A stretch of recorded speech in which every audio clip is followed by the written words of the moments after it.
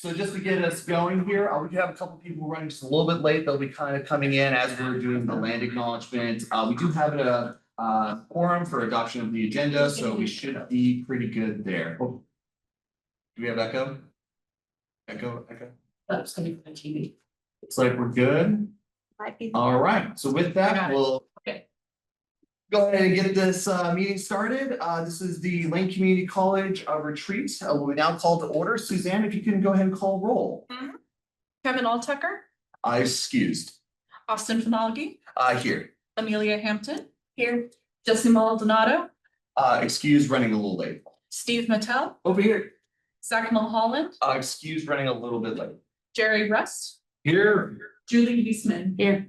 Excellent. Thank you so much, everyone. Next, we will do the land acknowledgement. Land acknowledgement will be read by Jerry Russ. Jerry, if you wouldn't mind. Thank you, Mr. Chair. I'd like to start our meeting with the acknowledgement that the land we are on is the traditional homelands of the Kalapuya people. Kalapuya were stewards of this very land for over 14,000 years before their traditional way of life was forever disrupted. We start our meeting with humility and reverence for the original inhabitants, the Kalapuya. Thank you, Mr. Chair. Thank you so much for that. We have quorum. Again, we have a few people running a little late here, but I just need a motion and a second for the adoption of the agenda. I shall move. Do we have a second? Excellent. Been moved and seconded. All those in favor of the adoption of the agenda signify by saying aye. Aye. Those opposed? Any abstentions? Thank you. I also wanted to put a quick emphasis on the equity lens. Again, there's a great document through board docs. It's really important as we make decisions, but also during time periods of retreat to reflect as we talk about different things like president's goals, board governance and so forth. So I just wanted to put a emphasis and exclamation point on that. With that, we will go on to the welcome and introduction. President Bulger, would you mind introducing the facilitator? I'd love to. The Association of Community College Trustees is a national organization for trustees. And they have recommended Dr. Luke Robbins. Dr. Robbins' bio is in your packet. He's got some Pacific Northwest experience at Peninsula College. And was a long-serving president and long-term president and CEO of community colleges. We're delighted to have him, and I'm sure he'll say much more about himself as he is facilitating this retreat. So, Robbins. Thank you. First, let me say thanks for inviting me to be with you today, and I'm looking forward to our conversation, and I hope that's what it is, a conversation. I have some things in my slide stack, and I'm keenly aware of trying to stay away from death by PowerPoint. I had a friend who once said, you know, the problem with PowerPoint is it's rarely powerful and it usually doesn't have any point. Hopefully some of these slides will have a point, but they're really meant as sort of discussion starters for you. And what I'm hoping is, as we go through my section of the retreat, that we can have that you all can have a conversation, and then I become more or less the facilitator of that conversation. So a little bit more about me. I've spent my entire working career in community colleges. I didn't set out to do that, but some fortuitous things when I was in graduate school turned me in that direction. I'm from a small community, much smaller than Eugene, even rural community in Illinois, which has a community college. My sister, my mother, my brother-in-law, other people in my family are community college graduates. I did not take that route as an undergraduate and then a graduate, but when I got to graduate school, there happened to be a program. I'm an English teacher by training originally, and there was a program that was specifically to train teachers to be community college instructors. And I just sort of stumbled on that as I was in graduate school and fell in love with it. I started out as a part-time instructor. Been there, done that, have the T-shirt to prove that. Became a full-time faculty member.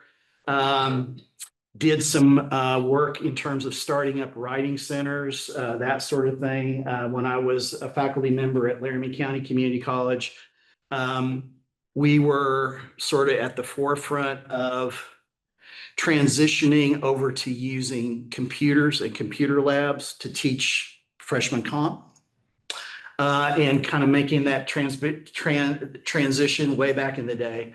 At some point decided I kind of wanted to I was interested in administration. Partly because I looked at some of the things that administrators did and said, that's really important stuff. And also looking at some things that administrators did saying, why did they do that? There's a better way to do this.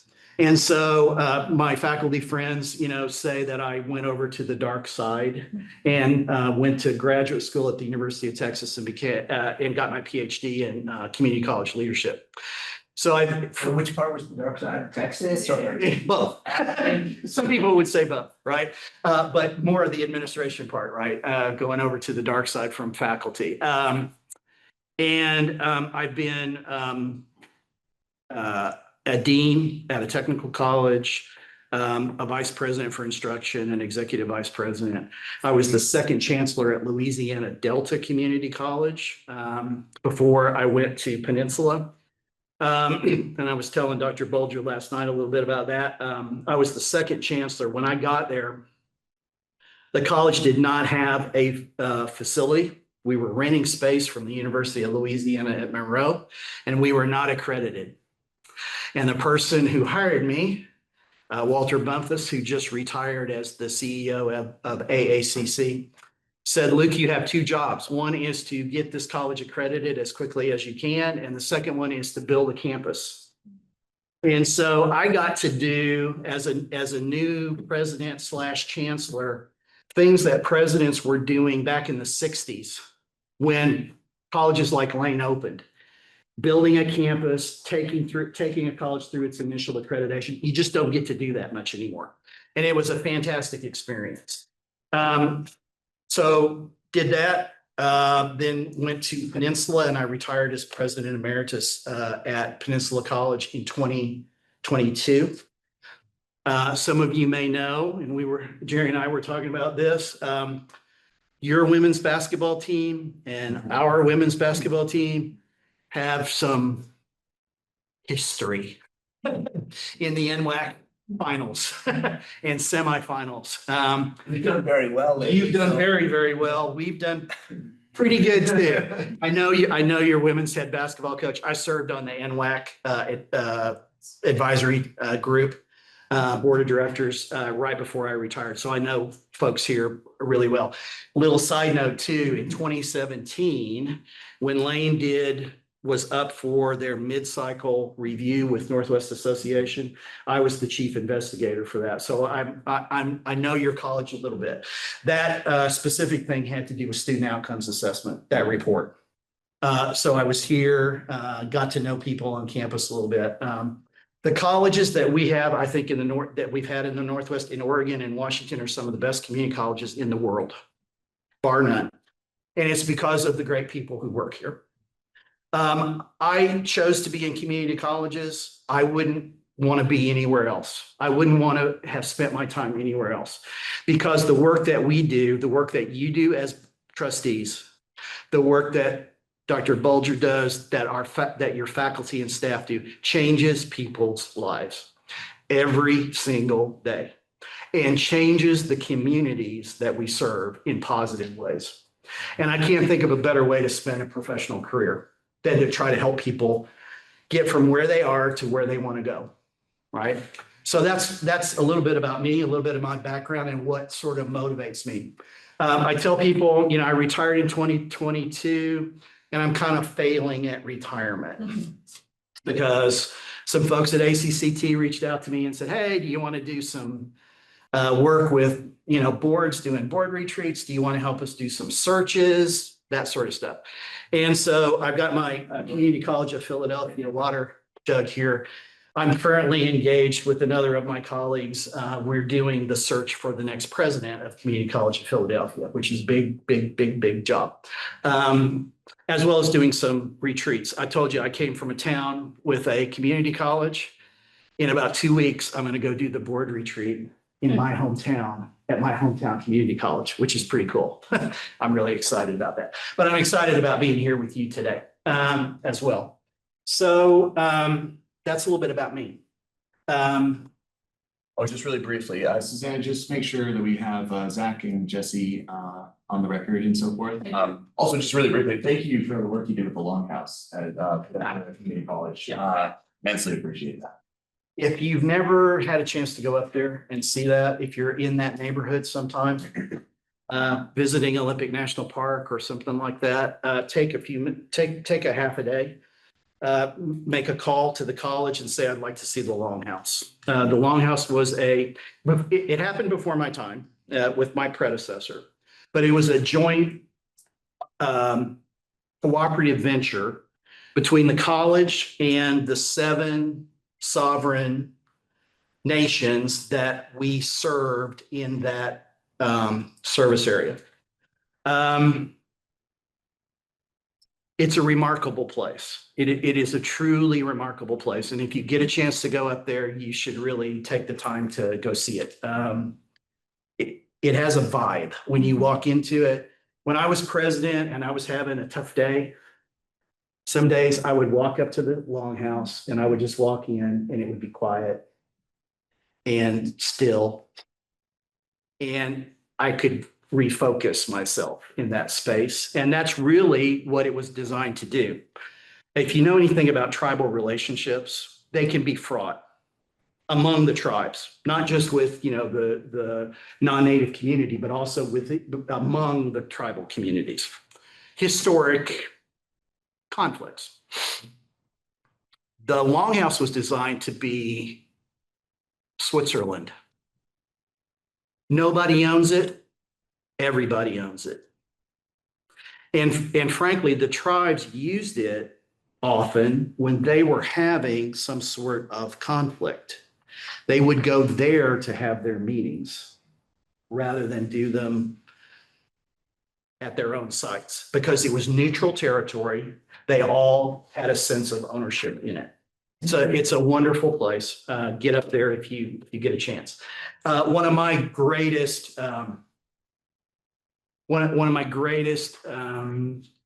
opportunities, and one of the things I'm most grateful for, is the ability to learn about those native cultures and peoples while I was there. Changed my whole perspective on who I am and what our relationship should be with folks that we live with every day. So yeah, get up there and thanks for mentioning that. Of course. Okay. So like I said, I have a slide stack and I'm going to, sort of hopefully set the stage for some conversation here. And what we're talking about is how do you create a high performance leadership team? And by leadership team, I'm talking about the board of trustees working with the CEO and his or her leadership team to provide great leadership for the college and move the college in the direction it needs to go. This is my icebreaker question for you to start the conversation. What is your why? In other words, why did you decide to become a community college trustee? Why did you decide to run? Or in your case, to say, okay, I'll serve. Okay.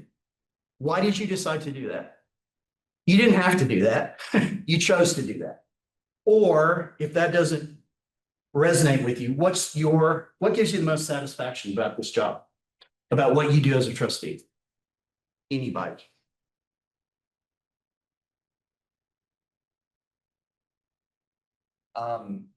Why did I decide to become a community college board member is my father was a refugee. Community college gave him a chance to get into working wage jobs. My mom went through TRIO. So community college has been a part of our family. And in relations to that, the students. And what gives me the most satisfaction for my role is seeing the students succeed and the work that everybody does to make that happen. Service to others. And giving back to an organization that did something for your family. Great. How about other folks?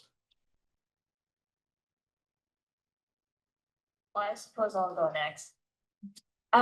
Why I decided to become student body president was because I worked in the same office as the current SGA team, so I already knew some things about it.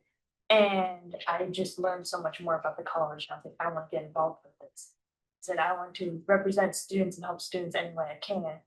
And also partly because of your story, my family is very involved with this campus. My grandpa worked here, my dad worked here. We had my grandpa's funeral here, actually, in the Longhouse. So this campus means a lot to me, so I would like to give back to them when I can. Great. Somebody else? Okay. I mean, the voters decided to make me a college trustee. I didn't decide. I put my name on the ballot and they decided that I was the one, so thank to them, I guess. I also, first generation college student, I went to a small state school. Community colleges offer a great opportunity. I've been adjuncting at the University of Oregon and really my passion for education has been expanded farther than I ever thought it would be. And worked on campaigns and stuff for education in previous jobs. It's just something that I have a lot of passion for. Okay. Anybody else? I would say that I like to see other people succeed. I like to feel that I can help empower them. I got motivated to file for election because of what's going on nationally. And I wanted to make a contribution. And furthermore, I noticed that the board was having a little difficulty. I thought I might be able to help out a little bit. And so here I am. Okay. Thank you. I would have to run. I guess the reason I said yes is largely that two things. One, I care about the community. Two, I am a community college graduate from Central Oregon Community College and recognize how important community colleges are and the role they play and want to ensure that we have these institutions to provide that opportunity for the next generation. I was asked originally to run for an open appointment seat and then accepted it because I have a kind of odd connection with community colleges. I started when I was in my 20s, got elected to student government, got elected to the statewide student government association for California. So really got a good feel for the chancellors, for the whole structure, but life got foobarred. I didn't continue that education. And fast forward some 40 years later and 30 years later, I guess, the market crashed and I needed a job. So I never got that degree and it was in the way. My parents had high school diplomas. I was the very first person to ever go to school. I, was struggling to make bill payments. So I got a scholarship and was able to go to Lane and then transfer to the University of Oregon. But I've been on nonprofit boards for years and decades and have a lot of board experience. So it was, when I got asked, it was like this nice marriage of my experience. I thought I could make a contribution to the college. Okay. Just out of curiosity, do any of you serve on other nonprofit boards or have served on nonprofit boards? Okay. Board work at a college is a little different, which will, we can talk about, and you're already, you figured that out, but we'll maybe talk about some of the contrasts. That's a really interesting comment. I'm a first generation college graduate in my family. I'm the youngest of three. My dad was my parents were children of the Depression, right? If you know your history, my parents were married on December 7th, 1941. Name ring a bell? Time ring a bell? Pearl Harbor. Yeah. Yeah. They were sitting in the movie theater on their honeymoon. And a guy walked on the stage, said, "Go home. The Japanese have attacked Hawaii." And president's about to go on TV, on radio. And my dad enlisted a year later, right? I remember coming home, my senior year of high school, walking into the back room of our house. My dad who was a carpenter, sitting at the table with a bunch of books in front of him. And I said, Pop, what are you doing? He said, I'm studying for my GED.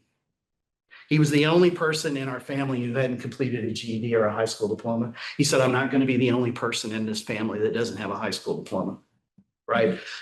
They wanted me to go to college. They had no idea what it meant to go to college, right? That's what a lot of our students are like. They know they want to go. They know that it's a pathway, but they don't know how to play the game, right? So it's our job to help them do that. Steve, anyone? Sure.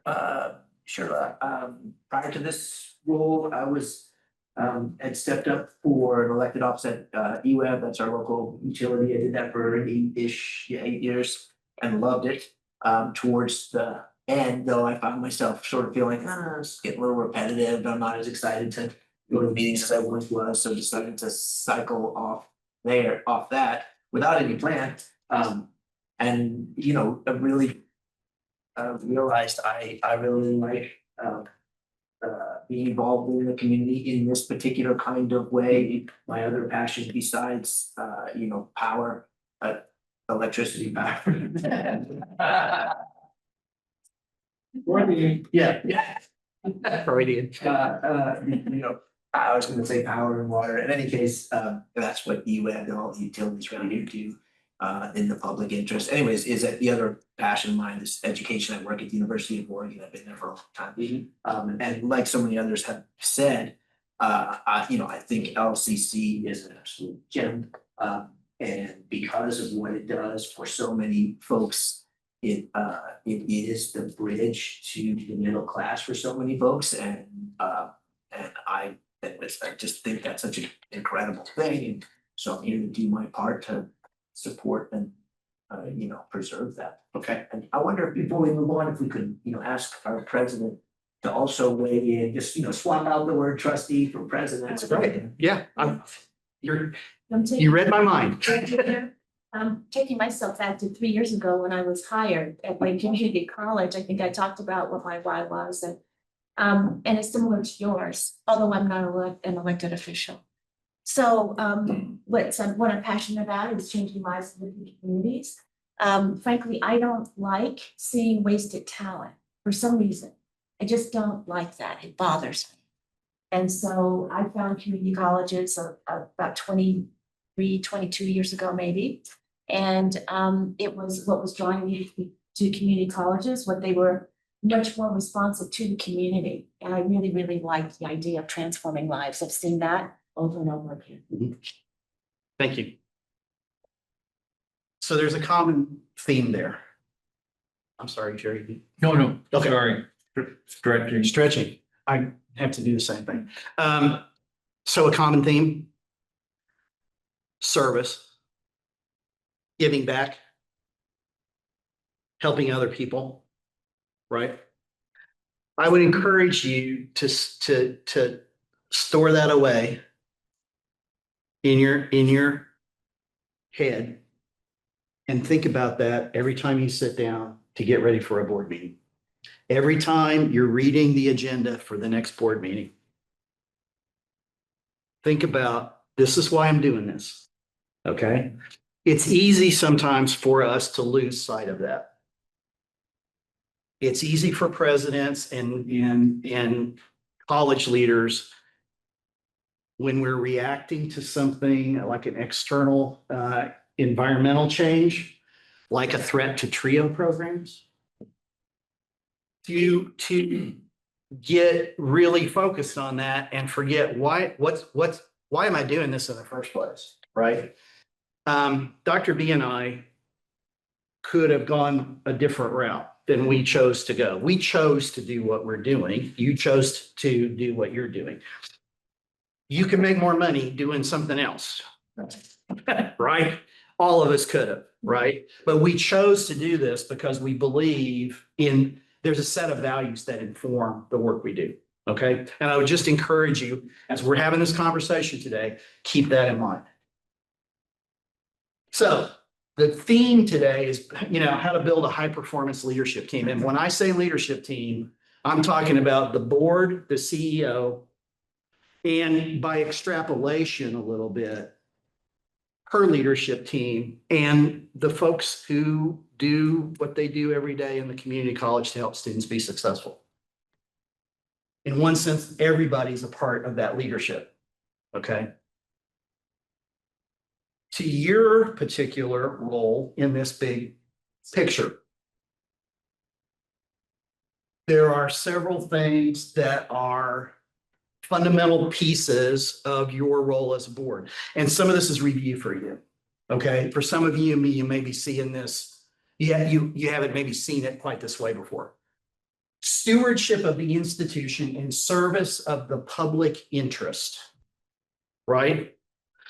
What does steward mean to you? Have you thought about that term ever? Steward. What does it mean to be a steward? You're entrusted for the care and best intentions of the either institution, or in this case, I think the institution, or whatever it is that you are responsible for. Someone has given you a thing of value and said, I'm giving it to you to take care of it for me. And at some point, I want to know how things are going, right? There is a parable in the New Testament about the good steward and the bad steward.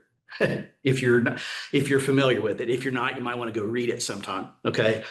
The good steward increases the production of the vineyard that he's entrusted with, right? And is rewarded for that. But he is holding that in trust for its actual owner. Who owns the college? People. The people of the county, right? It's been entrusted to you. And by extrapolation, it belongs, at least in part, there's some state attachments to it, right? And even some federal attachments that are part of it. But you have been elected to be a steward. Someone has said, I'm entrusting you with this college and making sure it does what it's supposed to do. Would you distinguish, is there any, in your view, is there any reason to distinguish between steward and fiduciary? I mean, one sort of has technical and legal kind of attachments to it, but other than. That's another way of thinking about it. Okay. Yeah, it's another way of thinking about it. I will talk about that in just a second. It's a good point. Protecting the institution, that's one of your primary roles. You want this college to be here 20 years from now, doing what it's doing, helping students get where they want to go, right? And so there is both a short-term focus, a daily operational, how does the college work? How do we fund it, right? And a long-term, what do we want it to be like 10 years from now, 20 years from now? You're charged with assuring that the college fulfills its mission. What is the college's mission? You don't have to quote it. Because my hunch is it's probably about a paragraph long, right? Just a couple sentences. Good, that's great. All of them all. I got to work on redoing a mission statement for a college I worked at several years ago. And we had one of those missions that was like 2 paragraphs long. Yeah. Nobody knew what it was. Nobody could, nobody could quote it. When we got done with it, our mission was learning is our focus, semicolon. Student success is our goal, period. That was our mission. To summarize, promote equitable student success. Here we go. So you're charged by the folks who've entrusted you with stewardship of this institution to assure that that mission is fulfilled. And they hold you accountable for that.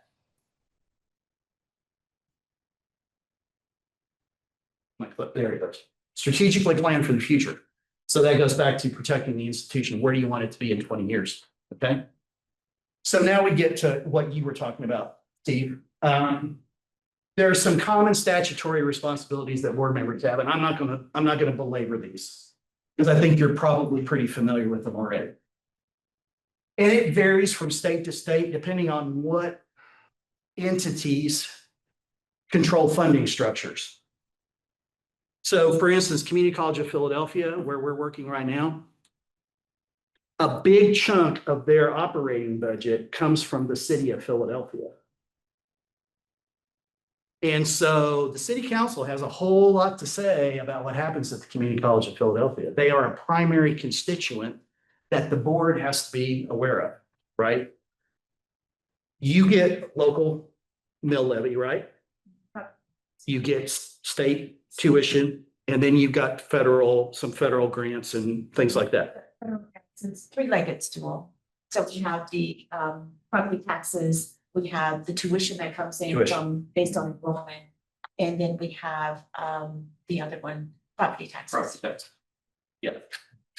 Peninsula College, it was a two-legged stool. State funding, tuition, no local tax levy.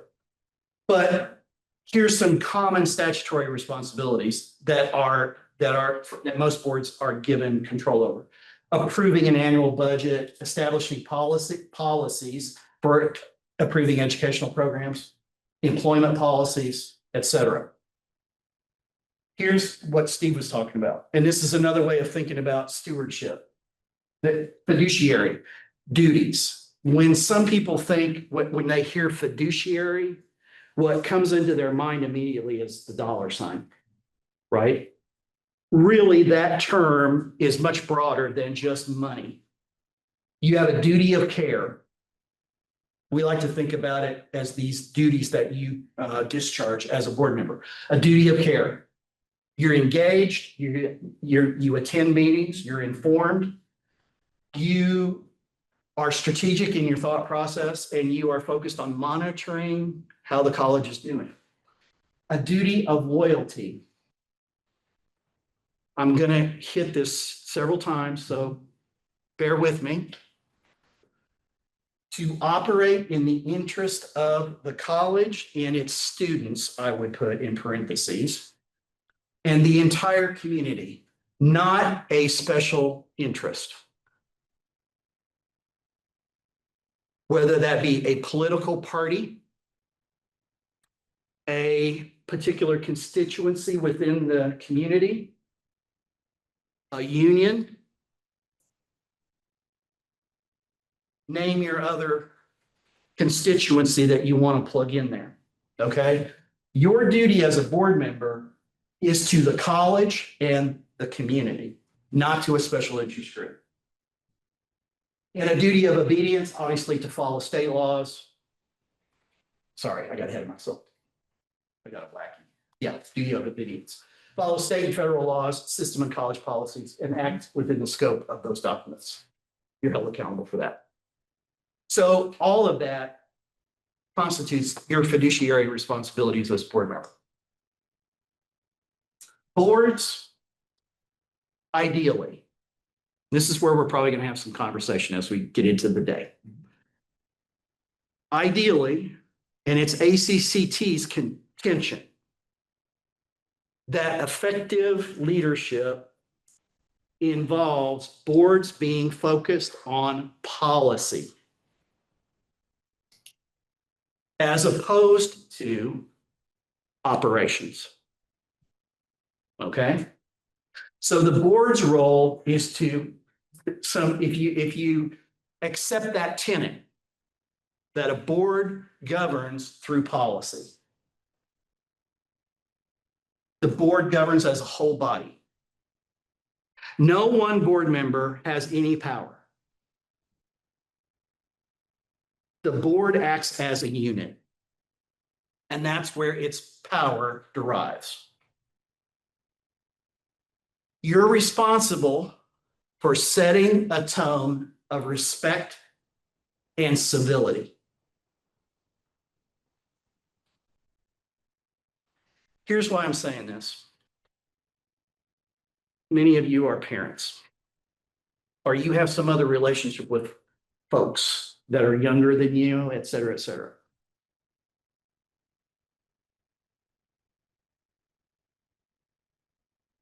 Kids watch what their parents do.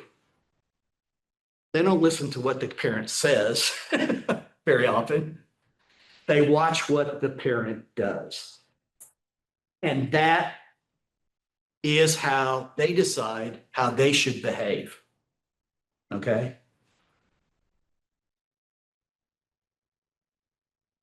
If a board has uncivil communication with one another, with the CEO, with community members, people are watching that.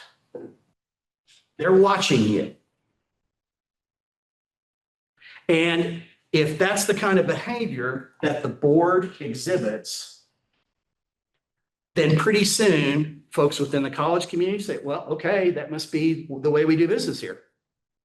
It's okay. Nobody's going to call that kind of behavior as being out of bounds. So it's okay for us to do it. And then students do it. Right? Nobody's minding the guardrails here. I could extrapolate to the situation we are dealing with our federal government right now. I'll let you make that jump if you want to make it. If there are not guardrails in place for civil behavior, then incivility is what happens. Okay? Some of you may have followed some things that went on in an institution that's in the NWAC, the Northwest Athletic Association, in Idaho over the last few years with their board and their CEO and everything, to the point that got so off the rails that the Northwest Association, which is the accreditor, said, show us cause why we should not revoke your accreditation. You are completely out of bounds as a board and the way you deal with your CEO. And if you can't change that, we have to think about yanking your accreditation. That's still a work in progress up there. It's not fixed yet, but it's at least moving in a better direction than it was. Yeah. Setting a tone of civility and respect. And you know who does that? You all have to take responsibility for that. I can tell you that. And then I'm on a plane. Right? You're the ones who are going to have to say, we're going to hold ourselves accountable for that moving forward. If that's an issue that you need to address as a board. Focus on listening to and learning from the external community. You are the eyes and ears of the college. Now, there are some interesting kind of wrinkles about how you gather and share that information as a board member. And this is a place where sometimes individual board members can get a little bit out of their policy lane, a little bit. Okay? And we'll talk more about that in just a minute. Exercise that fiduciary responsibility that we just talked about. Focus on strategic planning and leadership. The ends rather than the means. Okay? You focus, high-performing boards, focus on policy making, not on operations. You have somebody to focus on operations. She's sitting right here.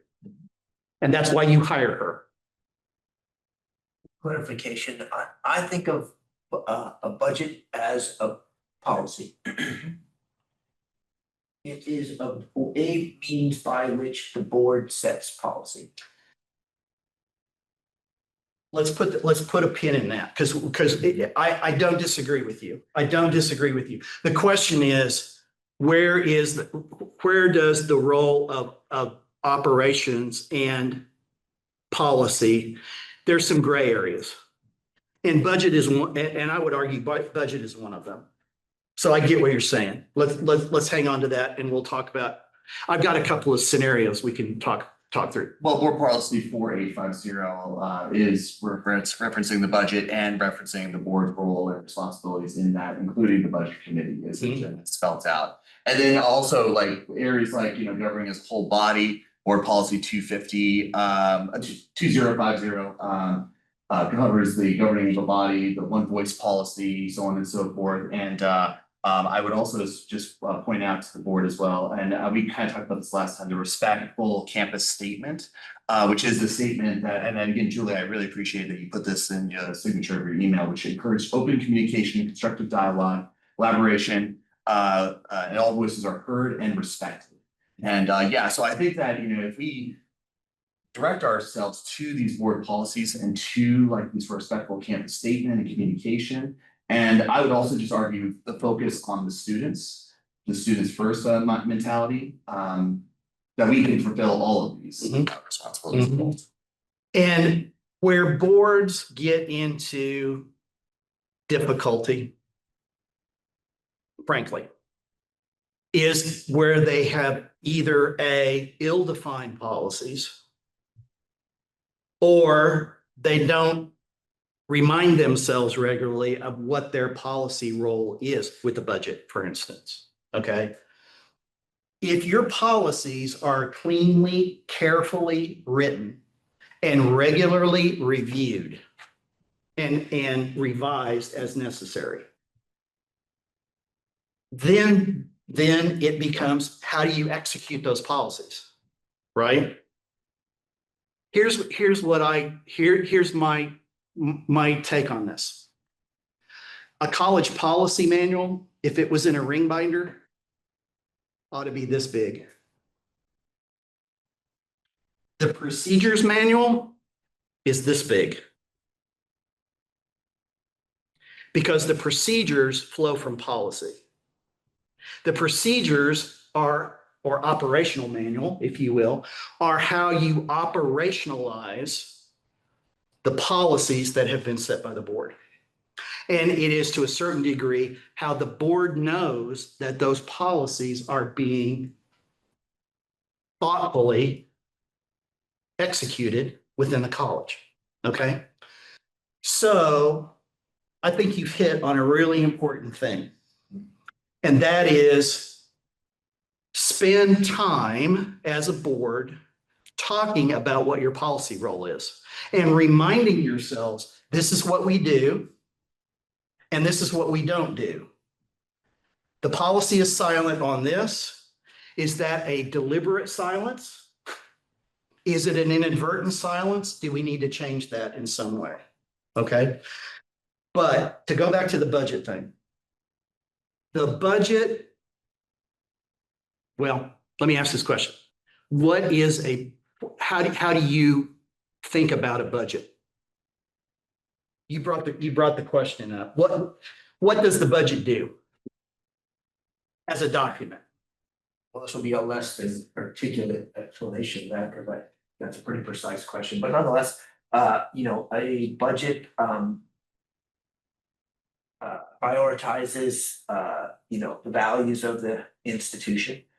A budget allocates scarce resources. A budget has follow-on, execution requirements or responsibilities. Maybe I already said this, foremost, I'd say a budget is a values document. You hit the nail squarely on the head.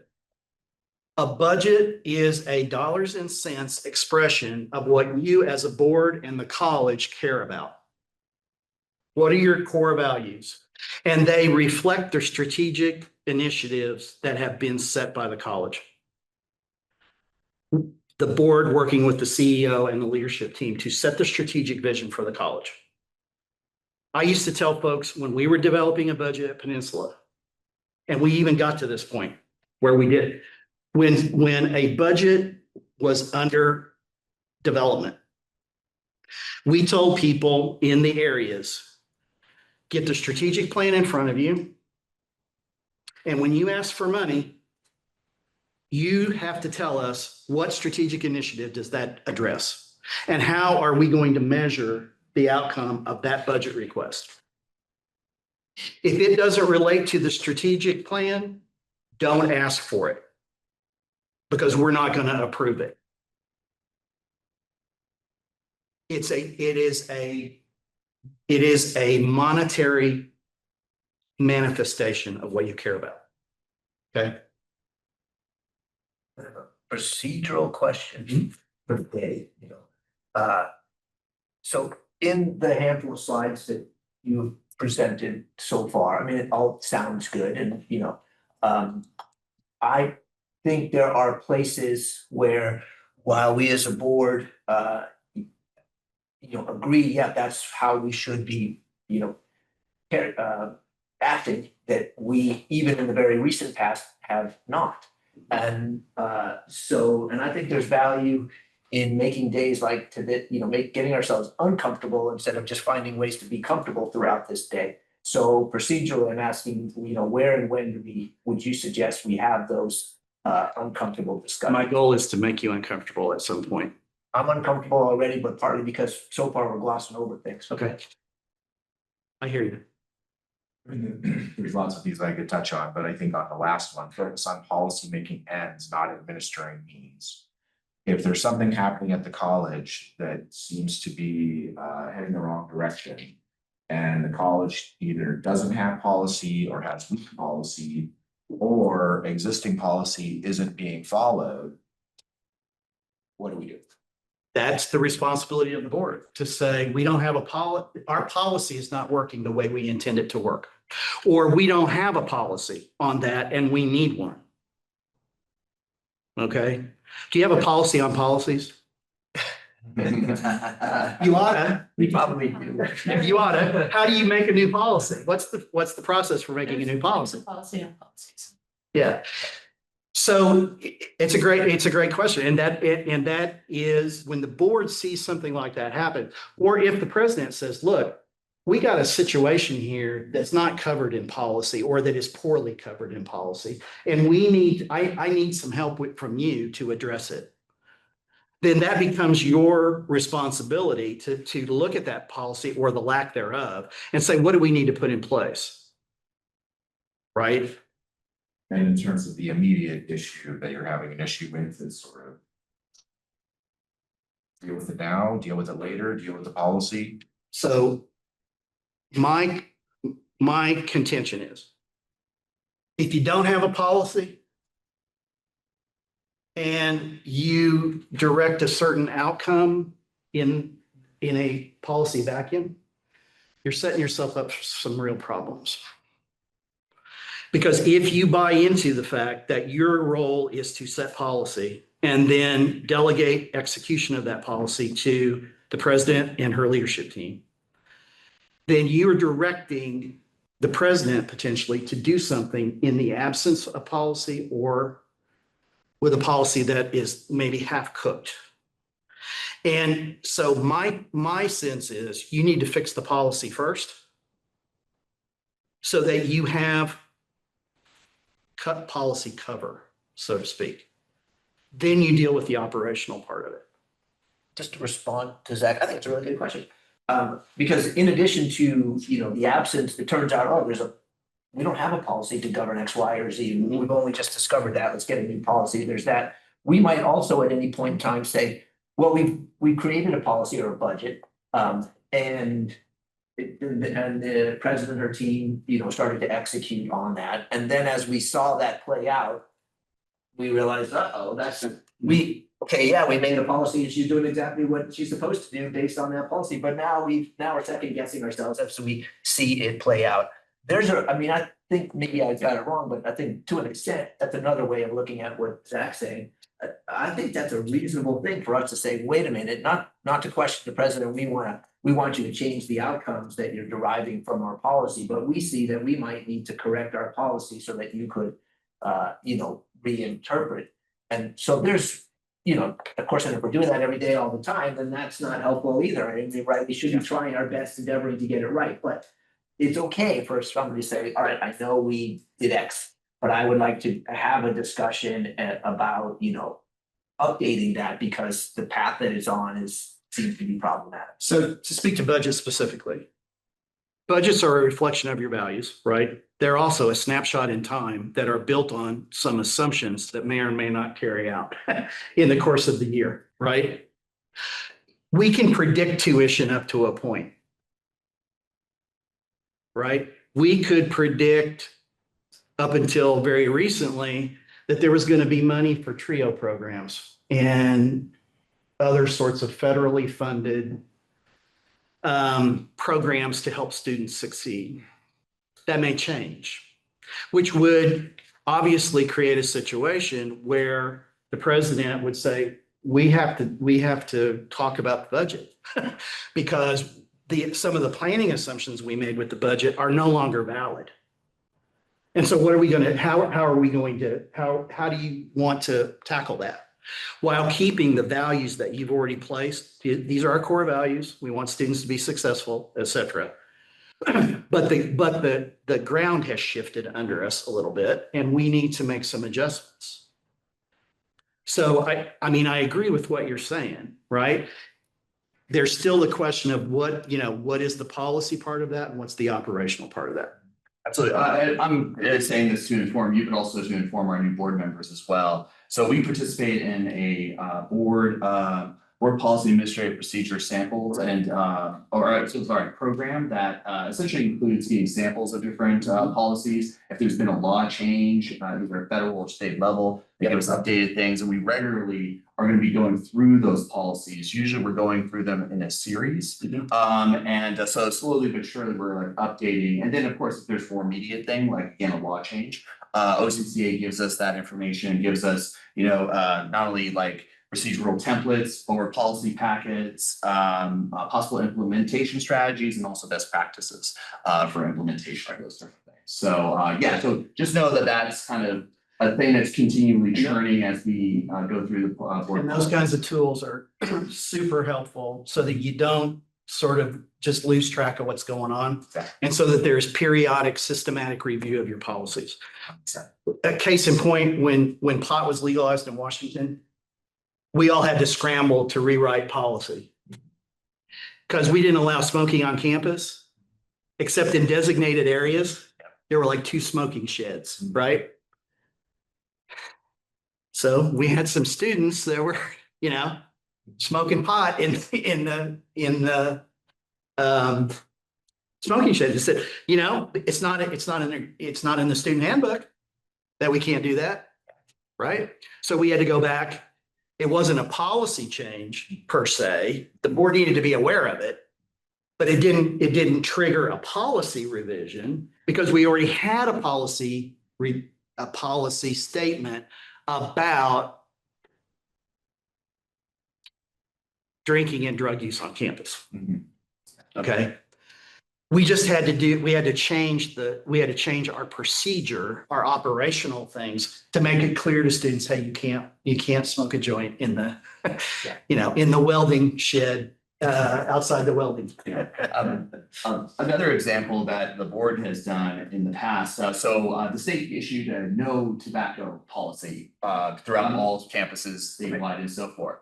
And the board then took action in regards to our longhouse, where Native American communities have tobacco smoking ceremonies and stuff like that and so forth. Yeah, so the board took action to change the policy to allow for the longhouse to be able to exercise their ceremonies and so forth. And that was an action done by the board, and it was a great action to allow for a more inclusive environment for our students, even though nobody wants to necessarily have tobacco on campus. There's obviously health and so forth, but that was an opportunity for the board to take a policy action through fiduciary responsibility of facilities, right? To make more inclusive campus. Yes. Yep. Good point. Yeah. So I'm gonna whip through these a little bit quicker because I'm mindful. I want to get to some of the hard conversations pretty quickly here. Powerfully and clearly delegate. That's part of your role as the board. You delegate day-to-day operations to the president, who in turn delegates to her leadership team, et cetera. Okay? We're back to means and ends. Your job is ends. Hers is means. How do we get there? You say, we want to go over here. She says, this is how we're going to get there. Hold the CEO accountable through monitoring and evaluation. Right? Central part of your role. One of the most important things you do is recruit, hire, evaluate, and retain effective CEOs. There's another part to that when a CEO is no longer effective, right? And a lot of times the board remembers the recruit, hire, and then the retention doesn't get a lot of lip service, right? When I'm working with a board like Community College of Philadelphia and they hire their next president, one of the things I'm going to say to them, now your job really starts. You think you're done, you're just starting. How are you going to help this person be successful? What are you going to do personally and as a collective group to help that president be, to help your president be successful? In the case of Community College of Philadelphia, it's going to be some of those people on that board who are super connected to the Philadelphia community, saying to that new president, I'm going to take you around to meet 5 people that you really need to know. I'm going to introduce you to 5 people who are critical to our success as a college. And that's my role as a board member, helping you get stuck into the community. Monitor successes and deficiencies of the college. This is where, you know, keeping track of what's going on with the budget and programs and that sort of stuff is important. Monitoring. You know, excuse me, you didn't even speak to number 2. I was just kind of curious about. Public, okay, I skipped over it. So thanks for catching me on it. Powerfully and clearly delegate, and supporting the CEO, those two things go hand in hand, right? And thanks for catching that. The reason I caught it is because it became an issue at our board. Yeah. So I just want to make sure that you're speaking. So I saw the article in the paper about your self-evaluation, your board self-evaluation, right? And that was one of the areas that you did not score yourself nearly as high as you did in some other areas, correct? Supporting the CEO, right? So there's a tough conversation that we'll have here in just a minute. But that is critical to the success, not just of the CEO, but of the college, right? When a board does not publicly support the CEO and the decisions that the CEO makes about union contracts, about faculty teaching load, about reductions in force or freezing of positions because of budget issues, that's like declaring open season on the CEO. Everybody's going to pile on. And everybody's going to have an opinion. Right? Well, it gets worse, right? Then the CEO anticipates that and says, I'm not gonna do the things that are really hard to do because it's gonna get undermined at the critical moment. You're dead on. And that's because we have that experience enough. Everything is roses. When your budget is good and enrollment is good and things are ticking along like, you know, you want them to, students are graduating and getting jobs, all that sort of stuff. When you got to cut $2 million out of your budget, right? You got to cut $2 million, you got to cut $2 million from your budget this year, correct? It's about 3. About 3. You know, Everett Dirksen used to say, you know, $1 million here, $1 million there. So pretty soon you're talking about real money, right? He was my senator from Illinois way back in the day. And now it would be billions, not millions, right? That's not a small thing at a college your size. What percentage of the budget is that, Dr. B? Our budget is about 301%, I think. Okay. But that 2 million is coming out of the $100 million operating budget. Yeah. Because there are fixed costs you can't do anything about, right? Exactly. Yep. So I have two questions related to that. Yep. Publicly support the president, so we all recognize the need to publicly support the president. If there are issues that come up with the president, how and what is the correct place for those harder discussions to happen? Here's my hot take on it, and this is how I did it at Peninsula. If we had issues like that, a board can go into executive session to discuss property, an HR issue, or a performance evaluation, right? Are there any others for you? Any reasons. Yeah. I got. Litigation, yeah, thank you, litigation. Yeah, Real real estate, Real yeah, estate, okay. yeah. So this is a personnel matter.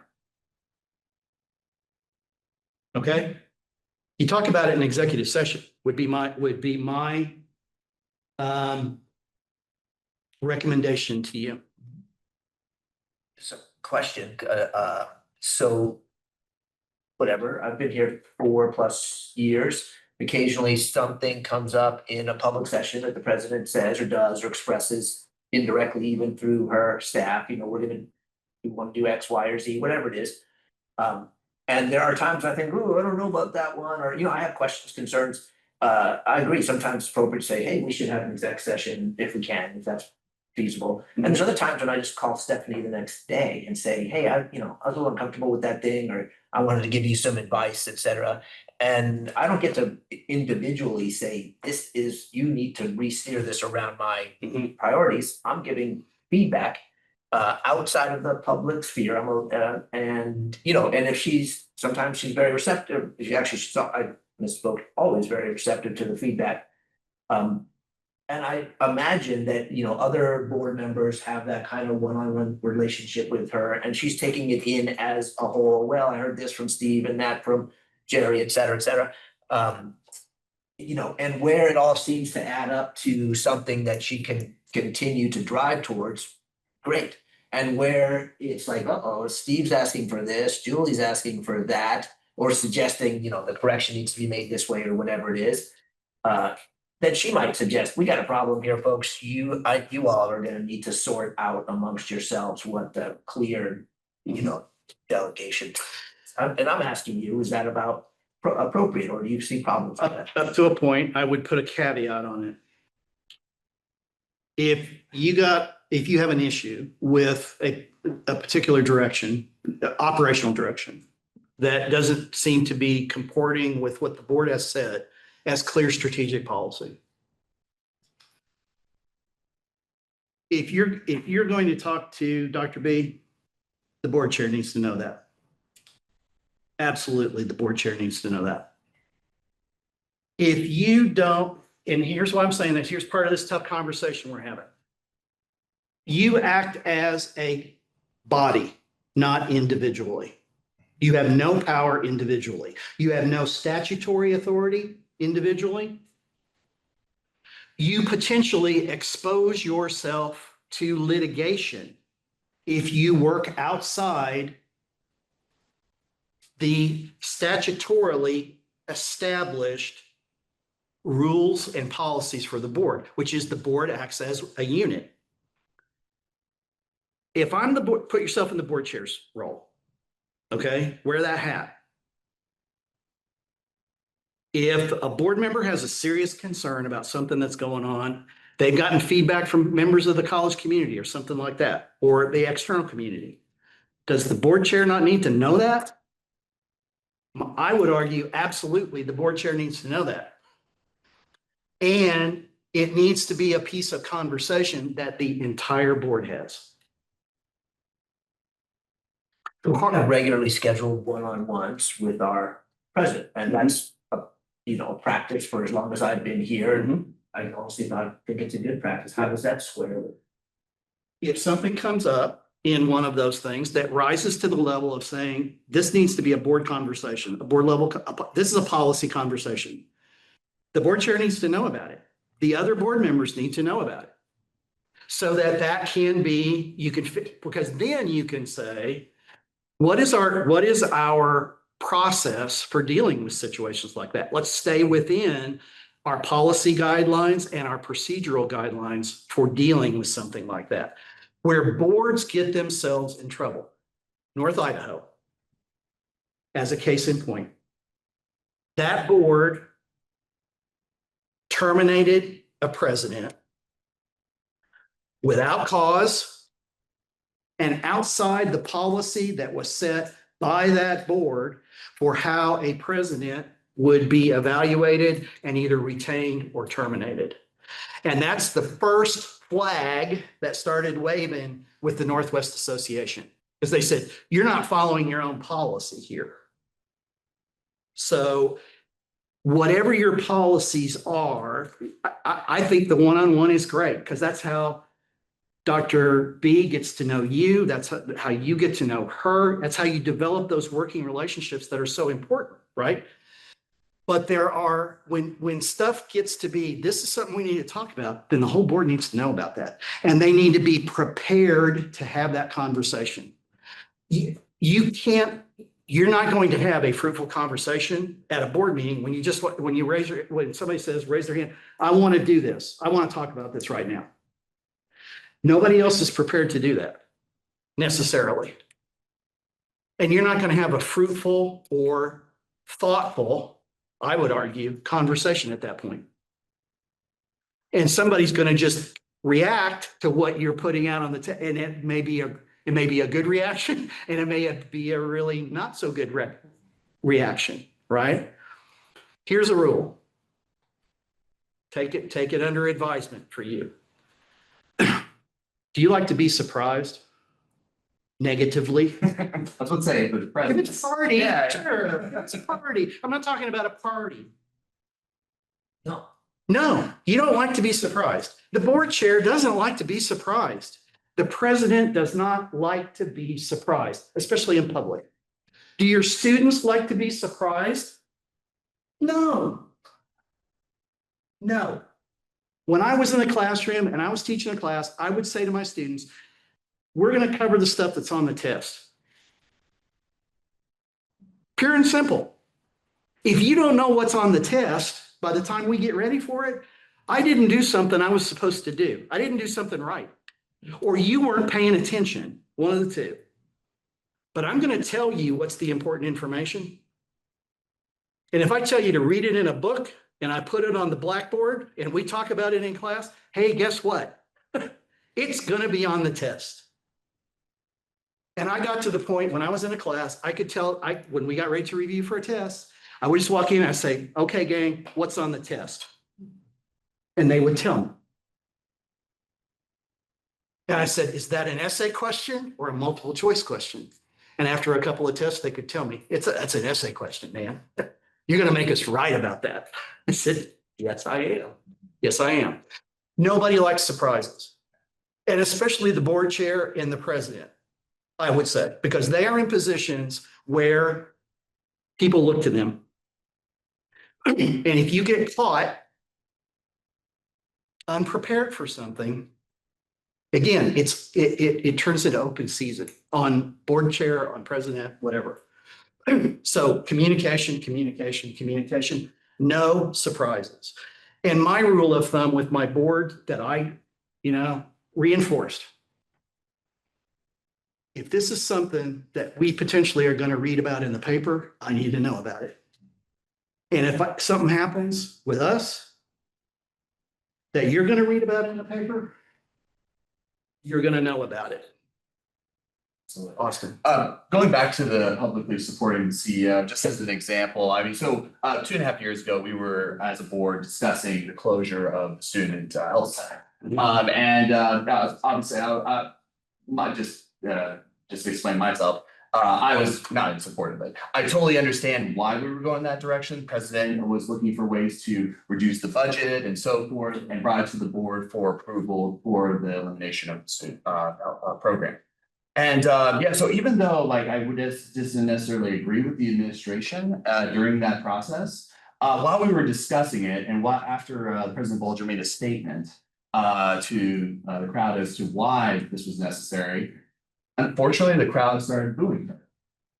And against the quorum and so forth and everything. And after that happened, I stood up and said, we need to be good examples to our students, and the president did not deserve that. So even during time periods of disagreement and even like just, you know, respectful debate and so forth, Yes, there is opportunities to show that support yes, and encourage that support. yes. So yeah, anyway, so anyway, so I definitely want to just, and I explain that again too. There can be respectful disagreements. Sure, yeah. 100%. You want respectful, Absolutely, yeah. As well, but that does not necessarily mean that you don't support the CEO. true. Go ahead. I think one of the things that related to that same bullet that we've been thinking that, you know, dealing with, if a decision happens and we start getting questions about it from the public, why did this happen? You know, this doesn't make sense. We don't have the information that we need to defend the decision. What's the best course of Who action? should defend a decision, an operational decision? Even if we don't understand it. Who should respond to questions about an operational decision? I'm not talking about a policy decision. I'm talking about an operational decision. Well, the president, of course. Yeah, What if it's a decision that should have been brought? that's different. That's a situation where you say, okay, we missed a trick here. That is a policy, that's a policy issue. That's not an operational issue. Okay. And again, you can get into where these respectful conversations happen sometimes at the intersection of ends and means, because there's some gray area in there sometimes. If we don't understand something, defer to the person and say, ask. The president is the spokesman for the college, right? Right. She, Proud to take that on. you hired her to do that. So have y'all gone through, like crisis team management training, federal training? Like what happens if there's a shooter on campus? Not the board. Okay. If you haven't done that, it might be something down the road. If you're looking for a professional development activity, you might want to at least kind of think about that. Because one of the things that they teach you is command structure, right? And there is an incident commander. Now, at some point, like if there's a shooter, an active shooter on campus or something, like remember what happened at Umpqua several years ago? Yeah. Okay. I knew a bunch of the people that were engaged that were involved in that, but initially, somebody who was a first responder was the incident commander, right? Because they were the ones that knew what was going on. The president wasn't on campus. The president was at a meeting. Okay? Off campus. It was a statewide meeting. They had done enough incident command that they knew, okay, if the president's here, then who's next? Who's the spokesperson for the college, right? It turned out it was their public affairs person was going to be just a little, background story. She was in the room next door to where the shooting took place. She heard it all. Every bit of it. When she got finally out, you can imagine what kind of a state she was in. Her phone rang. It was Wolf Blitzer wanting a comment from the college. And she was apparently, from the story I was told, she couldn't deal with it. She just was, she was PTSD. What happened during that whole situation was there were a bunch of people from different colleges going to a state meeting. They heard it on the news, on the radio. They turned around and drove to Umpqua. Yeah. And there was a person from one of the colleges who was a media person who knew this woman who said, I got you, and took over until somebody else could get there. But there's only one person that talks to the press or the public, right? Or constituents is a different thing. When a constituent comes to you with a concern, or I would really like to see, you know, the college do X. That's your eyes and ears. You're the eyes and ears of the community. You should be. Explain why this decision happened.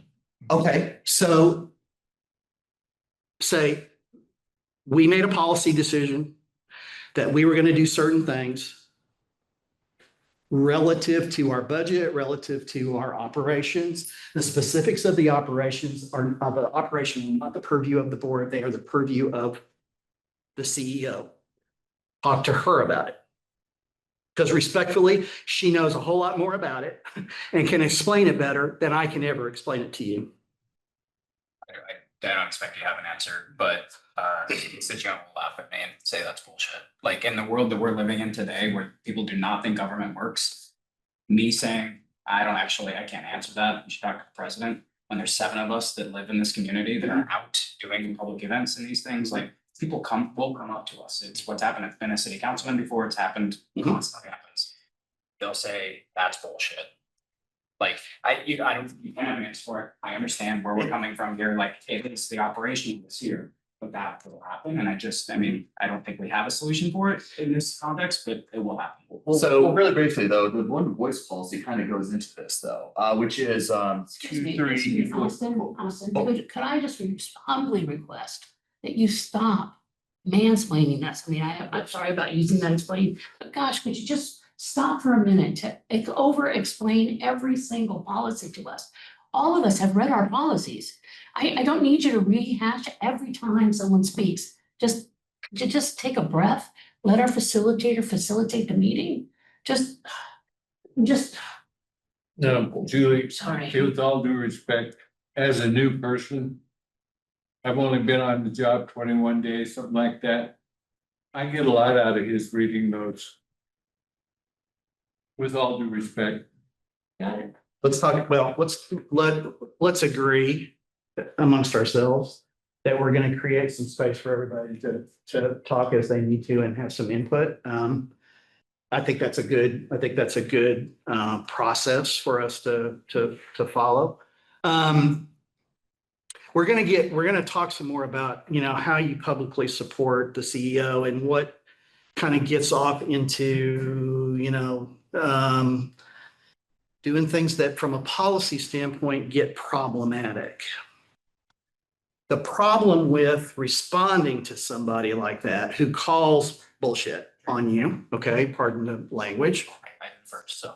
is the minute you start trying to explain the operations, the operational decision that was made, you're out of your lane. And then what that person expects from you every time is for you to explain what's going on in excruciating detail about the operations of the college. And you're right. A lot of people are frustrated by the incivility, the dysfunction of a lot of our institutions that we have historically relied upon. But part of the reason for that, I would argue to you, is because those institutions have derailed themselves from what they're there to do. All right. Congress is dysfunctional, right? Could we all agree that Congress right now is pretty dysfunctional? I would argue that the reason it's dysfunctional is because they've forgotten their why. They don't have their why is different than what it used to be. It used to be you had two parties, they would disagree on lots of things. They would have respectful debate. And to budget decisions, at some point, a couple of people from each party would go in a room and they would come back out and say, we have a compromise. I don't like it. He doesn't like it. But in the interest of moving our country forward, we are going to vote for it. That doesn't happen anymore because people are they have allegiance to the party, not to the institution and to the people, I would argue, that they are attempting to serve. Austin. May I speak about the Sure. one voice policy? Thank you. In regards to what you were talking about to a certain degree, Jesse, if it involves absolutely operations, definitely to the president. And if it involves something like if they ask specifically about a board process and or a board action and so forth, that's where the one voice policy comes to the board chair. So that's a situation where you can go, rather than you speaking directly on it, directly to the board chair. And again, but like you were saying, operations wise, that is absolutely to the president. Yep. So yeah, so anyway, that's where the one voice policy kind of comes into play with the board chair and Yep. and or directing to the president. Dr. Bulger has a flak jacket, I imagine. She's ready to take flak from the community when she has to. Part of being in that role, in the role that I was in, is making tough decisions. So You know, and people are not, frankly, if you're doing your job, there's going to be some people that are unhappy with you, right? Because you're doing stuff they don't really want you to do because you're not necessarily protecting their status quo. Yeah, I should leave, by the way, with the flak jacket stuff, I mean, because that's out there too, like, just digging a little deeper into this discussion is really interesting. Thanks, Jesse, for bringing it up. So things happen, there's been, where, we make a policy decision that results in, a very unpopular, operational decision, right? As a result of the policy decision, or I shouldn't say very unpopular, but at least unpopular with some constituency. And sometimes depending on who that constituency is, they can get very vocal and, make the board members in particular, right, feel uncomfortable. That's what they do. That's understandable. That's democracy. So to Jesse's question, I guess I would think that, we make a policy, president executes, it has impact. Some people don't like it. Those people naturally, see if they can find, a champion on the board to upset that. I mean, that's just what we should expect. At a minimum, I think as a best practice, I'm asking you, I suppose, as much as saying out loud. I think that we should expect the president to say to the board, like, all right, you asked me to do this thing, that reduce the budget, whatever. In concert with protecting the core mission, blah, blah, blah, blah, blah. These are the things I'm doing. Here's the reasons why, we think it minimally affects students, relatively speaking, whatever, there's gonna be a whole bunch of that. And so here's your talking points to help you explain. If that's, insufficient, or you're hearing genuine concerns from your constituents, whoever they are, that are not explainable via the talking points, right? It's one thing if somebody doesn't agree with it, but it's like, okay, they asked the question, I gave an answer, they don't like it, well, okay, fine, there's flak jacket need right there. But it was like, hey, if they brought up a point that, I don't think we've ever talked about. There's that feedback via us. And I think you would agree with that, right? If you're hearing something from the community that you haven't heard before, or that raises a different issue. Leaders are not perfect. And we don't always see everything there is to see. Although one of the reasons we assemble the kind of teams around us that we do, hopefully, is that they are helping us figure out what we should be thinking about when we're making operational decisions and what we should be considering as the push-pull, right? If you have to cut $3 million out of your budget, you're going to make people mad. You're gonna make people mad. There's no question. There's just no way around that, right? Because the current budget represents the status quo. Right? People like stasis. They like predictability. They don't like not being able to predict what's going to happen to them. You remember COVID?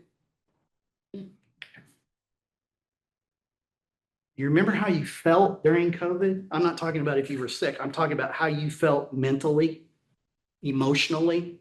It's because you had literally the rug pulled out from under you. Everything you thought you knew about the way society works got stood on its head by a virus. And we had to rethink how we were going to interact with people, how we were going to run a college, how we were, all those kinds of things, right? People don't like that. It causes psychic distress, right? And if you are cutting $3 million out of your budget, people are going to be affected. Your most valuable resource, they're going to be affected. There's no way to put lipstick on that I know of. Using the COVID as an example. So as a CEO, I public serving, domestic violence, we had to make a decision to close our front door, lock it so that people couldn't just walk in. We had to make decisions about whether or not we could be remote. We had to make decisions about if we were going to mandate vaccinations. And all of those decisions had to be made. And each decision that we made at each different layer, we had members of our community that relied on us, community partners, our funders, all upset for varying different reasons. And, the bottom line was we had to explain, that it's like, look, we don't have any PPE. No one has PPE. I have to protect our staff. We have to protect the folks. We also have to protect the people that are coming in, and so we had to make these hard decisions. Well, the board was involved in that discussion, right? Where we did it, but as the CEO, I had to implement it. I had to talk to community leaders. I had to talk to the constituencies. I had to talk to the staff, so the president, LCC is doing the same thing. Yep. And it's like, we passed a budget, we passed a budget. We gave it to her. And so it's like, we can't just keep reevaluating it and reevaluating it and reevaluating it and reevaluating it. She needs to be the one that's reevaluating it and reevaluating it and reevaluating it to come back to us if something rises to the level of, oh my gosh, we really need to. And the same thing, positive or negative. Our assumptions that we made at 2%, as Austin keeps bringing up, is like, maybe it might be 8. Well, she'll bring that back to us, but she needs authority to spend that additional revenue. So I think that it's like, sometimes I feel when we're having conversations is that, and why I get frustrated, just so you know, is from the experience that I have as a CEO. That it's like, and recognizing that it's looking at everything. It's not just targeted in one department or one particular area. So sometimes I get frustrated in our conversations because they feel very specific. I've had that experience with my own board. They've never been a CEO before of an organization. They are manager level, small business owner level, whatever. And so they look through the lens of how we evaluate, how we operate from that lens and not from the, I'm in charge here. And city councils, they have a city manager that's playing the exact same role. They're the CEO of the city. The city council does not have the power to make that decision. We have a different form of government. And so a lot of people just don't understand it. And so that's just simply it, which is why I'm glad we're having this kind of. And to that point, and to Jesse's question, part of that response is to educate constituents about what your role is, right? My role is not operational. And my role is not to act by myself as a board member. That's not how we do business. We act as a unit and we set policy direction. And we charge our CEO with carrying out that. And we hold that person accountable for that. That's our job. Right? And it's, I think, reasonable in that example to say, and I'm partly accountable too, by the way, because I voted for the budget that led to this consequence. And I get that it's not fun, but here's the rest of that story. We have a fiduciary responsibility, blah, blah, blah. And we need to look out for the long-term interests of the institution. It has consequences along the way, but do you not like it? Do I not like it? Sometimes when it does, people know, but I did support it and I continue to. And if there's a feedback, this gets to my question for you. So let's just say, I think of something myself that was not addressed in Stephanie's, description of why she's, cutting program X. or I hear it on the street or whatever, oh, it's that, wow, this thing wasn't addressed at all. That's where I often pick up the phone and say, hey, I'm not telling you to change it, I'm telling you a thing. Explain to me. Yeah, I heard this, or I'm thinking this, or this didn't get discussed last night, or whatever. Okay. And, you know, this is a, you know, meant to be an intelligent discussion. I'm not trying to put her in the corner or whatever, just saying, I don't think I have an answer based on what I've heard so far for this, and I'm So- gonna learn that. And so when decision, so let's talk about the budget. Let's talk about, shaving 2.5 million, 3 million out of the budget. At some point, you as a board need to know exactly kind of how this is gonna go down, right? Right? My assumption would be, let's take the example that one of the options on the table to find $2.5 million is to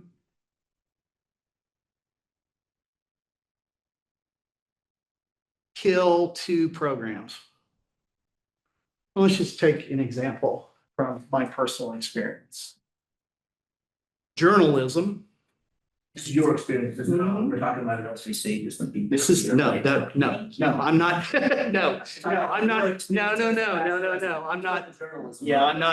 I'm not, I'm not setting anything up here. I'm just saying, here's a for instance, journalism and auto mechanics. Okay? How do you determine what kind of, what programs end up on a red list? We have internal processes for that, Mhm. how much detail. So you do program reviews, periodic program reviews, you look at enrollment numbers, right? The board has heard about something called the program portfolio, Mhm. sort of a results in a viability index kind of thing. But these things are not handled in isolation of anything. It's a gestalt. Yeah, Mhm. oh, it is for sure. That's why it's, I will be keeping the board informed. Yeah, but so to those specific points, okay, journalism. Our journalism program was a traditional news journalism program. We had a student newspaper, blah, blah, blah, right? The program had very strong support from a constituency within the community. It had 3 students who were never going to get a job as a beat reporter on the North Olympic Peninsula, because that doesn't happen anymore. We had 7 students in our automotive program with 2 full-time faculty members and 3 adjuncts. 7 students. That was an easy one. For you. So when we discussed program elimination at an open board meeting, the public comment period for the automotive program took, what did I tell you last, an hour and a half? We had representatives from Ford Motor Company, Northwest Division, zooming in, talking about how this was just going to gut their ability to get technicians. And I said, do you hire our tech? I didn't actually say it because I'm just there listening, right? Here's what the board did through that whole thing. And props to the board chair. So Austin, you're the board chair. The board chair, at the end of every one of those, we kept time. That's our policy. You get 3 minutes. That's it. At the end of every one, thank you for spending the time to contribute to our conversation today. That's it. That's it. And at the end of that, the board said, we're thankful for all this input. We don't make operational decisions. That's the purview of the president. And you can bet I had some phone calls to do after that, calling some people, and that program has been restarted. What really needed to happen to that program is it needed to go away. It needed to rest for a while. The curriculum needed to be seriously revamped. We needed to garner some support in the community. So one of the things I said to the Ford Motor guy was, what are you willing to do to help us with this program? If we start this program back up again, are you going to provide equipment? Are you going to provide paid internships to our students? Put your money where your mouth is. If you're serious about, same thing with journalism, you know?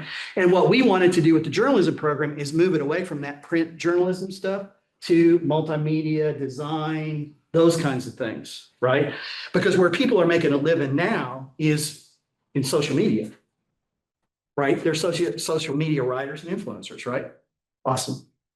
Oh, actually, no, you can finish your point. Mine's kind of complementary to it, but I want to make sure you finish your point. Yeah. So summing stuff up, you set standards through policy, you act as a unit with one voice. You work as a member of a board team. You have to, amongst yourselves, police yourselves to discourage politics of any kind of partisan ilk. Political party affiliations with unions, with people in the community, whatever. Your duty is to the community at large and to your students, not to a specific constituency, and represent the public because you hold the college in trust for them. Okay? Go ahead. Thank you so much. I appreciate that. And I appreciate Dr. Balger explaining, especially the processes of determining an elimination and so forth. And then once that is determined, then it comes to the board for the approval of that elimination of a program and or starting of a new program. And because we have a board policy around substantive changes to a program. And but Dr. Balger, you did a great job in sharing with us the NWCCU substantive change manual, and I greatly appreciate it. It definitely helps with the definition, especially around the federal laws that mandate accrediting agencies to require institutions to obtain board approval for substantive changes to programs and so forth. And that's where that public trust, that fiduciary responsibility comes in, where we take a vote on it and so forth. If there are to be cuts with this $3 million, $2 million, and so forth, comes to the board for that. Not only the public comment to be shared with us, but also amongst ourselves to respectfully debate, discuss, and look over the information provided by the administration on the operations level of, and what I mean by that, obviously, you're communicating, this is the operational reasons why. And then we vote on that. So, yeah. So love how you slipped that in, Chair Honig. Really, really love that. I'm not trying to derail your meeting at all, but I think this is a conversation that's really can be handled facilitated by Dr. Robbins. But this is a procedural matter that related to the ends versus the means that I'm hoping that the board can discuss at some point. And I just don't want our facilitator to because he's been outside of these conversations to kind of miss this. So I apologize for interjecting in your meeting, but I needed to go ahead and do that. I appreciate that. Well, I think it should be our meeting, right? We need your voice in this. You're not an outsider. You're absolutely integral to the thing, in my view. I just, want to clarify that what Austin just said, I don't think is a belief held by all 7 board members. So it may be held amongst some, and it is certainly an area of significant dispute. And so it's worth unpacking. And I don't think it's fair that it's presented as, and this is how we do it. This is actually an area of significant disagreement. Okay, so let's hold that. Can we stop? Let's take a break for a humanity break and come back in maybe 10 minutes. Thank you. All right. Okay. To it. We got a couple of case studies to run past you here to get your feedback on. And this one is very similar to what we just talked about. Okay, so a board member at name your college has been fielding calls from college employees about budget cuts, proposed budget cuts. The board member brings these calls up in an open meeting without notice to the board chair or the president, just out of the blue, and suggests that the proposed reductions should be reconsidered. So my first question is the board acting within is the board member acting within his or her fiduciary statutory responsibilities and role as a steward of the college? I think there's folks that think yes, I'd like to hear what they have to say. So obviously you want to treat this as a stakeholder situation as opposed to a I apologize, I'm forgetting the word that you used in your presentation, a special interest. Mhm. I guess so this is a stakeholder situation as opposed to a special interest. Mhm. Because if a student, I would say is a stakeholder too, and if a student contacted us going, hey, I'm a part of this program and so forth. Mhm. You would want to listen, of course. Not necessarily share like a thing, you would just simply say, I'm gonna bring this back to the president and to the board chair. Okay, so you're, I think you're kind of getting at parsing this a little bit, Yeah. okay, which is what you should be thinking about. Is it appropriate for the board member to listen when somebody calls on the phone and says, look, I have a concern about this? Yeah. You're the eyes and ears of the community. And in this case, faculty members are part of the broader college community, right? So this is not so much a what as a how question. Is that the way to bring it up? No. It isn't. What should happen there is Steve says to you, Austin, hey, I got 3 calls about this. And there are people concerned about it and you need to know about it. And there's a conversation with the president. We're fielding calls about this. And what I've said is, thanks for calling. I hear what you're saying. We will, I will pass that along to the folks who need to hear it. But I'm not the person who makes that decision. We act as a group. Can I Okay. just ask a question? I would imagine that some board members are not comfortable with that, with what Luke just said. Just wondering, how are you thinking about that? Uncomfortable, anybody uncomfortable with that? Let me put a different wrinkle on it. Sure. At the public hearing on the budget, number of people raised the issue about the nurse program that was abruptly canceled or eliminated. And there were 40 people that had already signed up, ready to pay tuition. Mhm. And so the board says, thank you very much for the input. But then there was no explanation given, to my knowledge. So I'm still in the dark. If I get asked, what happened to that nurses program? Why is it being eliminated? What do I do? So Jerry, first step would be to talk to me. Your first step, I would certainly appreciate you talking to me. Okay, wouldn't that be something that you would want to address on your own to the constituents? I think I recall doing that in a weekly communication.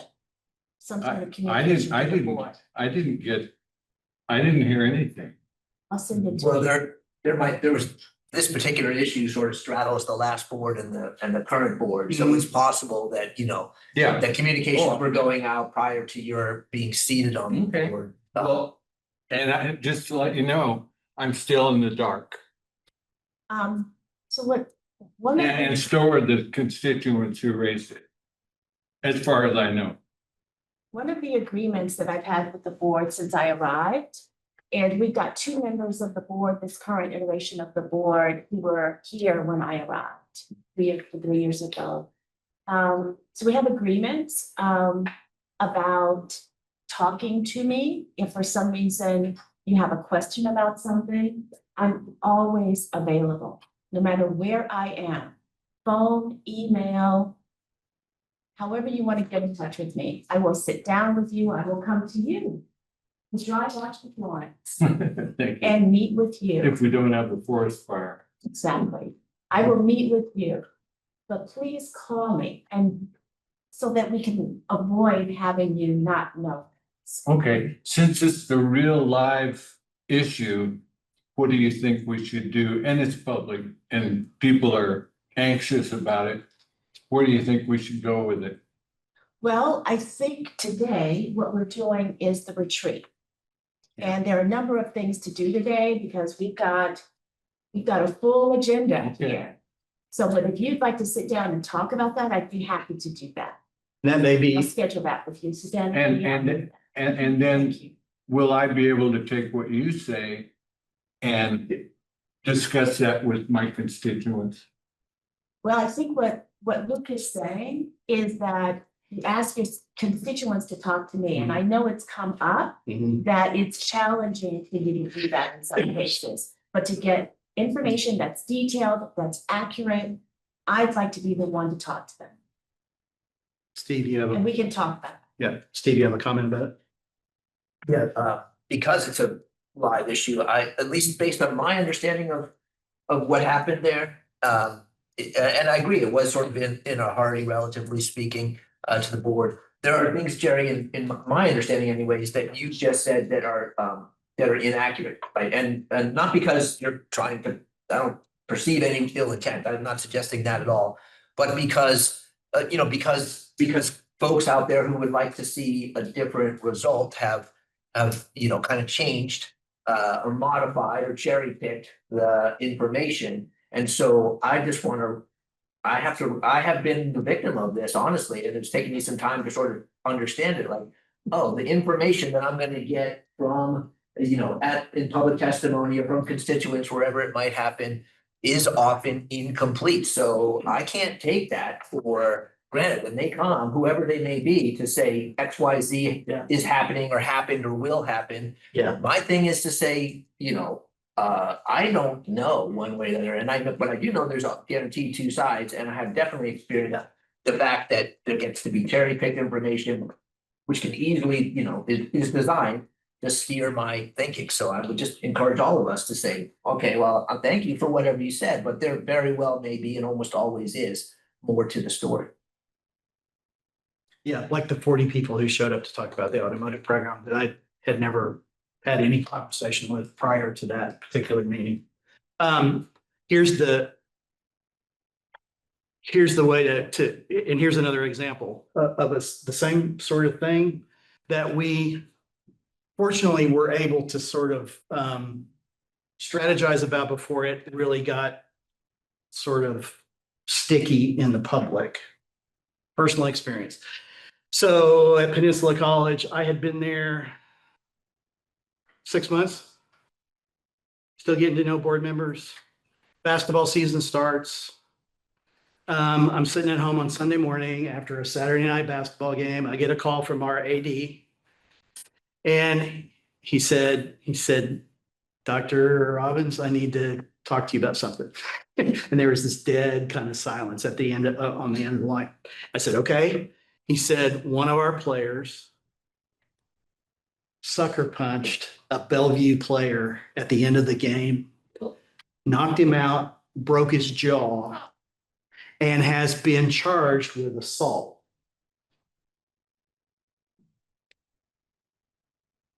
And I said, okay, thanks for letting me know. Now, put yourself in my shoes as the president. I hang up the phone. Where do I go from there? I call the board chair first on Sunday morning and say, I'm sorry to bother you on Sunday, but you need to know this because it's going to be in the news. You can always call someone. Right. And then, I made the round. And actually what we did, the chair and I said, he said, I'll call these 3 board members, you call the other board members so that everybody's on the same page. And how are we going to deal with this? And I said, refer any kind of questions to me. Because I'm the one that carries that can. All right. I'm responsible for that student athlete. At the end of the day, I'm responsible for that student athlete. And my response to the media in a situation like that was, here's what we know. And I can't speak about any of the rest of it. specifically because it's a student conduct issue and it's protected information. Okay, I can't talk about it. When we know more, you will know more. But I can't talk about it. So if the elimination of a program, for instance, involves a personnel action, that stuff is, parts of that are privileged information. A lot of this is not about, a lot of what we're talking about here is not, is it policy or is it procedure? It's, are we clear on what procedures are? What do we do in a situation like that? Who is the spokesman for the college? How are we, what is my role as the board chair in that situation? And the response of the board chair should be to the media. We're aware of the situation. It's a regrettable situation. It is under investigation, and that's all I can tell you about right now. And we wish that student well. The victim. The kid went home, obviously, yeah. So another example, uncomfortable one, given where we're at, but I think useful. So we have examples, I think that many people in the room have admitted to that it happens, where we're in a board meeting, and issue X, Y, or Z is being discussed, and there are texts going directly from our faculty, specifically faculty in the room who lead the union, to say, ask this question, or that's not right, or whatever it is, to an individual, or maybe more than one individual board members. And I can attest to having received these myself and reacted to them in the first, 6-8 months that I was on the board, and then kind of gradually sort of started to see things differently. And we haven't had this conversation recently, but we did, at least 2 years ago at a retreat, and board members said, yeah, that I get those emails, or those texts, what's my obligation to do that? I think based on what you're saying is, if I think you're saying, wait a minute, that's problematic. At the very least, if you're about to say, you raise your hand and say, you interject something into the discussion, you have at least an obligation to say, I'm getting a text right now from so-and-so and blah, blah, blah, blah, blah. And I personally find it problematic because A, we don't do that. B, that line is usually limited to a very select group of people. It's not if people aren't making their phones available to the entire community, tell me what you're thinking as you're watching the meeting. It's just a small special interest in my view, but we don't have widespread agreement on this board, certainly not the current one, because we have 2-3 brand new members, as to how to handle that situation. And it has been very divisive. So it would be useful to me to have some direction, some feedback, discussion from you on that. So,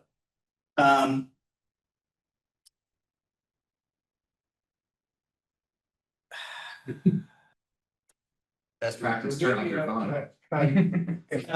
so best practice. Yeah, best practice, turn off your phone. Best practice is, I'm just gonna say it, if I make anybody in the room mad, I apologize ahead of time. That's inappropriate. That's an inappropriate communication, in my opinion. If there are things that a constituency needs to say to board members for their consideration, that needs to happen before the board meeting starts. And it needs to happen in public comment. If there are public comment periods for people to make those decisions. I made it a rule of thumb, and my board had a rule of thumb. They don't look at their phones while they're in a board meeting. They just don't. That's a procedural thing that you would have to, again, I'm going to get on a plane and fly out of here, right? You got to decide what is acceptable for you. And then you all have to play by those rules, right? You have to agree that you're going to hold yourself accountable for that. Go ahead. This came up a couple, I'm just sorry, Zach, this came up a couple of years ago, and just for the benefit of board members who weren't here a couple of years ago, and we couldn't come to agreement, so we just moved on. So it would be useful to come to agreement on that today. So there may be some space here. This may be something that is a takeaway for you all that you want to work on. How do your board meetings work? right? What's the process? How do things make sure you all understand how things get put on the agenda? Right? Do you have a consent agenda? Okay. So what constitutes something that can go on a consent agenda? Make sure everybody's clear about that. Make sure everybody knows what the rules are for taking something off the consent agenda and putting it on the regular agenda. Normally, what boards do with that, high-performing boards, what that usually indicates is there needs to be a conversation about this item. That usually means, in terms of everybody being prepared for that conversation, that it comes off the consent agenda and goes on the next agenda. So that everybody has time to be prepped for it. So that you can have a robust, informed conversation about it rather than a one-off where everybody, I just thought we were going to vote on this as part of the consent agenda. Now it's suddenly a thing. Okay? So if it's a thing, give everybody time to get ready for it. You were going to say something. Go ahead. I guess 2 points. First, I've never received a text like that. Second, I had, on the point of cell phone use during board meetings, I have noticed at least two board members in the last 2 board meetings using their cell phones regularly during the board meeting, especially during public comment time. I found that very disrespectful to our audience. And I would ask that all board members turn their volume down and put their phone out of reach and stop looking at it and using it during board meetings. It's incredibly disrespectful. I was going to send an email about it rather than calling it out in a public meeting.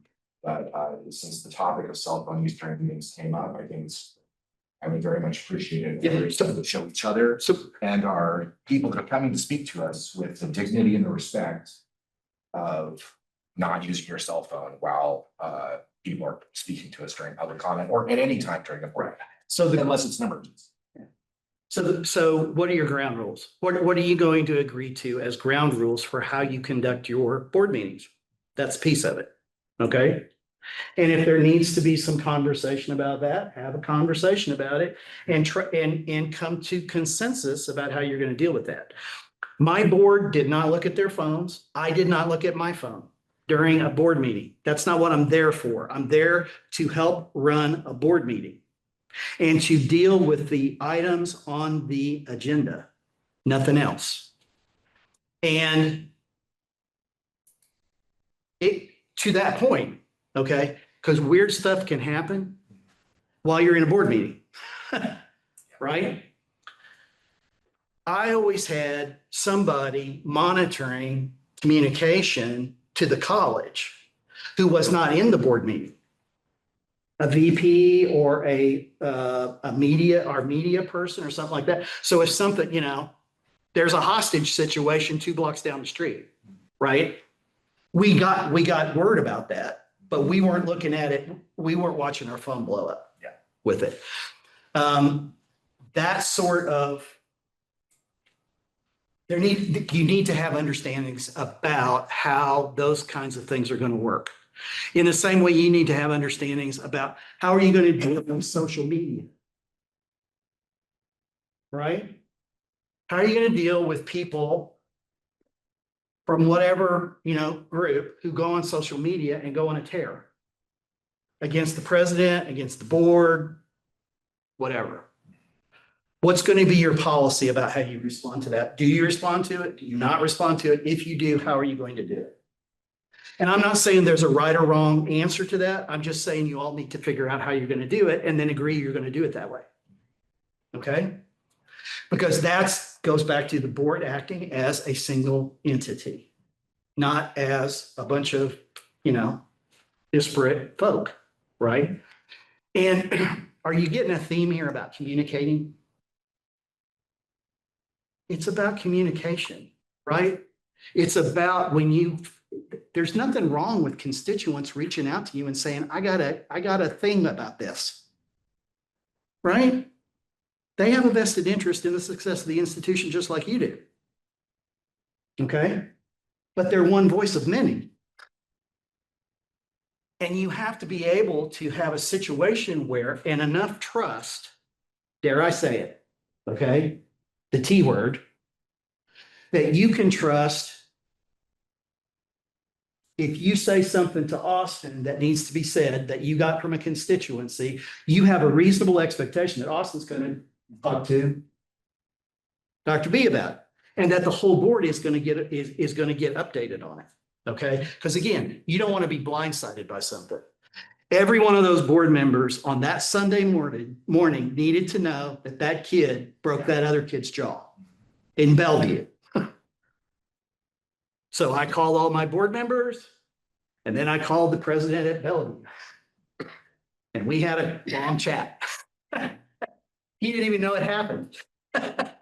He hadn't even figured out it happened. But that's the kind of stuff, you know, that's no surprises. You're gonna read about this in the paper. I'm just letting you know.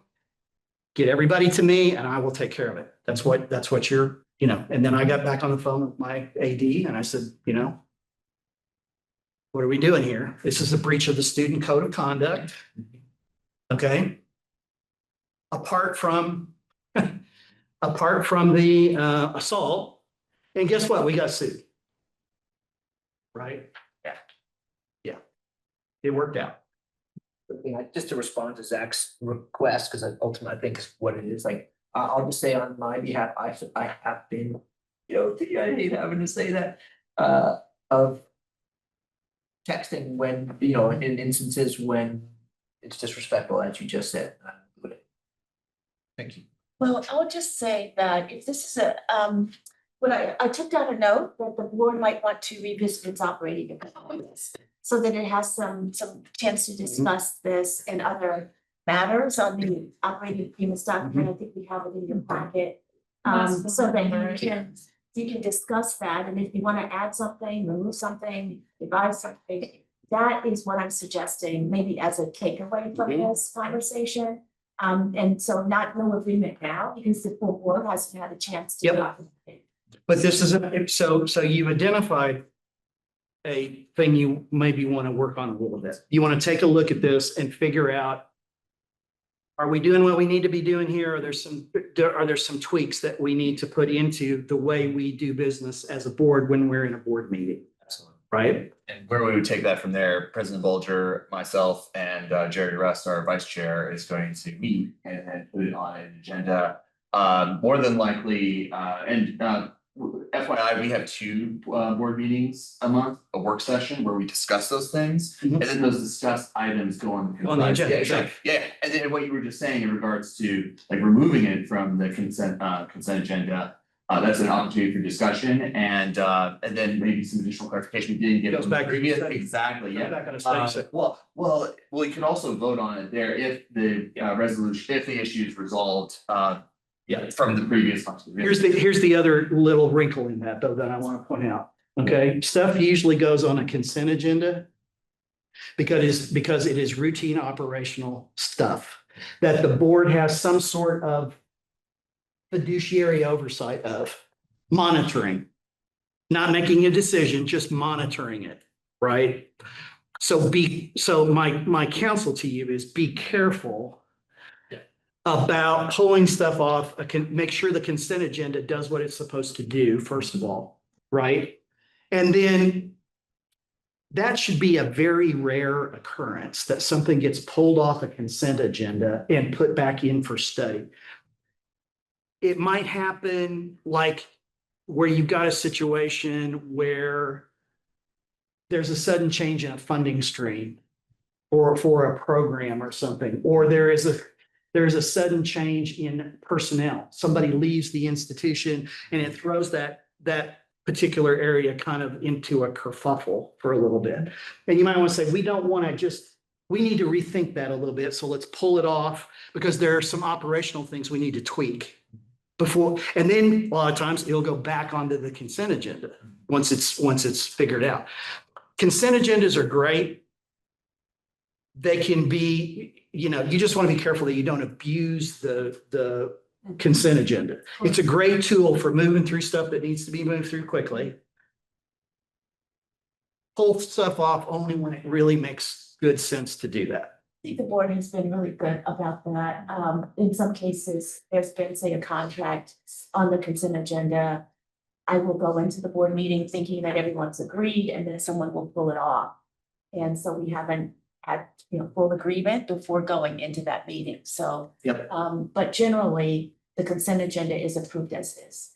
Good. And we just to throw in on that, like, I think there's basically in the 4 years, I've been here like a sort of long-standing habit, which I don't have a problem with, where somebody pulls an item from the consent agenda, not because they intend to vote against it, but because it's an opportunity to learn a little bit more about it. Like, oh, that's, especially for newer board members, and I probably did it more frequently when I was new, like, oh, this is a thing that comes up once a year, we vote to blah, blah, blah, this is new to me, or Yep. can you just remind me how this works? And if you don't pull it off, then then you don't get to ask any questions at all. So it's, hey, I'm just gonna pull this, I want to ask a couple quick clarifying questions. Often the person will say, I don't intend to vote against, just trying to understand a little bit better. Just say to the board members, like, for me, like, that seems fine. When there's gonna be like, hey, I'm gonna vote against that thing, I guess even, I guess, again, there's, maybe that violates the no surprises rule, but. The issue you get into with the consent agenda is you vote on the consent agenda as a single item. And so if you vote against a single item on the consent agenda, you're voting against the consent agenda. Yeah. The whole thing. That's what a consent agenda is. I think what trustee Mattel is talking about is pulling an item from the consent agenda, Mhm. asking a question, then it's down in the action items. Yeah, but what I'm saying is if somebody votes against adopting the consent agenda, Yeah. they're voting against the whole agenda, not a single item. Yes. You can't cherry pick a consent agenda. Oh, well, just to be clear here, let's just say we have items A through F on a consent agenda, so it almost always starts with the minutes and what everybody thinks. And what we have often done is like, hey, somebody says, I'd like to pull item C off the consent agenda, and then there's a motion, can we approve the balance of the consent Exactly, you can agenda do that. minus blah, blah, blah. And then we go to item C and question blah, blah, blah, and then often it's like, all right, now let's vote on item C, so, okay. Exactly, yeah. So that's a clarification. Format I'm familiar with. Yeah, that's a clarification. Yeah, That's how you pull, that's the process by which you pull something off a consent agenda. But when you vote on a consent agenda, whatever's in it, you're voting to approve the whole thing, not pieces of it. And and it doesn't necessarily have to roll to the next month. Yeah. It may just. It may be- not. I need to say something about this consent, just this one thing. I've said it, okay, I'm ready to go. I think Jeremy covered, which is that if we pull it from the consent calendar, if we can take care of it immediately in that meeting, Yeah. we can. Yeah. But it sounds like if it is more complicated, if there are some real Right. questions about it, we should maybe take another month and take that time. Exactly. If it's a pinch point for the board, Yeah. if it's causing an issue that needs to be talked through, then my recommendation is you get it on a study agenda, so you have the time and the preparation. So Dr. B has a chance to get what she needs to the board, so they understand fully what's at play here. And you all have plenty of opportunity to think it through before you come into having a conversation about it. This is just a, basic rule of thumb. High-performing boards, again, leadership teams are well prepared for the work that they do in a board meeting. They've done their homework, they understand the issues, and that's what study sessions are for, right? I had a hard time getting my board to buy into study sessions. They just, and there were a couple of times I said, hey, we really need some time to talk about this, And so sometimes what I did was we would have sort of a mini study session at the end of a board meeting to get them up to speed and say, this is going to be on the agenda for next month. Here's some stuff you need to know about it. So here's another case study real quick. So during the early days of COVID, a faculty member of Union College criticizes health department directives for state agencies and calls on students to flaunt safety protocols put in place by the college COVID safety committee. This garners local media scrutiny. What a surprise. In executive session, a board member to discuss a personnel issue right? A member of the board urges the president to suspend or fire the faculty member. Is the board member acting within his or her role? Was that like from North Idaho College? 'Cause No. It sounds real similar. Say no. Why not? Well, because I think, you know, the board would have to, the board's job would be like, let's review our policy on, I don't know exactly what the policy would be, but whatever the policy in effect here. What is that policy? Let's get clear on that. Do we want to make some change to the policy because COVID's a new thing for us? That's would be within bounds. Okay. Although perhaps not in executive session. Okay. So part of your statutory responsibility as a board member is to follow all the applicable rules and regulations promulgated by the state. The state in this case said, this is how you have to do things, right? So in that respect, maybe the board member is at least saying, okay, we need to, this is an issue, right? What if I told you, that this board member was an MD? Name Kennedy? No. Exactly the opposite. This guy was hot. The board member was angry. I had never seen him. I'm telling a story here, okay? This happened, okay? This happened. We had a faculty member who literally went to a park, got up on a park bench, gathered students around him and said, take off your masks, don't get a COVID shot. This is all malarkey, right? So is this a policy issue or, yes, this is where it gets to the gray area, right? Does he have a right to say within an executive session, I'm pissed about this and here's why I'm pissed about this? Absolutely, he has a right to do that, right?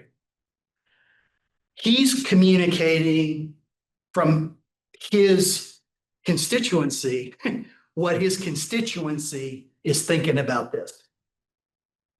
This is crazy, right? But what's the issue here? Hiring and fire, exactly. And that is a procedural issue, an operational issue, not a policy issue. Well, on a contractual one too. It's exactly, it's codified. So what this faculty member, so take the politics out of it. Take the politics out of it. Take the health issue out of it. The faculty member was insubordinate. Clearly insubordinate. The governor had made a mandate. We were executing the mandate that we were charged to execute as administrators of a state agency. We're considered a state agency in Washington when they want to count us as a state agency, right? He was insubordinate. And so what happened was we took care of this under our existing policies for dealing with insubordination of faculty or staff. And when it was, and that's what, when we got into it, I said, there's a procedure and there is a clear violation of our code of conduct for faculty and staff here. It's clearly codified. We can point to that in our policies. Let us take care of this, okay? And we took care of it. The board member got heard. And we did what we needed to do. And the board could say, yeah, we heard about that. And the president and his staff are taking the appropriate action. And we did. Footnote, the person's still employed by the college. Okay. There was what my, mom used to say, there was a come to Jesus meeting with the faculty member over it. And there were some parameters that were put in place for what would happen if there was another breach of contract. Basically, it was a breach of contract. So an interesting real life kind of situation where a board member had a very vested interest in something, but successfully, after he calmed down a little bit, navigated what his role was as a board member as opposed to getting into the operational side of things. Okay. Here we go.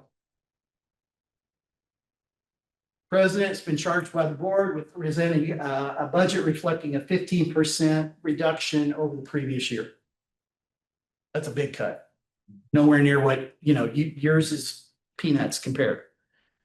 When the budget is presented, two board members take issue with budget details and independently ask the CFO for more detail.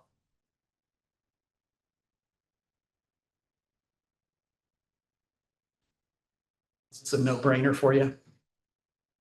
Yes, through the president. Sure. You don't go around the president to somebody the president supervises. In the same way you don't go around the board chair if you're a board member. Okay. Are they acting within the scope of their fiduciary responsibility? They're concerned about the budget, right? How would you appropriately address that? So you're sitting there. You're the person who said, I got a real problem with this. I'm not comfortable with this. How would you deal with that as a board? So I'd email the president, and I would, assuming the motivations of this individual and pretending to be that individual. I'd email the president, ask, hey, can I ask a question, or can we forward a question over to our CPO? CFO, sorry. CFO. Yeah, about these X, Y, Z concerns. We would have a. Go ahead. Oh, no, go ahead. You know. So these two board members went around the board chair also. Oh, I thought you were asking what was the proper way? Yeah, so. Yeah, I was gonna answer what's the proper way to do it, yeah. So what would be the proper way to do this? Email the chair. Yeah. Yeah, you talk to the chair first, you loop in the president and say, look, here's two board members who have a serious concern about this and need more information. That's the way to approach this, right? They need more information in order to make an informed decision and provide good guidance, okay, to the board. One of the questions, though, that we're getting to here is, should the board be making this decision? So the president has presented a budget that has a 15% budget cut in it.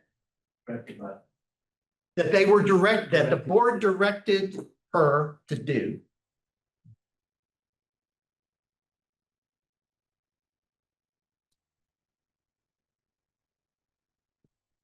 And she has presented a budget with a 15% budget reduction in it. One of the board's few jobs is approving budgets. And then if we disagree with items in a budget, it is entirely within the purview of the board to make adjustments to the budgets in consultation with the president to make it a budget that the full board feels comfortable with and vote to approve. Okay, that's out on the table. Let's talk about that now.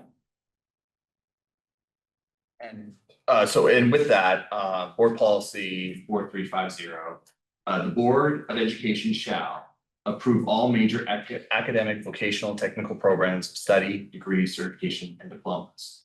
Approve major substantive changes to college's mission, policies, and programs. So let's say in this scenario, and I'm kind of expanding it, the 50% cut included a program cut.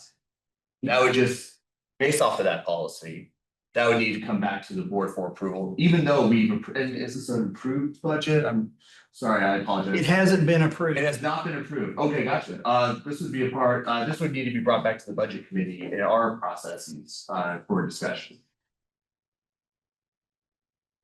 Are we all thinking about this the same way, or do we need to have a bigger conversation about this? Dr. B? Well, so I will just weigh in and ask the board questions, really. I mean, who agrees with what Zach and Austin have said? Not too long ago, I think it was this week, I sent out an email to the board about what substantive change is. I don't know if anyone remembers that. Right. What substantive change is, and it's a term of art. I did think I mentioned that in the email.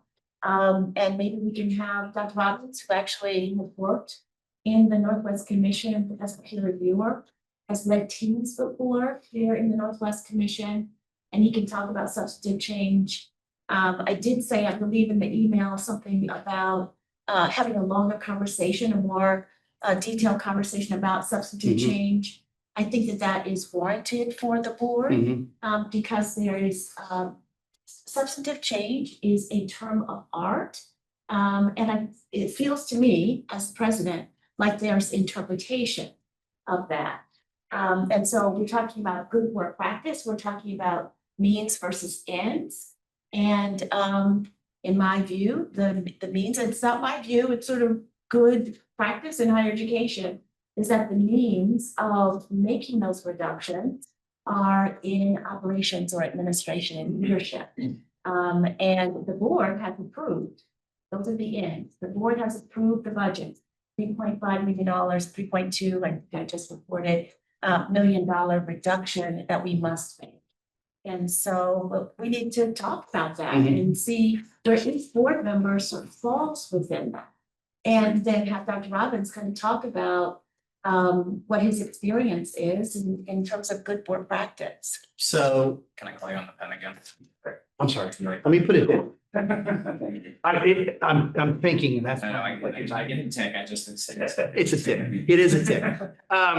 So let me start with the second part and then back into the first part. Substantive change as defined by accrediting bodies, which is where the term is most often used, has to do with a significant change in role or scope of the institution's educational offerings, or the means by which the college generates revenue. So for instance, if a college, a publicly operated college, suddenly decided to become nonprofit or for-profit, that's a substantive change. Because that's just throwing, that's a complete about face from what you were doing before. Northwest would see a substantive change being something like, you have an associate degree nursing program.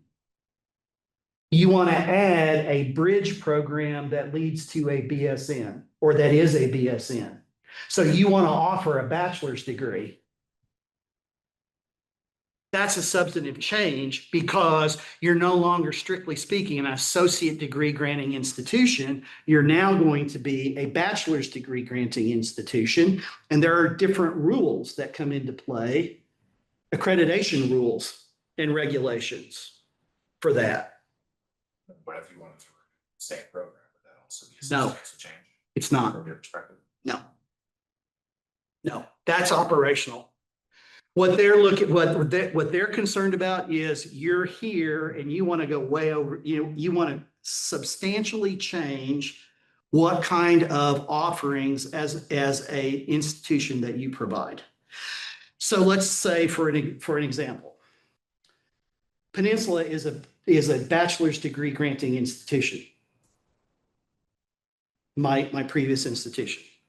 We have, I think now they have 3 or 4 bachelor's degrees. When I was there, we had 1. Okay. If we only had 1 and we decided to get rid of it, we would write a note to the Northwest Association saying we are discontinuing this program. We're just letting you know. They would take no action on it. They would take action on a substantive change to go from an associate's degree granting institution to a bachelor's degree granting institution. Just add that the reason for this, the reason why the accreditor is interested in approving programs and how boards approve them And any sort of substantive change, as Dr. Robbins is talking about, is if something happens in a program, they want to make sure that there's a teach out process Mhm. so that students aren't harmed. The commission is representing the US Department of Education. What they are interested in is not harming students. Yeah. A little weirded out in the NWCCU guidance on closing programs, including moratoriums, suspensions, including and termination, says very clearly that that's supposed to be considered by the governing body, carefully considered by the governing body of an institution, Mhm. any closure. And so I'm having trouble jiving those two things of closing a program is not a substantive change, but they're also telling you that it should be carefully looked at by the governing body, which is this group. Mhm. So it seems like either our board policy isn't capturing what it needs to, Mhm. or something's weird in our process. So here's what I can tell you about the way we did it at Peninsula, just as a, as a case in point, and this is how it worked at most of the community colleges in Washington State that I was familiar with. As it relates to budget and the specific programmatic things that may have been associated with building a budget, the board approves the budget. Period. They say, we're accepting it, we're not accepting it. They don't get into the operational decision-making in order to make that budget work. This is the stuff we did. They were informed, but they didn't get into a situation where they say, yeah, you can lay that person off, but you can't lay that person off. You can close that program, but you can't close that program. What would that be, Dr.? Because because the board at that point exposes itself potentially to litigation. So if we get presented a budget in this situation that at least some board members have problems with, Mhm. the proper way to adjust the budget such that it could get full approval from the board would not be by the board making tweaks to the said budget, by asking the president to bring back a new budget that meets XYZ criteria. Not in this case. The board has approved a budget with $3.5 million in reduction. That's not the case.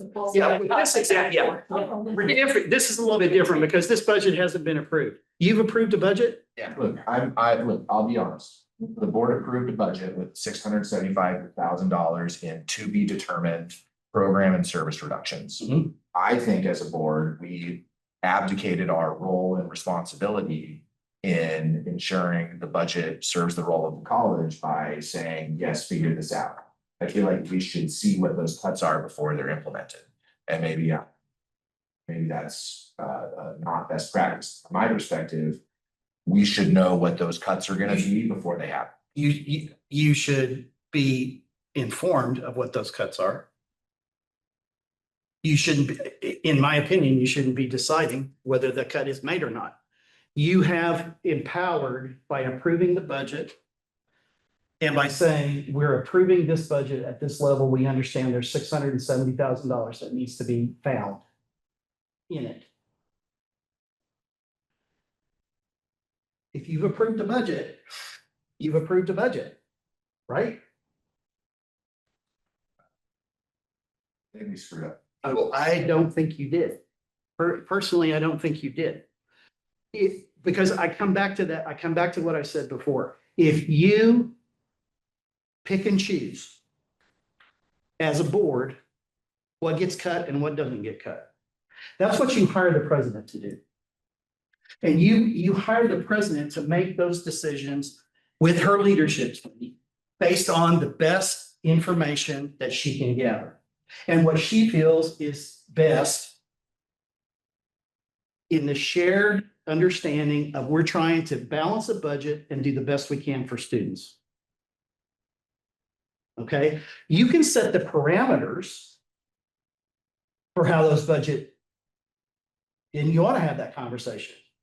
And we did on Thursday. In a very hypothetical, not specific. Like, things are gonna get cut.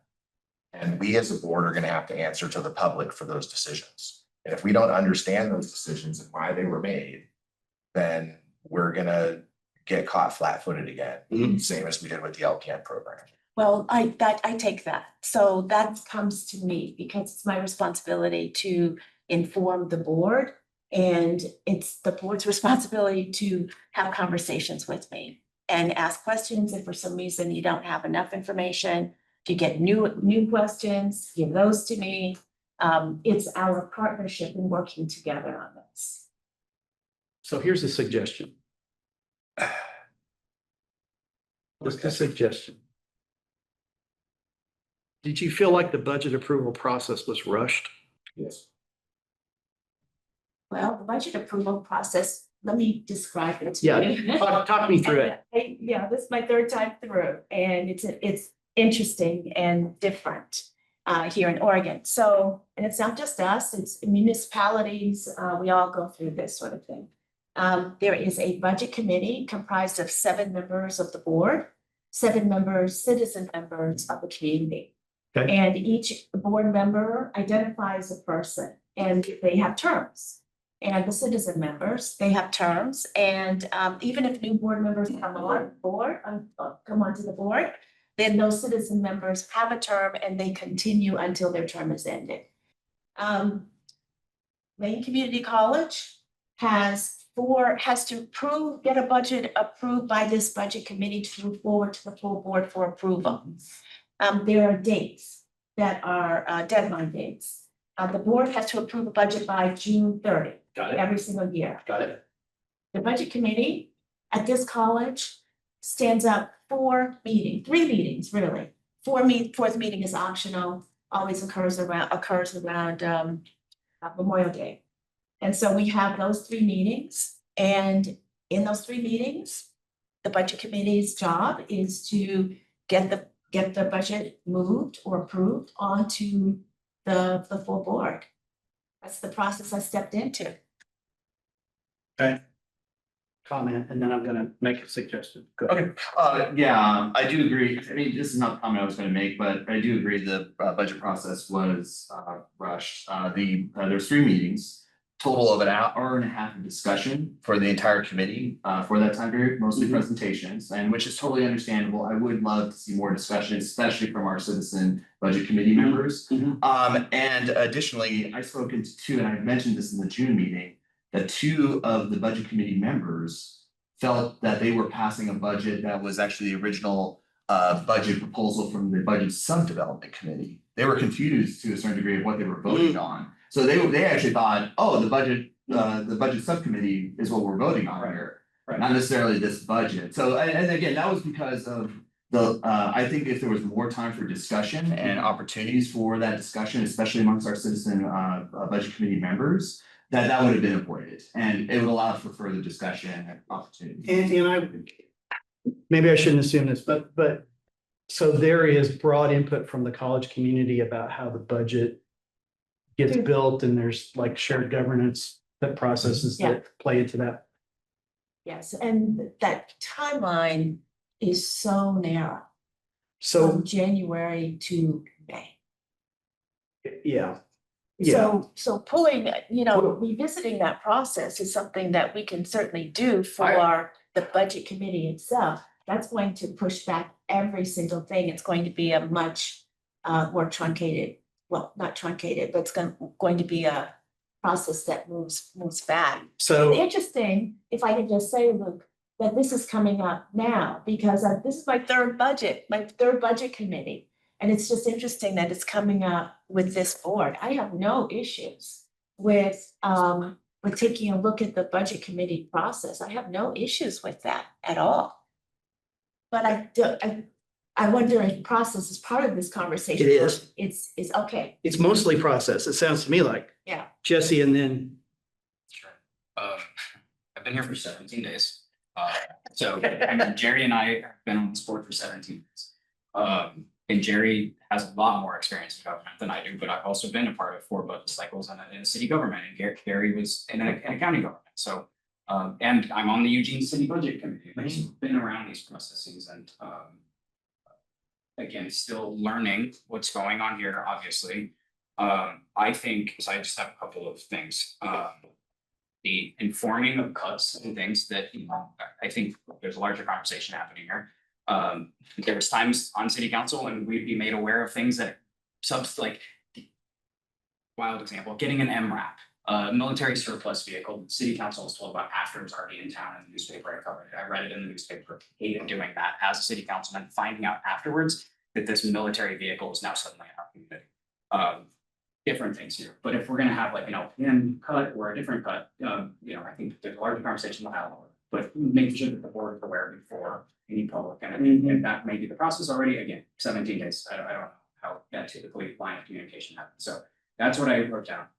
Additionally, again, back to serving the government, the understanding of we immediately report to the constituents, right? And what is the remedy of the constituents for a program being cut at this institution? Is it to recall a board member because they didn't set the budget properly, or what, you know, if there was enough outpouring of anger or what, you know, cut all the facilities in this building, if that were an example, right? I don't think we'll ever get to that point, but if that were to happen, and you've got these folks that are looking for workforce development or cutting the aviation academy, what is the remedy for the public, for the board members, and what is our role in that conversation? Because that's who voted for me to be here, right? And so they should have some remedy for fixing something that they don't like.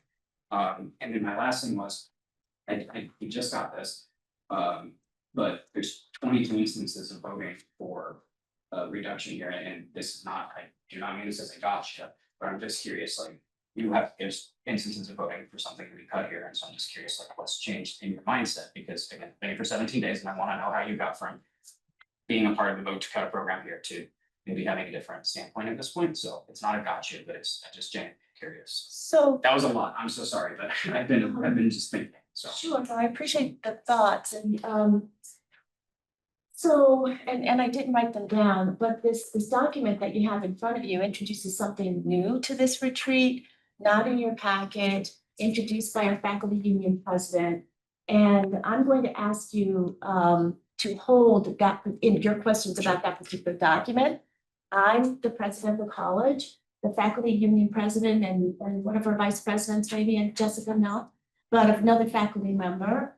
They are employees of the college. And so I would ask you for the partnership so that I am able to answer your questions, if you don't mind. 100%. The question you asked about the how do you handle constituents and what's the remedy? My gosh, that's a political conversation, and I'm hoping, Luke, that you can help with that. Because if constituents, if people in the community, that's what I call them, I don't call them constituents in that way. But people in the community have questions about program changes, anything that happens with this college, then please have them contact me. If you don't feel comfortable with that, this is part of the partnership. Work with me, because we're going to give you information, talking points essentially, so that you're able to talk to constituents. But I want to go back to something that Luke said early on in the last couple of hours, that this is where nobody likes change. Nobody does. And there's going to be changes. Why? Because the board has approved that. The board has approved this $3.5 or $3.2 million in reductions. The board has approved basically a plan, a 3-year plan that's in the multi-year forecast. The board has approved that essentially. And what I've said to the board is that maybe we'll get a windfall, and it won't be $3 million next year or the next year and the year after that. Maybe we will. But right now, the board policy is asking me for a 3-year plan, and here it is. So this is where the hard work comes in, and we have to be partners. If we're not, you're not going to be able to talk to them. And if what you're really concerned about too is what any remedies, the voters have in Lane County, that's a real concern. Is how am I going to talk to the voters in Lane County about the changes that are happening at Lane? I would just say, and I do appreciate that again. I'm not trying to point fingers or anything, like this 17 days is a very short period of time to get all of this, but if a voter comes to me and we're somebody who works at the hospital and says, we need more nurses and you're cutting the nursing program, and I go to them with talking points. What do they, I mean, they're gonna be really pissed off, because that doesn't, they don't have remedy if we're sitting here and what we're, potentially deciding is that we do not as a board have the ability to decide on programs, which again, larger conversation. But if I got talking points for them and I don't have a solution for them, what's their remedy?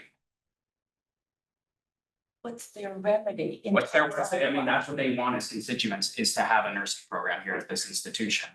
Have them talk to me, Jesse. I'm not sure why, we can talk about why that may be uncomfortable for you, having them talk to me. Why is that? It's not uncomfortable for uncomfortable. you? Again, how does that create the change that they're hoping for? Is it I would say If- have them talk to me, so then I can have a conversation with them. So let me just jump in here with a couple of thoughts. So you are an elected board member, and so people voted for you to be a board member, and they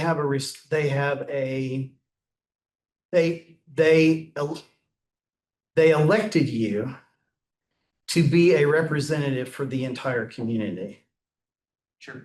not for nurses or doctors or unions or for the community. And part of that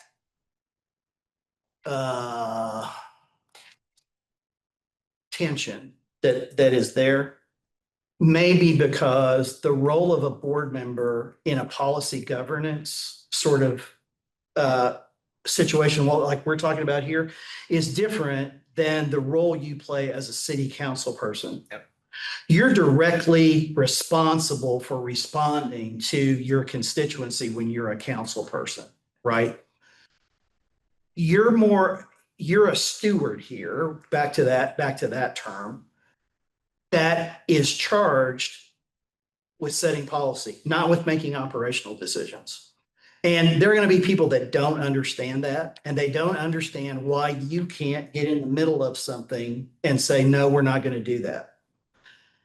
But what happens when board members do that in a policy governance environment is then those constituencies believe anytime they have a problem with something, they can come to you and you can influence an outcome. And within a within a policy governance environment, that's not the role that the board member plays. The board as a group sets policy. And so what you said to Dr. Bulger was, we got to cut this amount of money out of the budget. We're not content experts here. We don't know what should go away. Your content experts, the people that are on the ground at the college, are best able to make those decisions. From faculty to staff to union representatives, all of those people have input, right? They know what's best, and they may not always agree on the details of it, but we're all playing on the same team here. And our goal, our job is to support the president in making those decisions that have to be made and holding the president accountable for those decisions, right? So the constituent can say, I'm not happy about this. Okay, I hear what you're saying. We're not happy about it either. But the fact remains, we had to cut $2.5 million out of our budget. And the decisions were made to do it this way because we felt that was in the best interest of the college for the long term and our students, both in the short term and the long term. I think my own role up there is, and I get everything that you just said, and I really appreciate, is that conversation of, I'm not happy about it, but I also had no role in that.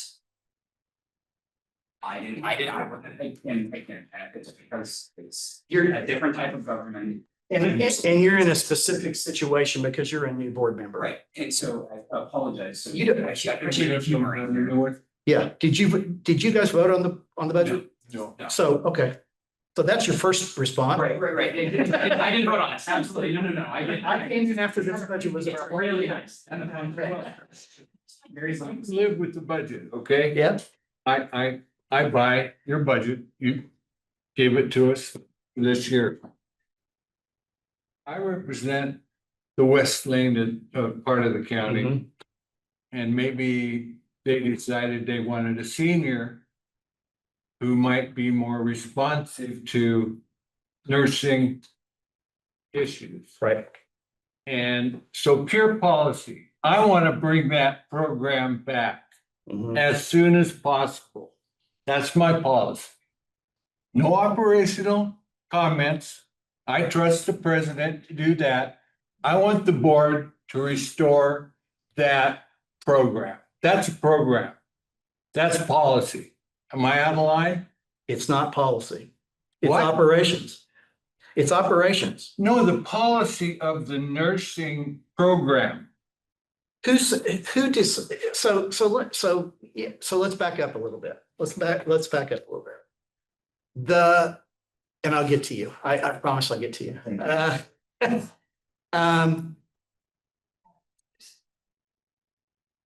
I'm trying to think about how to articulate this as cleanly as I can articulate it. Well, first tell me what it is we're trying. So it's so we're talking about an LPN program? Is that what we're talking about?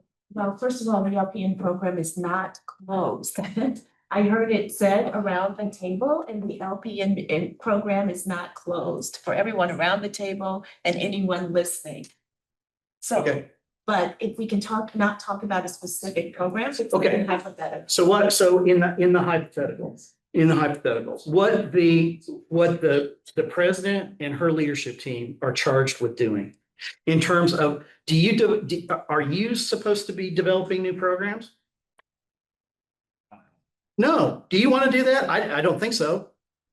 It's big bucks. Right.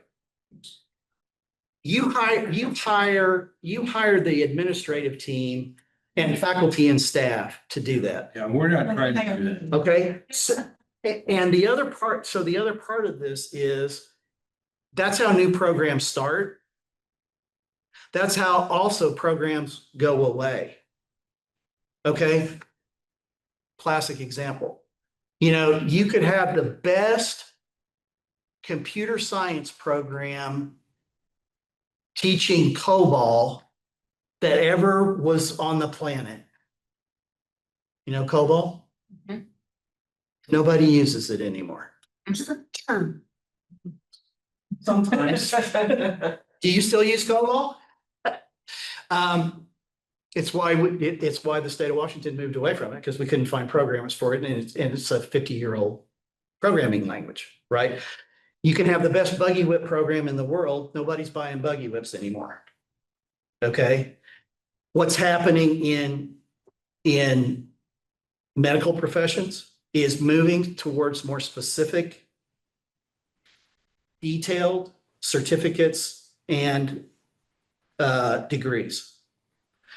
State boards of nursing don't want LPNs anymore. I'm just here to tell you. And they don't want ADN registered nurses anymore. They want baccalaureate nurses. They want every nurse to have a baccalaureate degree. How that solves our nursing program, our nursing shortage, is beyond me. It's beyond me. But what they're charged with doing is looking at market trends, looking at forecasting. Why did our automotive program go away? Because it was not meeting the needs of students or the community. Period. On that point, with all due respect, there were 40 people that signed up for this one. Some good specifics. Yeah. Am I wrong on that? I'm just gonna take a little point of chair privilege here. It was asked not to discuss the specific program, we're just using a hypothetical. Oh, okay. discussion. Yeah, exactly. I definitely want you to finish your point, but I would love to be heard if possible. So my point is, You hire Thank you. experts to do that. You hire experts to make those decisions. Let them make those decisions and then hold them accountable for those decisions. Can you just take Jerry's question a step further? I mean, I think it's a good question. So it doesn't matter that it's, program X, Y, or Z. What he's got, for whatever his reasons are, and this could be any of us, right? But Jerry's, kind of offered an example. He's got a passion, for program X. And he's, convinced that his constituents are voted him in to help restore, build, blah, blah, blah, whatever, program X. And, et cetera, et cetera. He's got all these reasons why. And it either doesn't exist at Lane and he wants it to exist. And again, it could be any of us. Or it did exist, he wants to bring it back, he wants to expand, right? There could be any number of things, but it's program specific.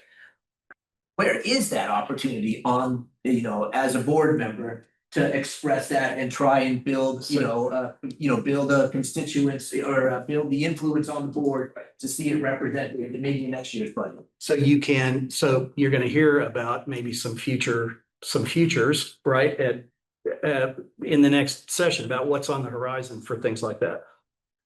Here's what I'd say about this, and to that specific point. For whatever reason, a particular person voted for you as a member, to be a member of the board, your responsibility as a member of the board is to be a steward for the entire institution and not to be in my personal political actions, I don't vote for one topic candidates that run on a single platform thing. I want to overturn XYZ. I don't vote for them. That's not what they're supposed to do. What they're supposed to do is represent their entire constituency.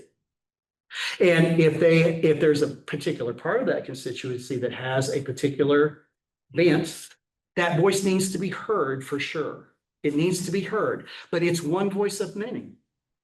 It's one voice of many. We always had a board member on our board who was a member, an enrolled member of one of the sovereign nations that we served on the peninsula. But it was very clear to that person, they don't represent the Makah people or the lower Elwha tribe.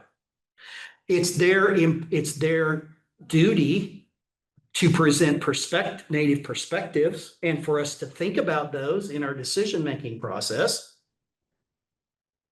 But it's not their decision, it's not their point, it's not their role to be a single issue candidate or board member. Go ahead. Thank you so much. Sorry, my arm hurts.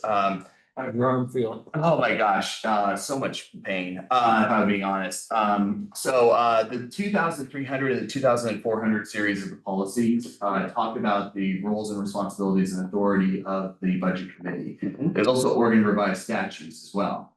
None of those circumvent the board policy. Sorry, so much pain. Does not circumvent board policy 4350. I read it previously.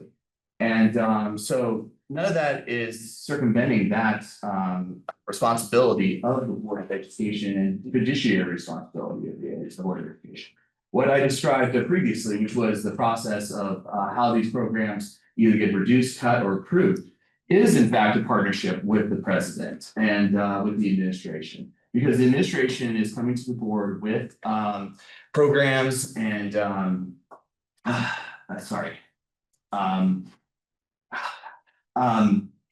programs and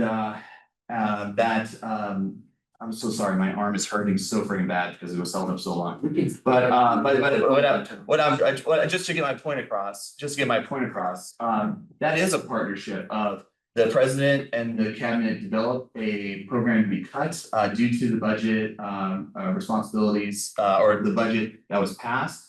That then has been brought to the board and the board approves that cut. That is a partnership amongst the president and the board. And it's not necessarily a conflict, and none of those budgetary processes circumvent board policy 35. So here's what I'm 4350. go ahead. real quick, and then I want to wrap this up because we got more ground to cover. Go ahead. You guys spoken as much as I have, Go ahead. but I do want to add. I have said nothing thus far. But if I will say one thing, it is that the greatest leaders listen. That is all. Thank you. I see where this meeting is going. And I want to make an announcement. That this meeting is going towards a meeting that will not be productive. It's not a productive atmosphere. If there's tension in the room, we should take a break. We will not fight like children because we're not.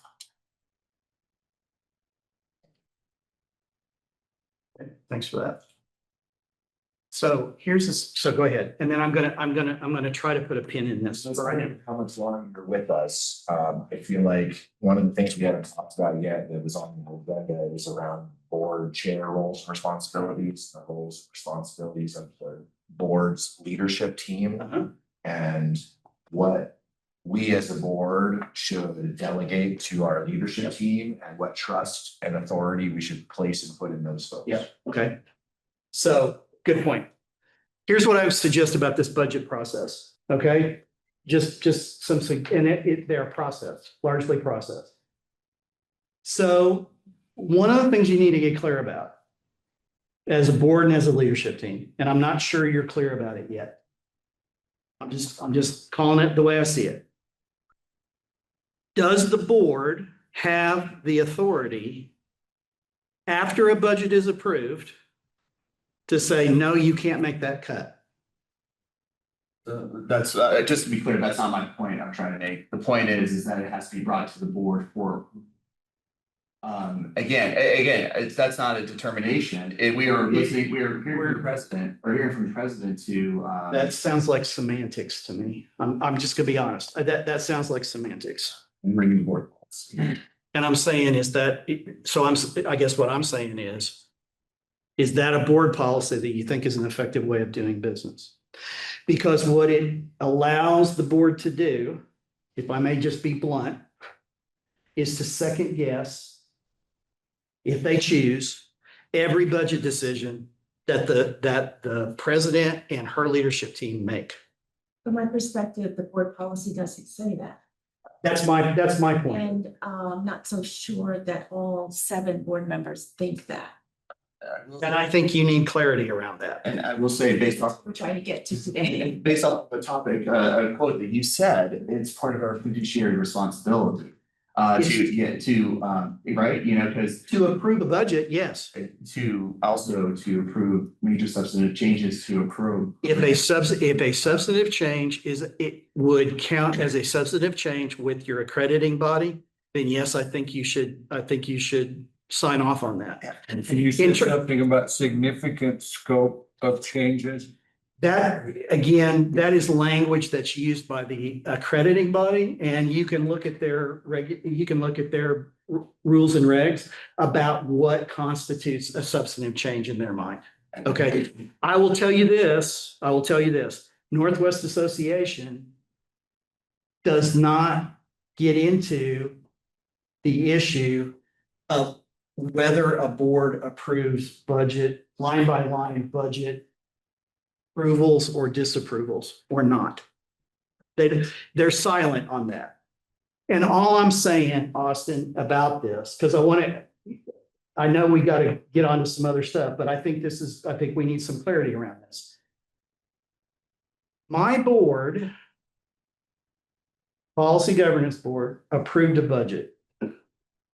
And that budget, as an example, in a particular year, had I don't remember, a $750,000 budget reduction.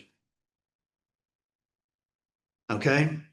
And when we talked about the budget, there was some general discussion about how we were going to approach the budget cutting process.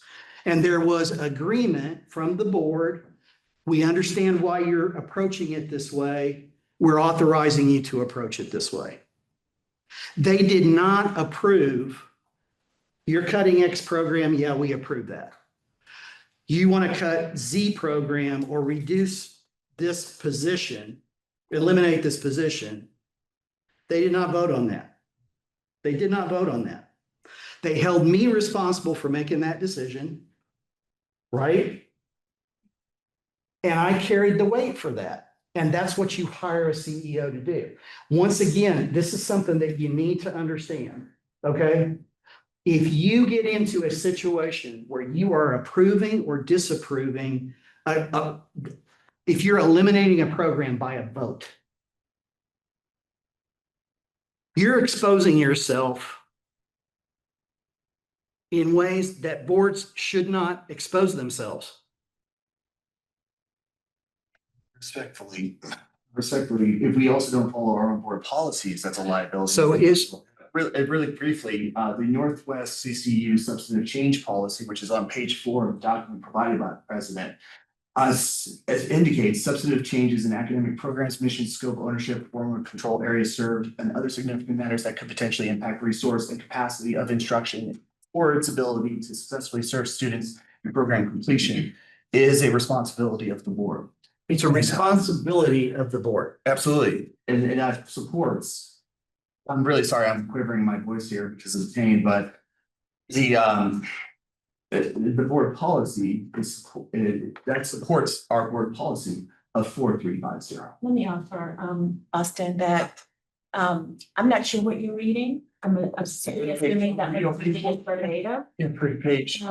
The board delegates the authority to run the college to the president.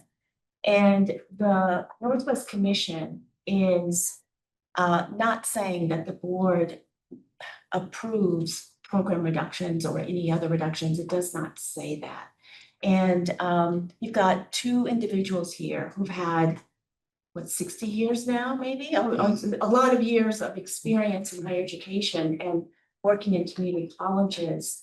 How can I help you know more about what the Northwest Commission thinks about this? I could bring in, for example, our liaison and have the liaison speak to this. I can bring in probably the CEO, we may have a new one, for the Northwest Commission to speak to this.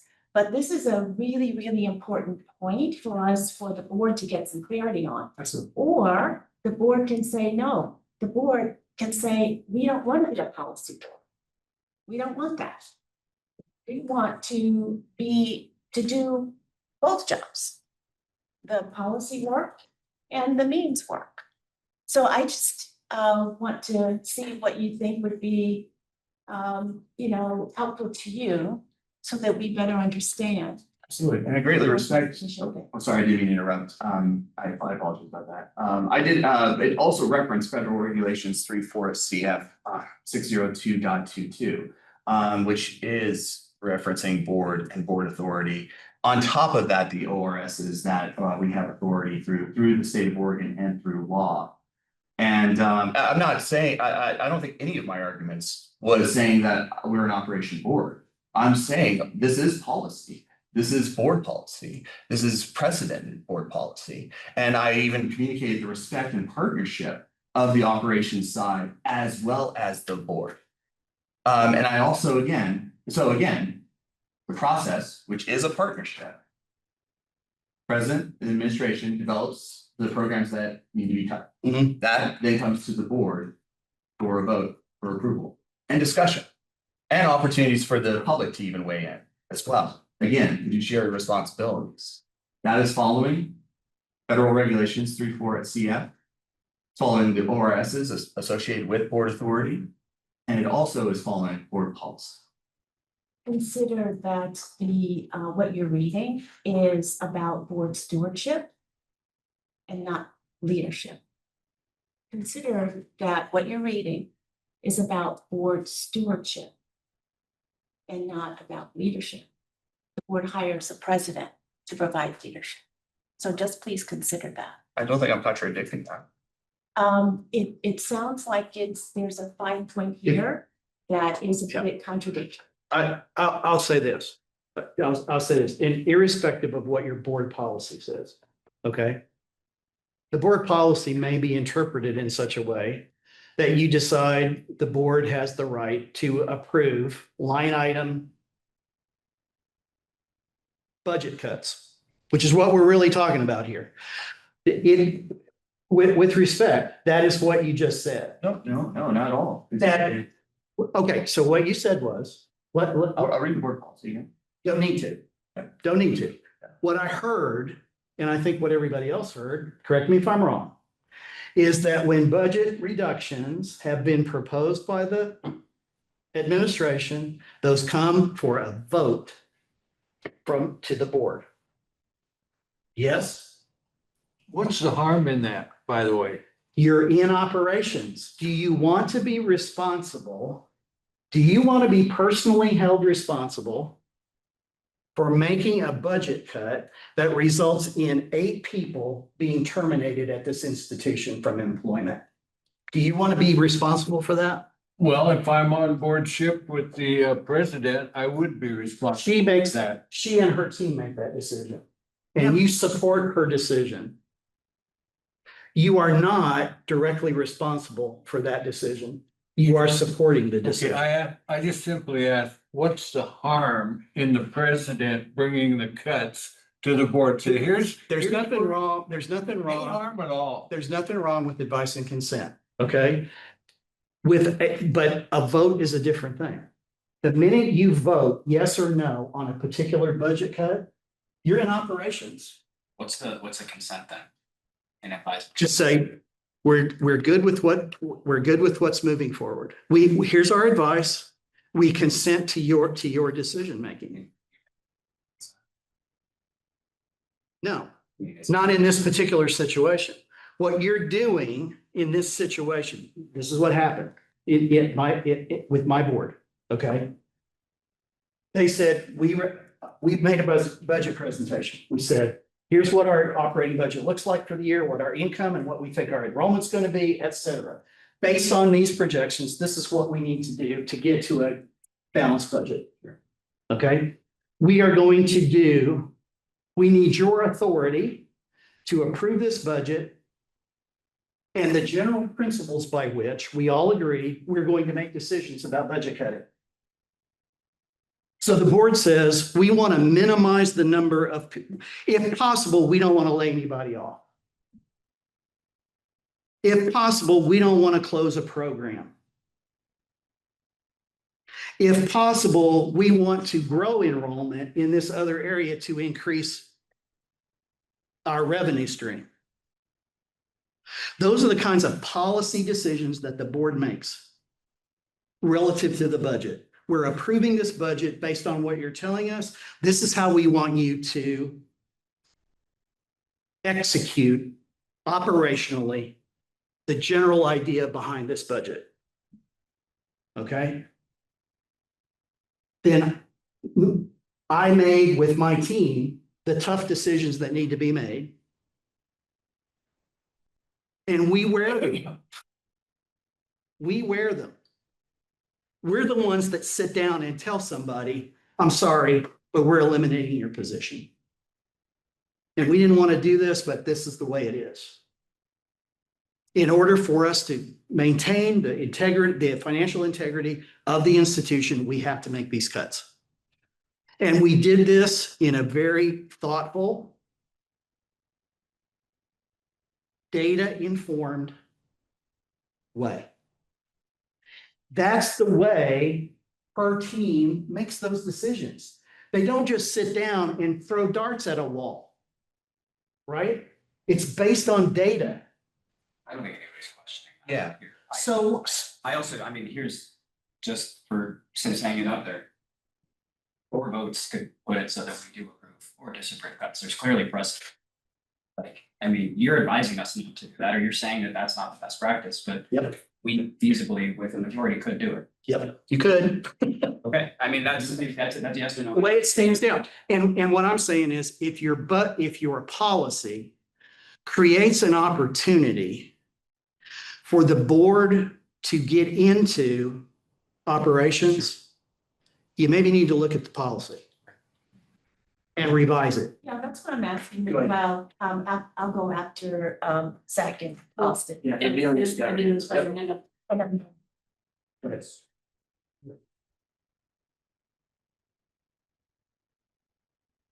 Clear my mouth. because I'm new here, I don't really care at this point. Austin, respectfully, please close your computer. We have been sitting on this one slide for at least 20 minutes, going over various things that have no point to the agenda. I don't think we are focused on the agenda at this point. We're running around in circles with that should be made in executive sessions or at another time. This is not the time.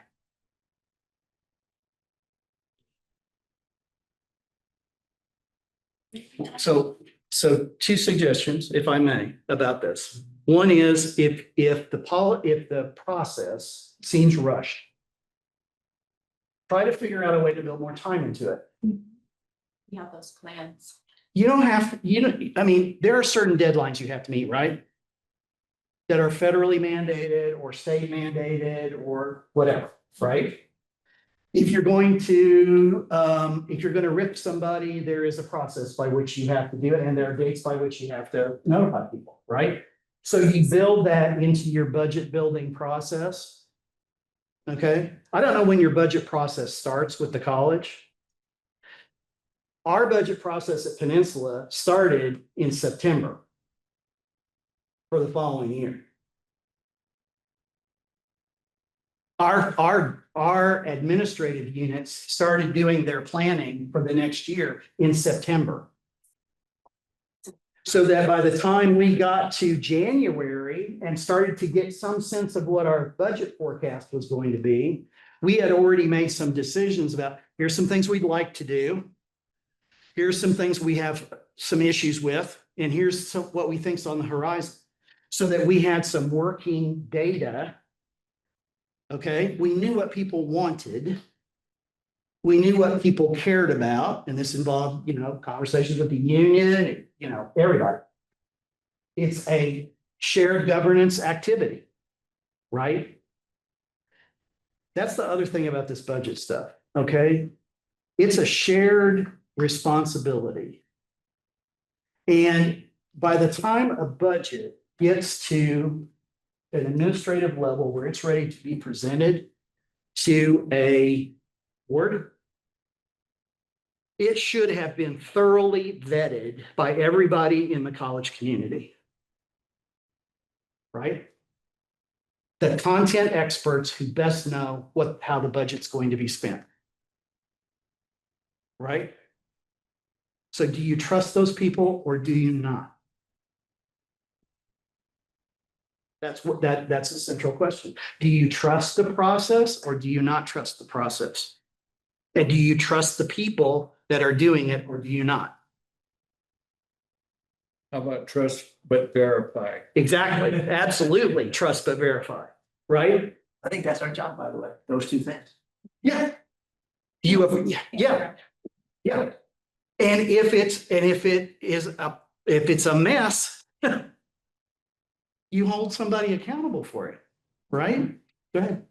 Yeah, so the reason I have my computer open was I was looking at Oregon revised statutes. Oregon revised statutes, so one of the concerns you were bringing up was liability of termination of positions and so forth. And that's not what we're doing here by approving of a cut of a program and so forth. That is, just let me finish. I apologize. I've been interrupted several times. I would love to finish. Okay. The Oregon revised statute allows for local governments, and we are a local government per the Oregon revised statute allows for the board to have to approve the elimination of those programs. And again, I apologize, it's really getting to my head right now, but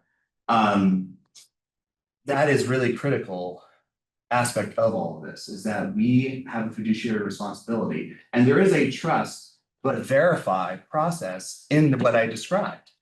We are trusting the president to come to the board with different programs that need to be cut based off of a variety of different factors, and to make those arguments and reasons for those different factors, of which we can approve. We also want to hear from the public too, because they also are impacted by these programs. So again, based off of the Oregon revised statutes, the federal reg, and even what I read in that Northwest the NWCCU document, page 4, and the federal reg that it references, that is not a liability issue.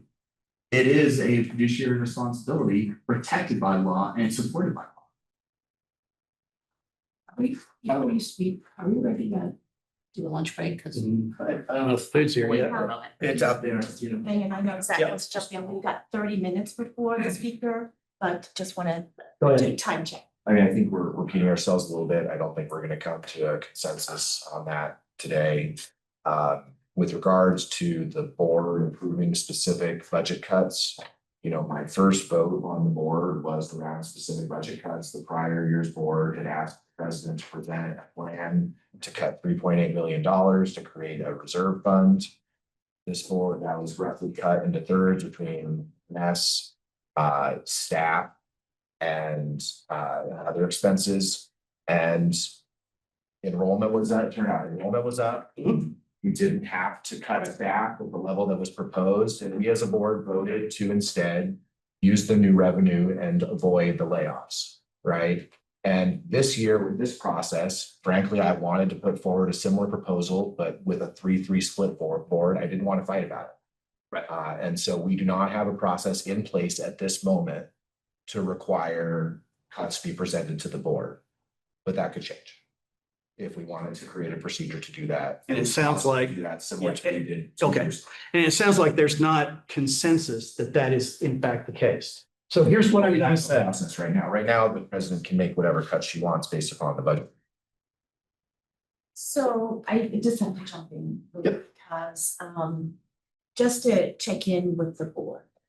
Checking in with the board, just to, see what you're thinking. What I hear is, that you have the votes to ask me to bring any reductions to the board. That's what I hear. And I've heard it from 2 individuals, and it actually sounds like something that you're going to do, actually. I heard it from you, Zach. I heard it from you, Jesse. I really heard it from maybe from 3, actually, because Austin keeps talking about the ORS and the federal, the Northwest Commission, and then the federal policy and all of that. And so perhaps Jerry is part of that as well. The only reason I'm calling you out is because you're really kind of talking about this in the same way. I just want to reflect this back to you as the president. As the president, what this sounds like to me is that you want to be not a policymaking board, but that you want to be a board that delves into the means and not only the ends. And I just want to be clear on that and see if the other members of the board are in the same camp. And of course, I'll check in with you to see if I'm accurate about that, to see if the others are in the same camp. It's just helpful for me to know that as the president of the institution. So if there are no objections from Zach, Austin, Jesse, and Jerry, then I just would love to hear from Steve and I don't want to be categorized that way, that I'm drifting into the operations. I see. Yeah, that's not what I I'd was like saying. to look at the policy of nursing, I said. And that's a policy issue for me, not operations. And I still don't understand what the problem is with having a Well, board see, check-in. with nursing, well, what about graphic design? Well, what about the trades? What about, so if you start to choose one program area that you're advocating for, then you're not advocating for the entire institution. That's what I would say. So that's why it seems like more of a not policy, but. I wouldn't want to be categorized. The entire time is referencing policy. Yes, I heard you. What- Thank you so much. But here's the problem. Here's the problem with the way your board policy currently is written. In my opinion, and this is best practices. It gives you operational authority. The board policy that you quoted gives you, if you're approving a cut to a particular program or not approving a cut to a particular program, that is an operational decision. It's not a policy decision. It's not a policy decision with respect.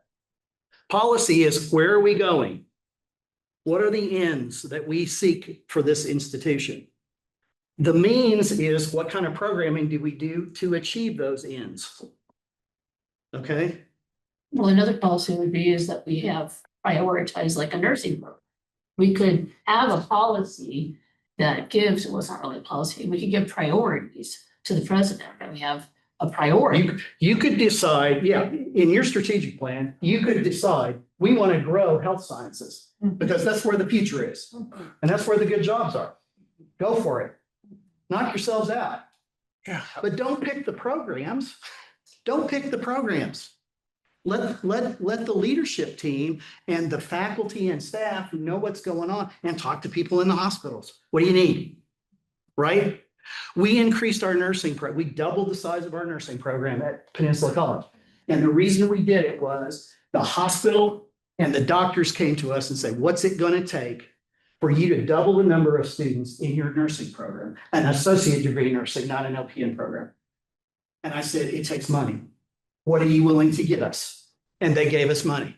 And we doubled the number of the program. It was responding to community need, right? All I'm saying about the current policy that you've got in place and the way some of you at least are interpreting it. Other boards operating under the same statutes in Oregon don't approve the elimination of programs. They don't make operational decisions like that. They leave that to their president. And the Northwest Association would not ask you to do that. They would not ask you to do that because they don't see that as your role.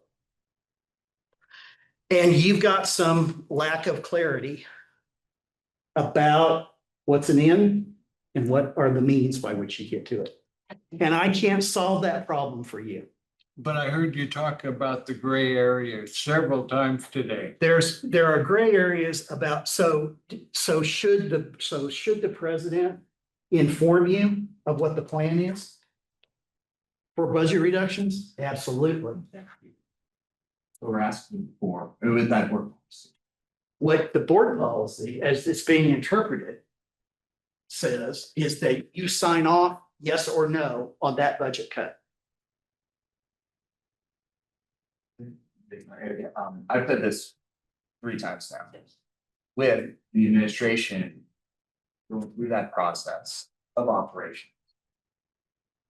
And allowing our fiduciary responsibility to approve. Your fiduciary responsibility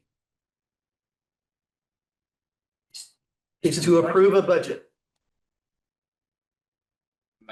In best practices for a policy governance board, it is to approve a budget and to hold the president and his or her staff accountable for the execution of that budget. My only thing that I'm coming back to is again, that there is precedent here for going about this. You have laid out, and I think I appreciate you doing this, is like, here's what happens if you get into the operational processes, which for the salary of $0 that we're all making, I don't want to be in the like, that's why we have the employee, our CEO, the president here to do that and the team. And it's why I think it works across the country. There's a reason it's set up this way. But there were these warnings. If you do look into these processes, there could be issues. I would still point back to, I don't believe that there have been yet, and there's these instances that this happened previously. So I'd like to weigh in on that because you have for the second time referenced this document, and I asked because I haven't taken a look at the document. So I'm saying I that. don't stop referencing the document. There are historical, and I just went back in our agendas and found it. Historical times in this, on this body, I believe when you were president, that this was brought forward to the board and voted on. Well, let's have a conversation about that. Let's have a conversation about that. Well, yeah, we are. What we're doing right now is talking about the means and the ends. Yes, we're talking about that. And what I think Dr. Robbins is trying to do is to clearly articulate what the policy governance role of the board is. And so I would like to separately, if you'd like to have a conversation, with me, I'd be happy to, about this particular document. Would love it if we could wrap up this section, get any major points you want to get across, so that we can at least have 10 minutes of like actual break before the next part. So look at this real quick. This is the board role. Stay focused on the big picture, the where and the what. Delegate clearly and powerfully. And here's where there is an issue. I'm just calling it the way I see it. You're not clearly delegating to the president what her role is. You're not being clear about it. You're not being clear. And here's something. This is a Brene Brown. Some of you are familiar with her. So if you, she has a great book on leadership, and I would encourage you, maybe if you want to undertake a reading together, a book club. What a concept. Okay, the courage to lead. Okay, one of the things she says about delegation. Okay, clear is kind. Unclear is unkind. If you're not clear about what you're delegating to the president, you need to get clear about it. Okay? Because you're creating a situation potentially, and it may not have come up yet, as to your point, may not have become an issue, where she's not exactly clear on what her responsibility is. Because maybe you're not clear entirely about what your responsibility is. Okay? We can't lead as effective leaders if we're not clear about what we're asking people to do. Right? You told her when you approved the budget to cut X amount of money out of the budget. That's what she's trying to do. Go ahead. To flip things around a little bit, imagine how we would feel as board if we sent Stephanie and her team a budget of, just make up a simple number, $100 million, and it's 5 million less than what it she thinks about a year, 5 million less than what it is this year. We said, we looked at the long term, Kara shared all this stuff with us. We need to cut 5 million. We know that's gonna be painful for you because you love the programs and the place and blah, blah, blah, blah, blah. But that's the direction. Because we're the fiduciaries and we need to look after this. Imagine if she then said, without telling us or whatever, like, I challenge that. I'm gonna do $105 million because I know I'm right. And you guys will see in the long term, and we're keeping these programs and they'll grow themselves back, or whatever the rationale would be. We have a partnership, right? She doesn't, well, we know that she doesn't necessarily agree with the budget that she's been handed, because it's not the one that she originally gave us. Yeah. Right, the one that she submitted to us had millions of dollars more in it, because whatever, she thought that might be a good path. This budget committee plus, well, anyways, came back and said that we need a more conservative budget. It's not the one she asked for. But she's gonna execute on the one given, because that's her side of her piece of the team's responsibility. So but just encourage folks to like think about the thing in reverse. Can I? And Go ahead. Sorry. and I think the point that Stephanie made, or the observation that Stephanie made, that I agree, like with it felt to me like a couple of things, that folks want to have some folks want to have certain authorities without them being called that, right? Which is an unclear and unkind delegation. And have essentially said, all right, well, whatever the priority or whatever the policy is, or whatever the rules are, 4 votes can more or less overturn anything, which is true. I think more or less that's true, certainly in the short term. Yep. And so, and if, I think we owe Stephanie even that. I mean, if we're like, hey, that's what we're gonna do. We're gonna, as soon as the opportunity presents itself, we're gonna vote to rearrange this and give ourselves the authority to do X, Y, and Z. Well, then just call it like it is. Yep. That's what she's asking for. Yep. Because then that allows her to make her decisions about whether this is a place that she wants to continue working for, or whether she's a right match. And things like that. We'll follow on this and we'll, right, we owe that to her and she's asking us for it. Yep. I, for one, do not think that we should do that. I think the arrangement, the best policies, the best practices, and by the way, the stuff on that sheet doesn't represent necessarily best practices. That just represents past practice to the extent that it's accurate at all. I haven't looked at it.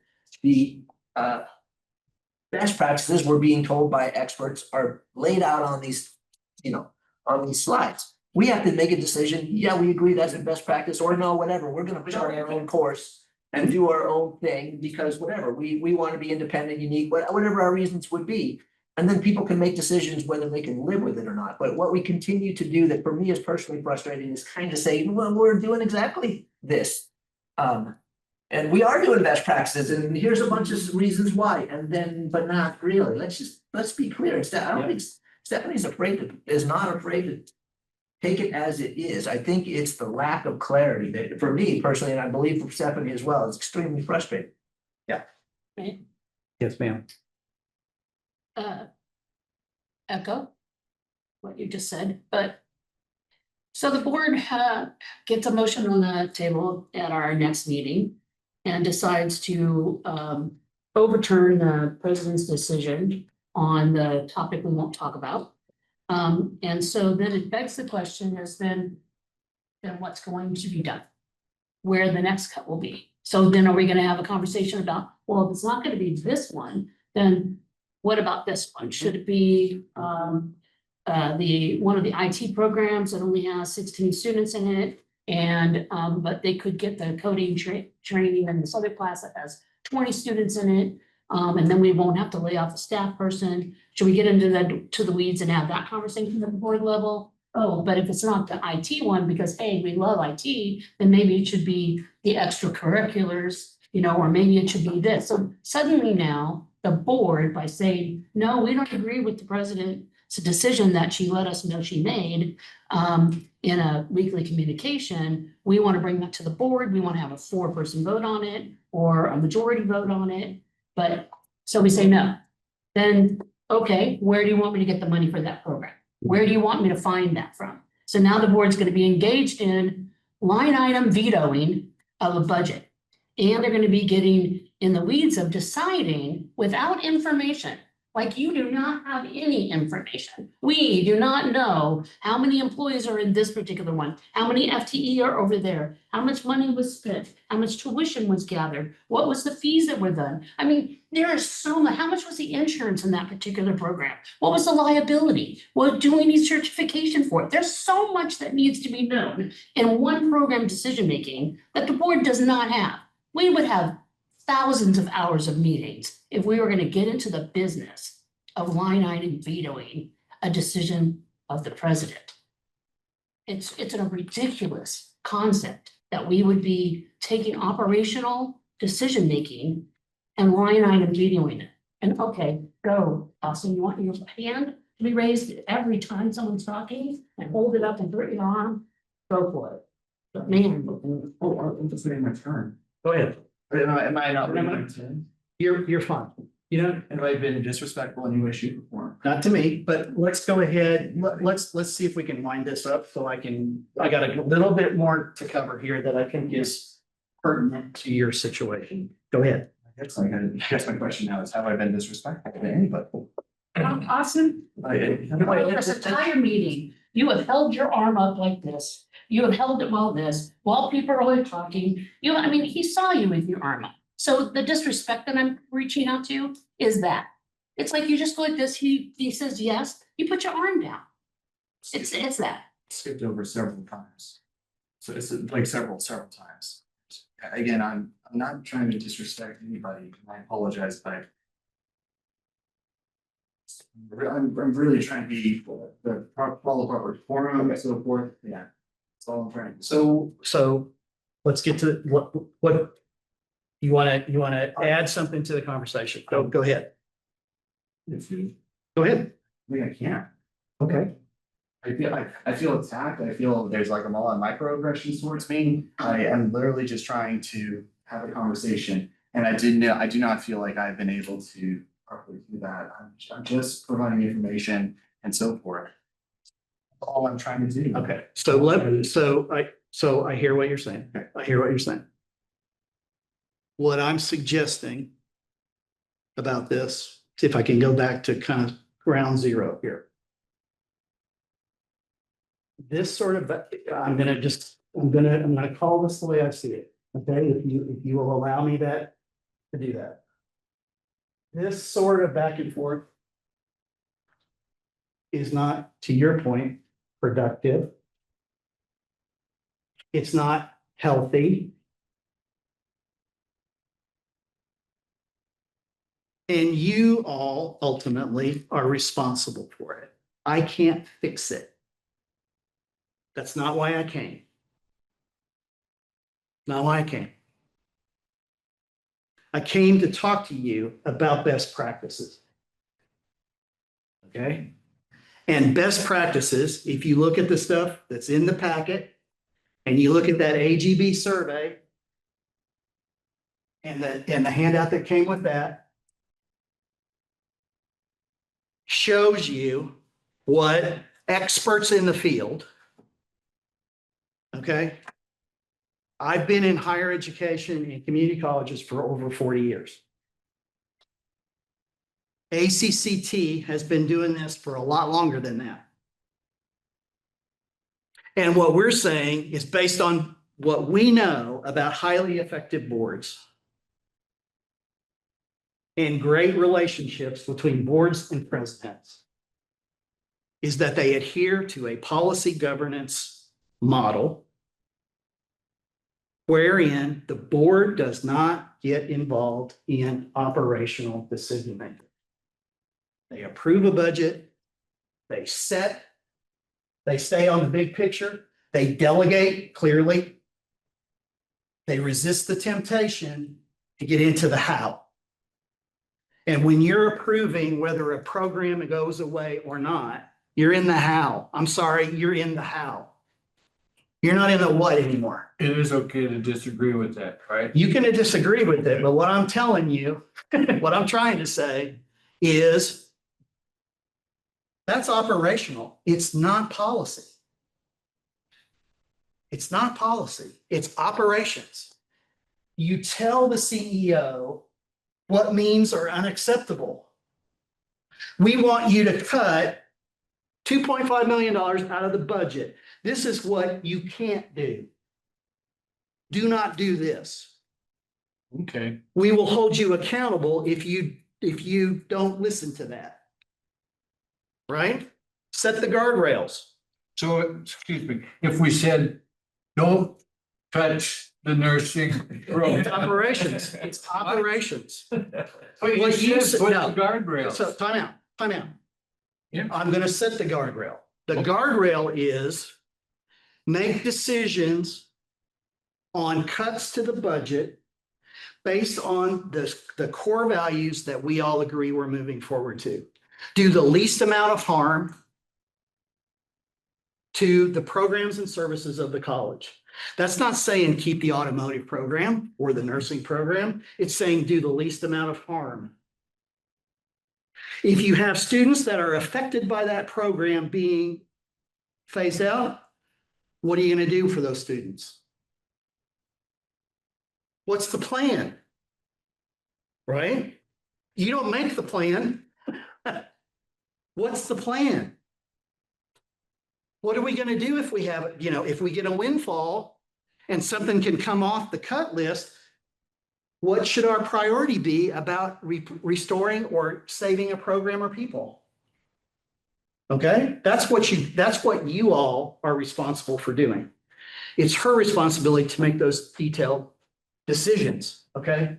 So tell the CEO, which means are unacceptable through policy, not through operations, and monitor for accountability. I want to get to this. Because here's where I see some issues. And again, I'm just going to be blunt, if I may. You got some trust issues. And you've got some communication issues that you need to figure out how you're going to work through. And we don't have enough time today to fix that. Okay, but I can tell you as an observer, I agree. I'm well aware, yeah. you got some dysfunction to work through here. Okay? I don't know how you do that exactly, but my suggestion to you would be to get somebody in who is skilled in conflict management, communication strategies, etc., to work with you. That is not my bag. Okay? I've done a lot of it, but it's not my expertise. And you need somebody with significant expertise. If I could tell you to read a single book, I would tell you go get Brene Brown's book on the Courage to Lead and commit yourselves that you're going to read it and have a conversation about it. It was revelatory to me as a leader after leading for 20 years. I read it and said, oh my God, I never realized I was doing that. My biggest problem as a leader was just what I told you. Clear as time, unclear as unkind. I was unclear about what my expectations were for people who worked with me, and then I couldn't understand why they didn't do what I wanted them to do. And it's because I wasn't asking them the right way. I wasn't being clear enough about what I needed from them. That title would be The Courage to Lead. Okay? These are things she talks about. And we already talked about some of them, but it's braving is what she calls it. Boundaries. Know what your boundaries are. Reliability. Reliability. I'm going to show up and I'm going to do the work. And I'm committed to it. Accountability. I'm going to hold myself accountable for my actions. And I'm going to hold other people accountable based on the boundaries we've set for each other. Okay? Vault. So that's not easily explained here. What she's talking about is, I'm not going to click this, I promise. I'm trying to think about how to say this.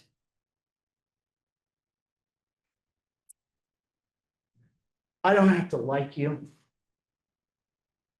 to have an effective working relationship with you and to respect you for who you are and where you come from and what your lived experience is.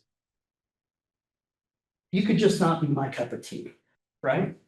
That doesn't mean we can't have a fantastic working relationship with each other. But in order to do that, some stuff has to go in the vault. I'm going to choose not to get into that. I may have an off-screen conversation with the person. Okay. My clicking was annoying, yeah. Okay, I get it. He pointed it out to me and I did my best to quit. I did an okay job some of the time.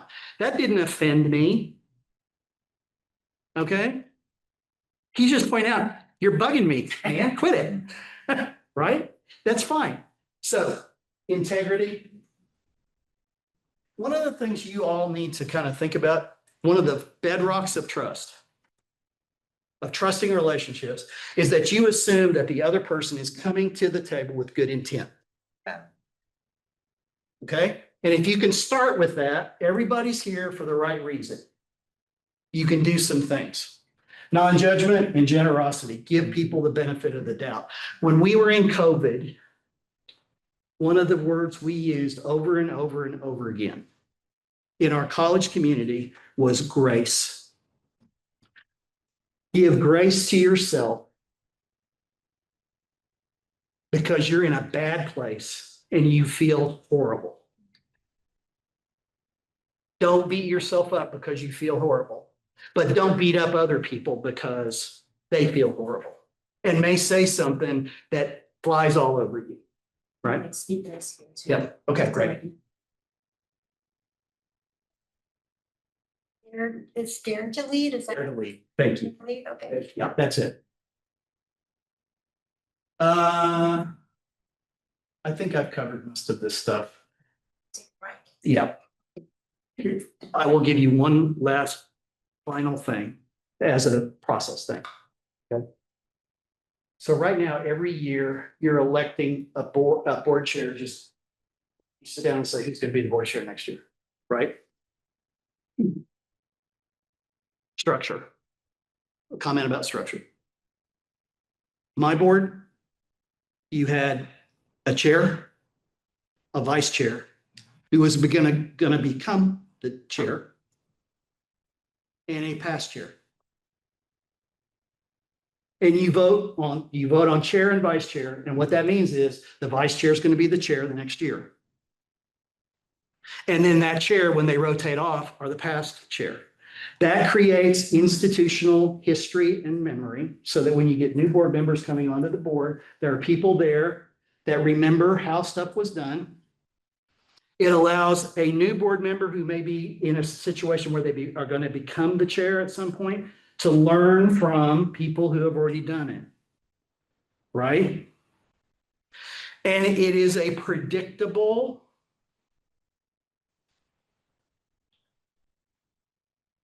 succession policy that is not subject to the whims of whatever. Okay, so just think about that.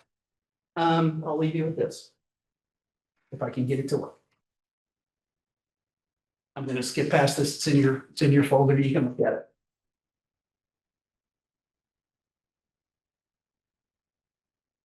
I'll leave you with. These things are things you need to think about. What's your gap analysis? What are you gonna decide that you're gonna work on? What are you gonna work on? What steps are you willing to undertake to create a positive climate for the board, for instance? What steps are you willing to take to build or rebuild trust within the board and with the president? What are you willing to do to show support for the president? To me, those would be three great takeaways for you to think about. Okay. And my last slide. Thanks for allowing me to join you today. It's been I know, not a pleasant conversation all the way through, but I hope we've surfaced some things that need to be addressed. And that's, if we did that, then I think we're making progress. I'll leave you with Will Durant's quote. We are what we repeatedly do. Excellence is not an act, it's a habit. It's a habit. Decide you're going to develop that habit as a board, that you're going to be consistently excellent, and you will be. Thanks. Thank you so much. Mike. I really appreciate it. Thank you. No, thank you. Appreciate you. You smile at people when you disagree with them. Serious. So. I've made my career out of people disagreeing with me. It's just sort of what I have done. Yeah. So. If we can bring back those questions before the end of the day. Yeah. I'll leave them. Once again, I just wanted to let everyone online know, we do have one board member joining us via Zoom. The board is back in session. President Bulger, would you mind introducing the next speaker? Yeah. So we're continuing the board's retreat today, and so Dr. Robbins is still the facilitator of the retreat. We've invited Scott Van Pelt. Some of you may remember that Scott Van Pelt came to the college in November 2022. We've invited him back again, and to talk about the future was yesterday. I love the title, it's provocative. Community colleges and higher education's great upheaval. So with that, Scott, if you can talk a little bit about yourself and then go ahead and tell us what's happening. Absolutely. Thank you, Dr. Bolger. Can y'all hear me all right? Just wanted to double check before I go too far. Good, I see a thumbs up. Thank you very much. Well, thanks for having me here. I'm sorry to not be joining you in person. I had the pleasure of visiting Lane back in 2022 and spent far too little time on the ground. Now, in my defense, I did have a 1-year-old at home with another on the way. So my wife understandably was asking me to not spend too long out in the beautiful lands of Oregon. But I'm grateful for the opportunity to be with you here virtually for the board retreat, with many thanks to President Bolger for the invitation. A little bit about me before we get into it. I've been in the field of higher ed for about 15 years across a variety of roles. I'm a bit of a generalist, partially by design, partly by indecision. Both part-time, full-time roles across advising, student life and student affairs, res life, teaching and curriculum design. Currently, I am the Director of Faculty Affairs, Research and Faculty Affairs at Penn GSE, which is a whole different side to higher education that's been a lot of fun to explore. And the upside of all of this is that I've been able to get a pretty holistic view of the sector, of the different functional areas and how they work together, how they sometimes don't work together, and what that means for our students. I'm the co-author of The Great Upheaval, Higher Education's Past, Present, and Uncertain Future. I wrote that with Dr. Arthur Levine, who I met through a faculty connection at Teachers College, Columbia University, where he'd been former president, I'd been a grad student. He was recently summoned out of retirement, actually, at the age of 78 or 79, I think, to be interim president at Brandeis. So that's what he is currently doing. We wrote that first book after 6 years of background research and conversations with leaders, faculty, trustees, other stakeholders across the field. And something interesting happened after we put out that book. We started getting a lot of invitations from colleges, universities, other educational entities and organizations, both within and without traditional higher education. They wanted to hear about what we had found in writing this book. And the great thing for us is that we got to learn a lot more about what was going on the ground for all of these diverse institutions with a variety of contexts that they were experiencing. So we took these ideas out on the road to about 100 colleges and institutions across North America.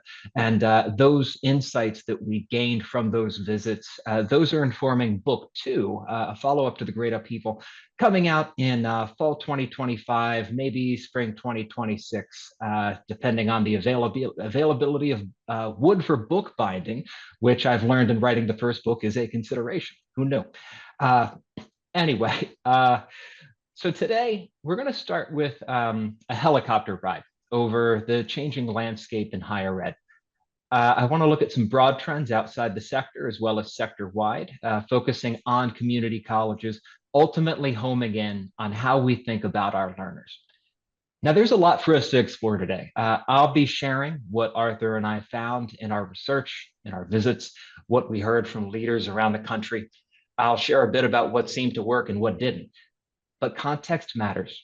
There are things that we'll discuss today that might make sense for Lane. There are other things that won't.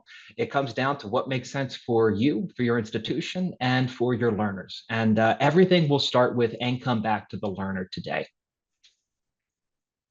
So on that note, a good starting point, I think, is to begin with a reflection on how we see our learners today. And I'm using we in the broadest possible sense here. I'm talking about the world of higher ed. How does traditional higher ed think about our students? This is the first in our audience participation series for today. So if you have a smart device on you, please head to menti.com. I invite you to head there and enter the code on your screen here. That's 4934-8474. And in just a few words, if you could just describe how you think we consider our students' needs in higher ed. This could be your opinion. It could be your sense of opinions among faculty or administrators, whether that's at Lane or another institution you're familiar with. It could even be a perspective that you don't necessarily agree with. In fact, those are the most fun to talk about. Some answers that I've gotten in the past: more amenities, better food, faster Wi-Fi, nicer res halls, better on-ramps to employment through career services. And we're going to come back to those responses in a little bit. So take your time if you don't have anything in mind immediately. But sit on that, go ahead and enter what you think, and we'll return to it. But for now, let's zoom out, and we're going to zoom way out. So the US, like many other developed nations, we are experiencing a pretty profound shift. We're still in the midst of it. It's a shift from an industrial analog economy to a global digital knowledge economy. You see a lot of writers, including Arthur and I, in fairness, compare this to the first industrial revolution in terms of its scope, its impact on society, the way that it's reshaping our structures in society. Here's the difference, though. What we're experiencing today is orders of magnitude faster. James Watt, when he perfected the design of the steam engine in 1869, reducing fuel needs by 75%, ushering in the age of steam, it took over 30 years for that innovation to gain widespread adoption. When ChatGPT launched in 2022, it had 200 million unique registered users 2 months after public launch. So that's the inspiration behind the title of this session, The Future Was Yesterday, because by the time we figure out what the heck's going on, it seems like it's already out of date.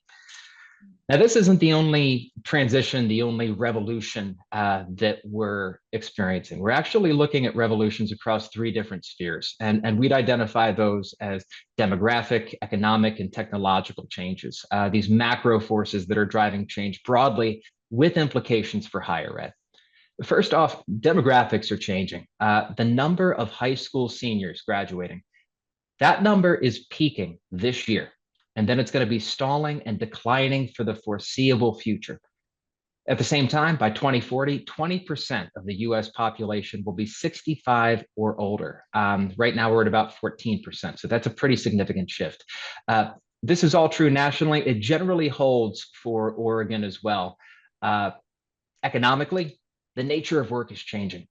The skills that one needs to succeed in the workplace today look very different from the skills that one needed just a single generation ago. That is the blink of an eye in the terms of human progress.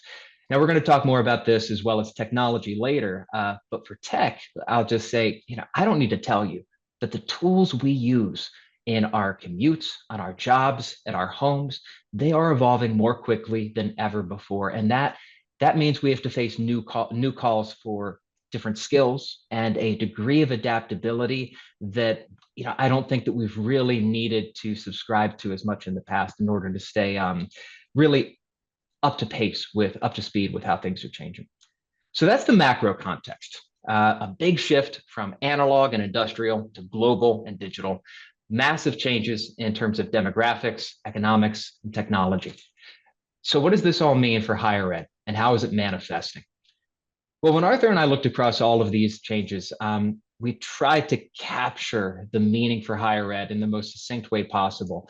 We've been able to get it down to 3 new realities for higher ed. The first is that we are seeing a changing competitive landscape. The second is rapid evolution outside the academy, and that's evolution of skills, of technology, of needs that higher ed is being called to fulfill. And the last one is shifting student needs. We have new populations of learners, but also changing expectations within the groups that we would call traditional. We're going to walk through each of these. So let's start with a changing competitive landscape. Higher education has been getting a little crowded recently. It used to be something that we considered the domain of traditional higher education, our 2-year colleges, our 4-year colleges, our publics, our privates. That's changing. Coursera, a familiar example to many of you, I'm sure. Today, it has more registered users from the United States than the current full-time undergraduate enrollment across the country. Boot camps, coding boot camps especially, once a niche industry, today, they're a $750 million industry, graduating 60,000 learners as of last year. Google, I'm sure we've all heard the commercials. Some of you may be familiar with the Grow with Google program, which partners with community colleges, but Google is offering their own certificates in user experience design, data analytics, cybersecurity, all for $50 a month self-paced, with an on-ramp to a job through an employer consortium of 150 employers, including Verizon, Deloitte, Etsy, Goodwill, plenty of others with a national footprint. Now, the thing about these new providers that are making this landscape highly competitive is they tend to be pretty career focused. One interesting finding from community college enrollments, we all know that enrollments at community colleges plummeted over the course of the pandemic. Recovery has been coming. As of last year, many institutions were still not at their pre-COVID levels. But even for those that have recovered, the recovery has not been even. One interesting piece from the clearinghouse is looking at differences between community colleges that identify as high vocational and those that identify as high transfer.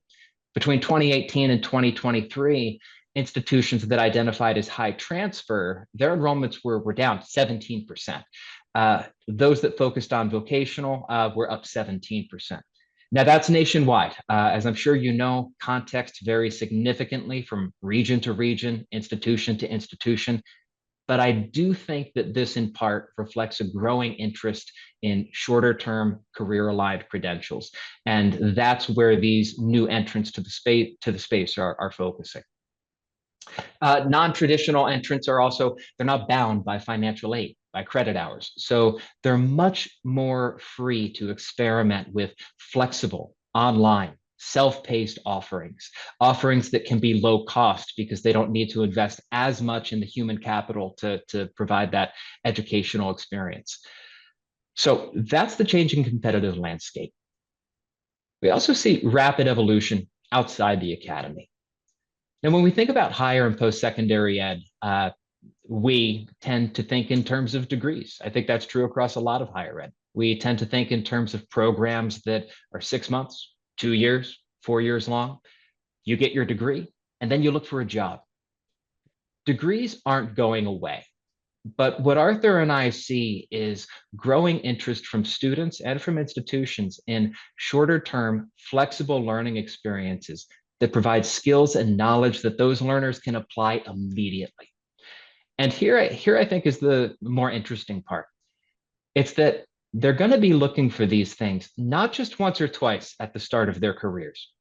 They're going to be looking for these learning experiences on a recurring basis throughout their lives as the skills that they need to succeed evolve only more quickly. And that's really being driven by two forces. The first is the declining half-life of knowledge. The second is the rapid pace of automation. One quote that I always like coming back to, this is from the American Society of Training and Documentation. Half of what is known today was not known 10 years ago. The amount of knowledge in the world is doubling every 18 months. Now, here's the scary part, folks. That quote is over 21 years old. The pace of change is so much faster now. I'll give you an example. Just a couple of years ago, researchers from Harvard Medical School, they were looking at the rate of change within their own field, the rate of knowledge production. And what they found that it doesn't take 18 months for the body of knowledge to double anymore. Let me do it this way. It's less than 18 months. Everybody raise your hand and keep your hand up if you think that we're down to less than 12 months now. This is the second in our audience participation series. Great. All right, keep it up if you're less than 6 months. Keep it up for less than 3 months. Thank you for raising your hands. It's down to 73 days, folks. That's what they found. They found that when you look across the body of work that goes into fueling the knowledge in the field of medicine, it takes 73 days for that to double. I don't think it's controversial to say that higher education has generally not been designed to move that quickly. Though I will say that community colleges are actually much better at it than many four-year or graduate institutions, which typically haven't invested as much in short-term or workforce credentials. That's an area that community colleges have been doing for a very long time.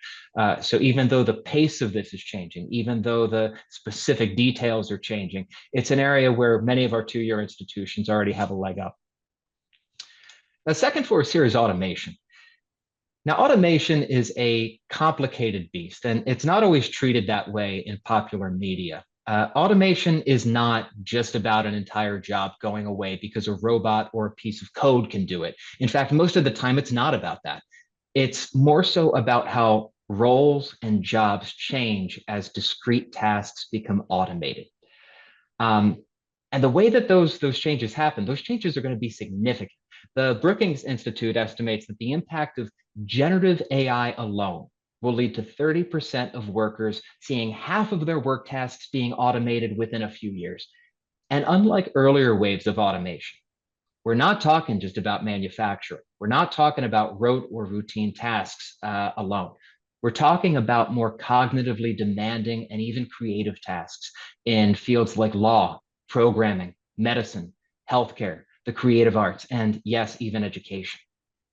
So when we talk about automation, what it means for our learners and how we design curricula, how we run our institutions, we need to think about how we train and reskill people whose jobs are going to involve working with some kind of automated technology or generative AI. And that's going to be most of us. And it's also about training the leaders of tomorrow to recognize how automation will impact their staff, their organizations, their industries.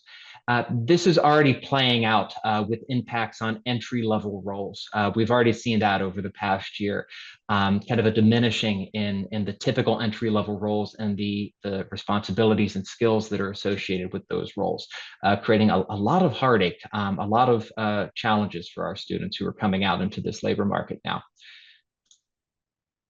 Now, we're also talking about shifting student needs. Students have changed. The growing new majority, the new traditional student, the student who is over 25, who might be working full time, have dependents at home, that population is really growing. And most of that population, they are working full time, caring for dependents or both. So they have a different set of needs from students who may have been coming into our institutions 10 or 20 years ago. Perhaps that's less true for community colleges who have been serving this kind of population for a longer period of time, but it really is accelerating. And when we talk about their needs, I like breaking it up into this, thinking about it in terms of a traditional model versus the new models that we see emerging today. When Arthur and I worked on the Great Upheaval, we had a section where we looked sideways. And the idea there was that we wanted to look at industries that had already experienced a pretty deep degree of change as a result of this overarching transition to a global knowledge economy. So we looked at industries like music and film and print media. And in all of these cases, consumers moved to on-demand access over fixed time access. They chose flexible, typically mobile access over fixed locations. And they chose unbundled services and products rather than sticking with the bundles that industries had traditionally defined for them. This is why, on a Friday night, if we want to watch a movie, we no longer call up Blockbuster, number one, to see if they're open, number two, to see if they have Mission Impossible 19 in stock. No, we sit down on our couch, we turn on Netflix or Hulu, we find what we want when we want it. It's why most of us no longer have a daily newspaper thrown at our doorstep each morning. Instead, we go online to find the individual pieces of information, the individual articles that we want, when we want them, where we want them. And it's why the state of the music industry, in large part, has been defined by a precipitous decline in album sales, that traditional bundle of songs, with the streaming of individual tracks making up the difference. Now, we look at higher ed and we see a similar trend unfolding. We're just a little bit behind all of these other industries.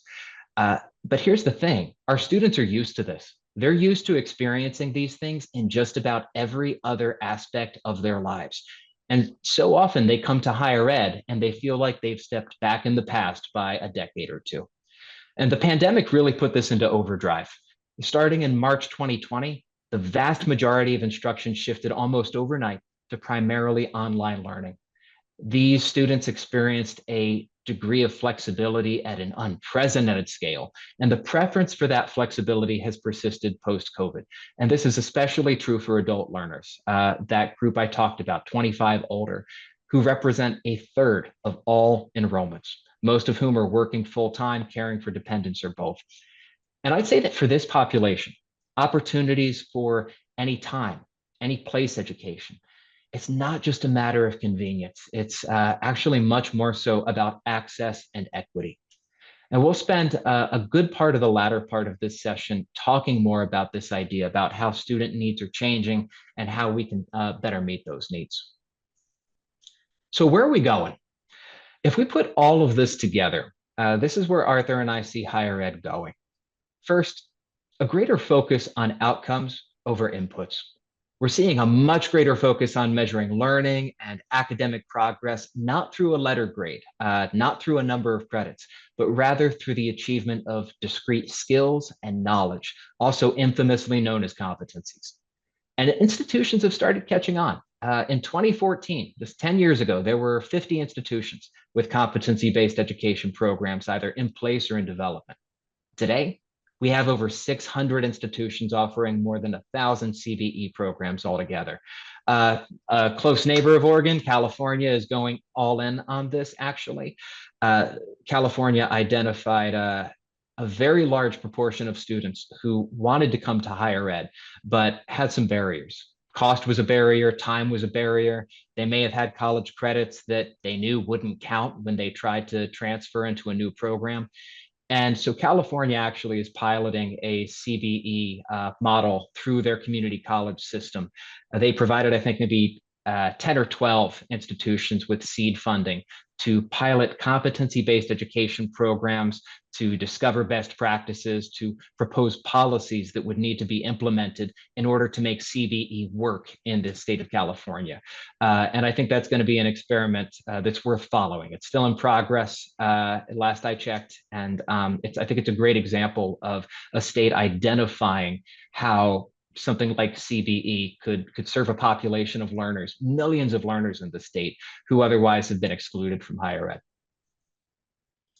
The thing about competency-based education is that it flips the way we think about higher ed. Traditional higher ed operates with time as a constant. We very much follow an industrial model. I mean, after all, that's where our system of higher ed was built for, and it was built in an industrial society. Our students take classes for roughly the same number of hours each week. There's a shared time frame for assignments. They might have an observation or a lab requirement. That too, often measured in hours. Meanwhile, outcomes are highly variable. What competency-based education programs seek to do is flip this model on its head. Instead, they recognize that people learn at their own pace, and they may need unique interventions to master skills and content. And so time becomes a variable in flux. People navigate the curriculum at different paces. But the goal, the hope at least, is for those outcomes to be much more consistent and constant. The next place we see higher ed moving is towards more evidence-based credentials. Today, we give graduates a transcript and a diploma when they graduate, which are really not all that useful for credential consumers or for grads. I recently looked back at my own college transcript, and I'll tell you, folks, I couldn't make sense of it. There were course titles that were cut off, course codes that I guarantee only the registrar, who probably retired some time ago, understood. And there are letter grades that don't convey all that much about what I learned or what I can do as a result of my education. And so that's why we see a movement now towards growing adoption of alternative credentials, towards micro-credentials, digital badges, a lot of experimentation right now. The goal is to come up with a way of presenting credentials, a way of representing learning in a way that tells not just students, but also consumers of those credentials, what the learner knows, what they can do, what the evidence of that achievement is. And the end goal here is really digital learner-owned credentials that are far more useful in terms of the information that they convey across the board. Now, I'll admit, it's a bit of a wild west right now. There is very little standardization in terms of alternative credentials. There are some attempts at it. The Credential Engine, for example, is a project that is working with a majority of state systems now, I believe, to bring a degree of standardization towards alternative credentials, how they're defined, how they're kind of structured, what metadata is associated with them. So it's a bit of a wild west, but I think we're moving toward a point where there will be more early adopters and eventually more standardization of the space. The last thing I'll highlight here is the content of the curriculum. It's really focused on industry and community needs is where we see things moving. And not just what the institution thinks that those needs are, but more so defined in a collaborative way, a collaboratively designed set of outcomes. I recently did a talk for a customer advisory board for an education platform, an ed tech platform, and it was a customer advisory board. It was made up of representatives from across institutions that were working with the provider. And I said to them, I said, every single one of your institutions needs to have a board like this. You need to know who your stakeholders are and what their needs are. And I'm talking about alumni. I'm talking about people in the community. I'm talking about community leaders, but I'm also talking about industry leaders who can help us understand how things are changing, what the needs of the local region are, what the needs of the state are. And I think this is especially critical for community colleges where it's much more common for learners to come from the surrounding area and to stay in the surrounding area. And so understanding what those needs are is really critical to being able to make sure the institution is serving those learners in a way that's relevant. So I promised you we would come back to that first question. How do we think about the needs of our students? So I'm actually going to switch us on over to that tab now and see what we've been able to come up with. Got a few answers in here. All right, so equitable access to academic success, absolutely. Basic needs, yes. We know that we have many students who are food insecure, housing insecure, lack access to healthcare. Another one that comes up very often is access to high-speed internet, especially when I come in and talk about how things are moving to online, digital, self-paced. That really only works if you have access to the requisite technology. If you don't, you're really just being excluded from where higher education is going. Excellence in education, support in the classroom, need for personalized services, absolutely, which is an increasingly difficult struggle as we're pressed for funding and the human capital often is hard to find. Workplace skills, absolutely. We've talked a little bit about that and we'll go more into it, I think. Thinking about how decisions directly and possibly indirectly affect students. I love that because, like I said, the latter half of this talk is really going to be focused on what our students need and how they need to be at the center of our decision making. And then broadly, what reflects the comprehensive nature of Lane Community College. Yeah, so if I'm understanding that one accurately, reflecting on Lane, its culture, its needs, its students' needs, and making sure that we're meeting that. I'm going to stop sharing for a moment. I've been talking for a very long time, and I just want to open the space for a few minutes in case anyone wants to react to anything so far, anything that we have submitted from the audience. And I'm not able to see all that well, but the camera is actually facing the screen. Yeah. So if someone else could, yeah. Absolutely. Scott, would you like me to call upon people to ask? That would be wonderful. Thank you. Cool. Is there any questions before I go?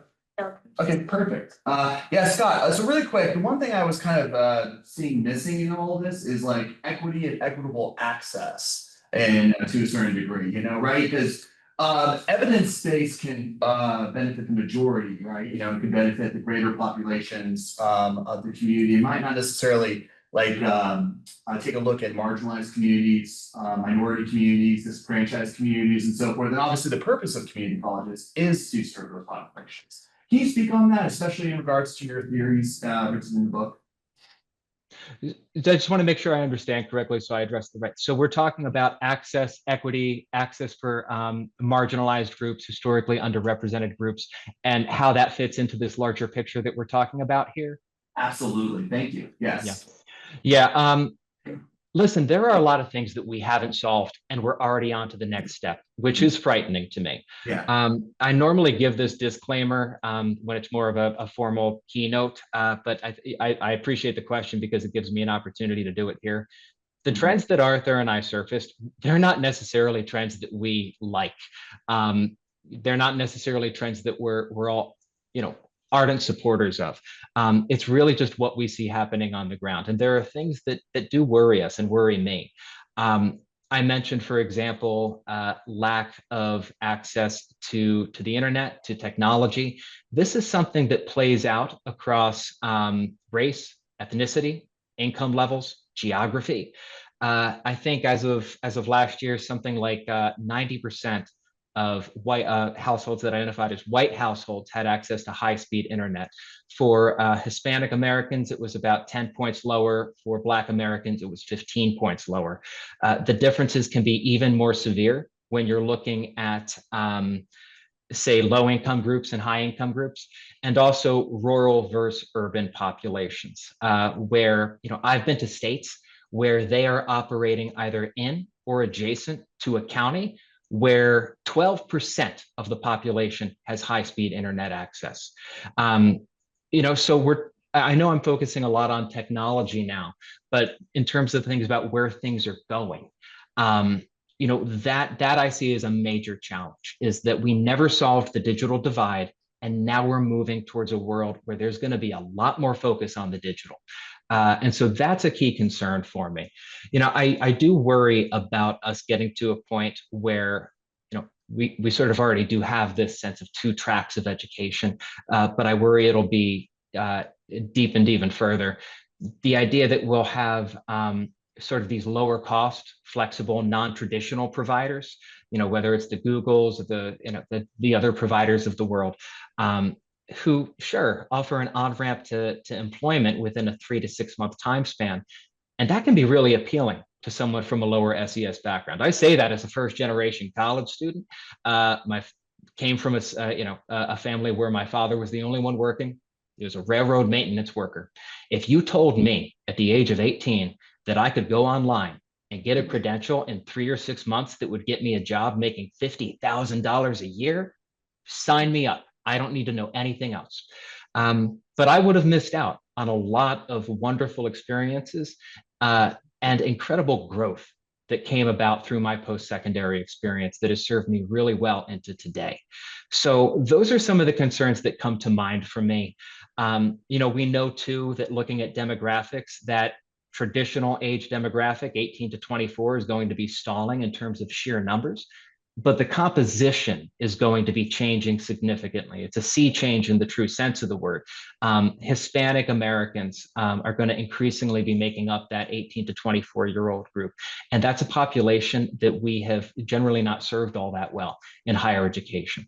So those are some of the key things that I would surface. Is we need to be thinking about this. We can't lose sight of it as we move into this sort of new world. Absolutely. Thanks for that reminder. Any other questions, Julie? Oh, so Steve and then Julie and Diane. Go. Actually, I was hoping, Amelia, I might put you on the spot, if that's okay. Of course, you can say no. You're the only, I think anyways, current student in the room, and I was sort of wondering how, Scott's kind of portrayal of changes and what it means to do student success, what students want, what they need, how that lands for you and your experience at Lane. Well, yeah, I can touch on that from personal experience. Thank you for calling on me. It's scary to me going into that, because college, like you say, Scott, is not just a degree. It's not just a certificate. It's not just your education. It is your lived life experience that goes along with that prepares you to live in the real world. And having everything online does not prepare you for that at all. And it opens doors, but it also closes a lot of doors. It's very complex. Yeah. That's how I see it. Absolutely, and thank you for that. I think you raise a really important point. I think a lot of institutions did look at what was happening, and their takeaway was we do need to be offering more online. But online is really only one way of offering flexibility. And I think that's really the key focus is how do we be more responsive to students' needs when we know that they're incredibly busy, when we know that they are coming from backgrounds where, like I said, they're working full time, they're caring for dependents, they commuting itself could be a hassle. But we'll get to this in just a little bit, but our models in higher ed, our operations generally don't work all that well for those populations. And I'll have a chart a little bit later on that highlights some of the ways that we do and don't do that, I think. But yeah, let me leave it at that for now, because I think I'll get to a little bit more that'll touch on those wonderful points you've raised. Thank you so much for sharing. So we'll move on, Julie, go ahead. So, I'm glad that we talked about the equitable situation because, our county is huge. It goes from the coast to the Cascades, and everywhere in between. So we have, pioneer sections of our in rural areas as well as small cities. So having access to the internet and even mobile service that works well is a challenge. Even to just healthcare access is a challenge because we have these huge deserts in certain areas, even in the population we have. So when you bring up the generative AI and the automations and how that's all moving, we had a commencement speaker that talked about that. And one of the things that I heard you say, but I also heard him say too, was how do we support students and learners in navigating their vision of the future opportunities for themselves? Right now, under the paradigm that we all know around education is that we can kind of see that we want to improve our lives, that there's some jobs out there that require our education, maybe a CVE, or something. But when we put automation and AI into the mix, damn, what's the job outlook for me? How do we encourage and excite students into that if they're going to get the job that they were thinking of is now going to be somewhat compromised and replaced or diminished, so to speak, by automation? Did you have thoughts about any of that, or is this one of the areas that you're concerned about too? It's an area of concern because it's been such a moving target. The way that things, a year ago, I was talking to an expert at Penn who'd done a lot of work in large language models and machine learning. And at the time he said, yeah, it's a big focus now on prompt engineering. How do you design the prompts that you give to AI? That's a really big skill right now. And then I talked to him a couple of months later and he said, yeah, prompt engineering is dead. Which it is. The technology continues to move so quickly that you're throwing a dart at a moving dartboard. I think we're going to need to just continue to keep a pace on this and keep track of this and see what skills are actually being replaced. What discrete tasks, I think, is really the focus here. What discrete tasks are being replaced, and what skills map onto those tasks, and what skills are we finding it hard to replace with AI, and what skills map onto that? What skills map onto those roles and responsibilities? That's all I have for now. It is a moving target. I definitely can say more about where we see uses of AI within education, and I'll get to that, but I know that's not the nature of your question. But what I'd say, I would go back to that customer advisory board idea, and I know we wouldn't call it that in higher ed, and I know many institutions already have something very comparable.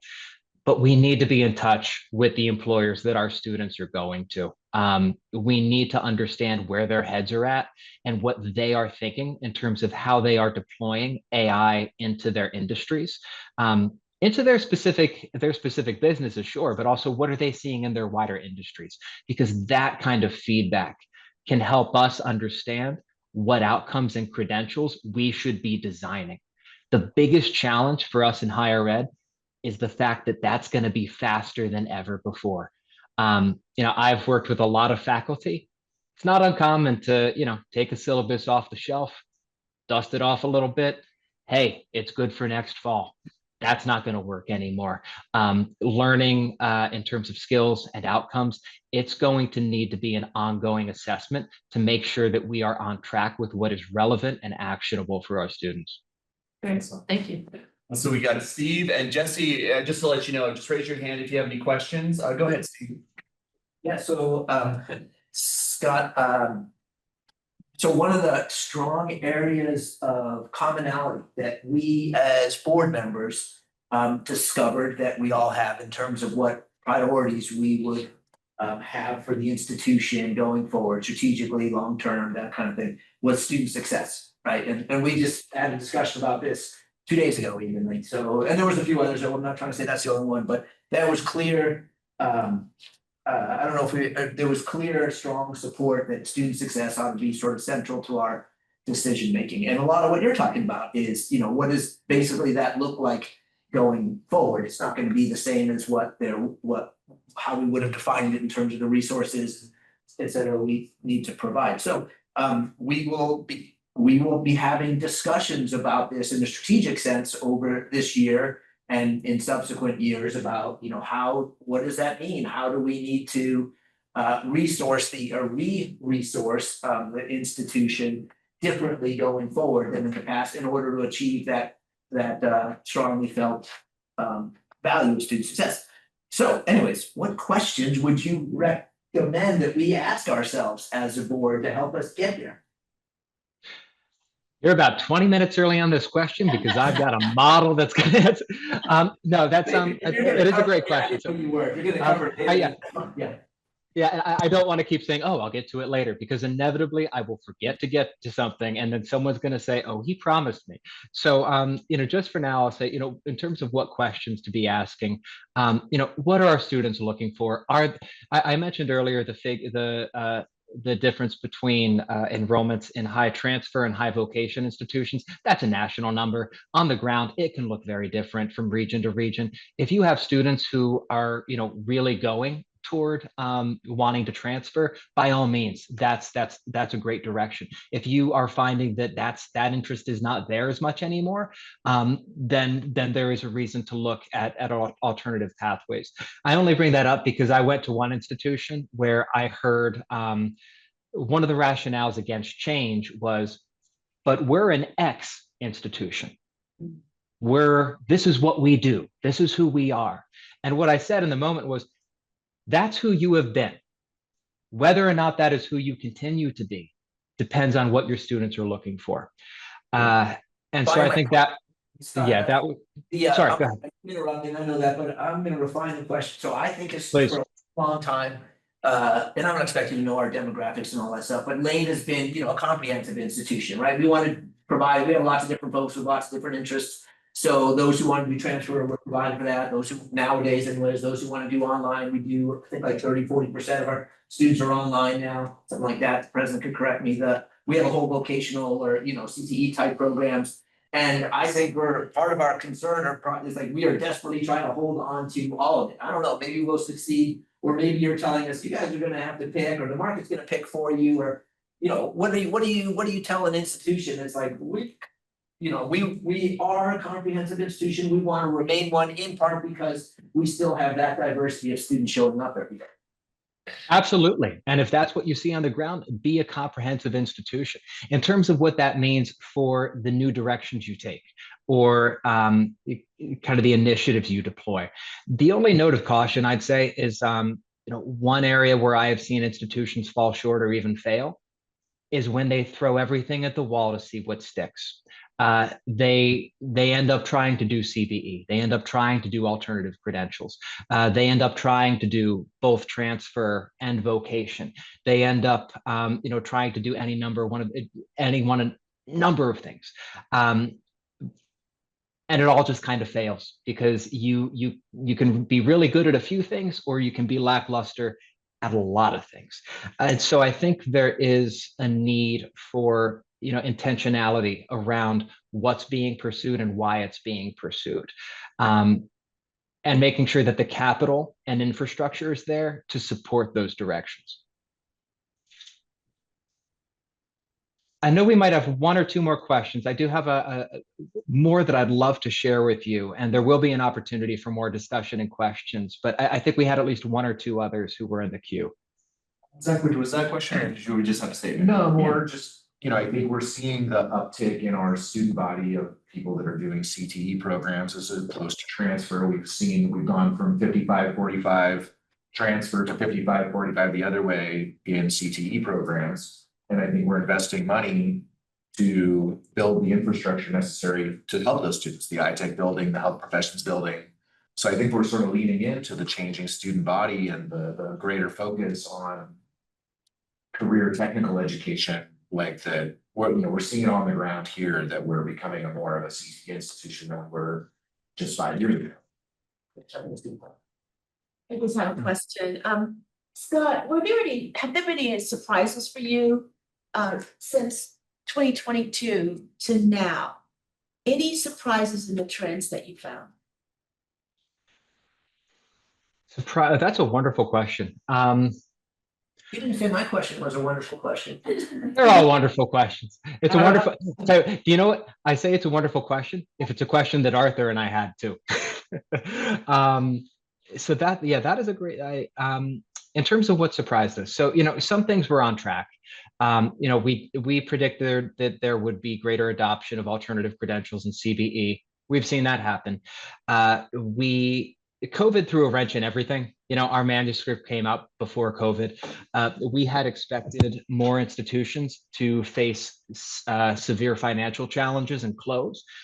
Some COVID funding kept them afloat. But, as of last year, I think Hechinger was showing one institution closing a week on average.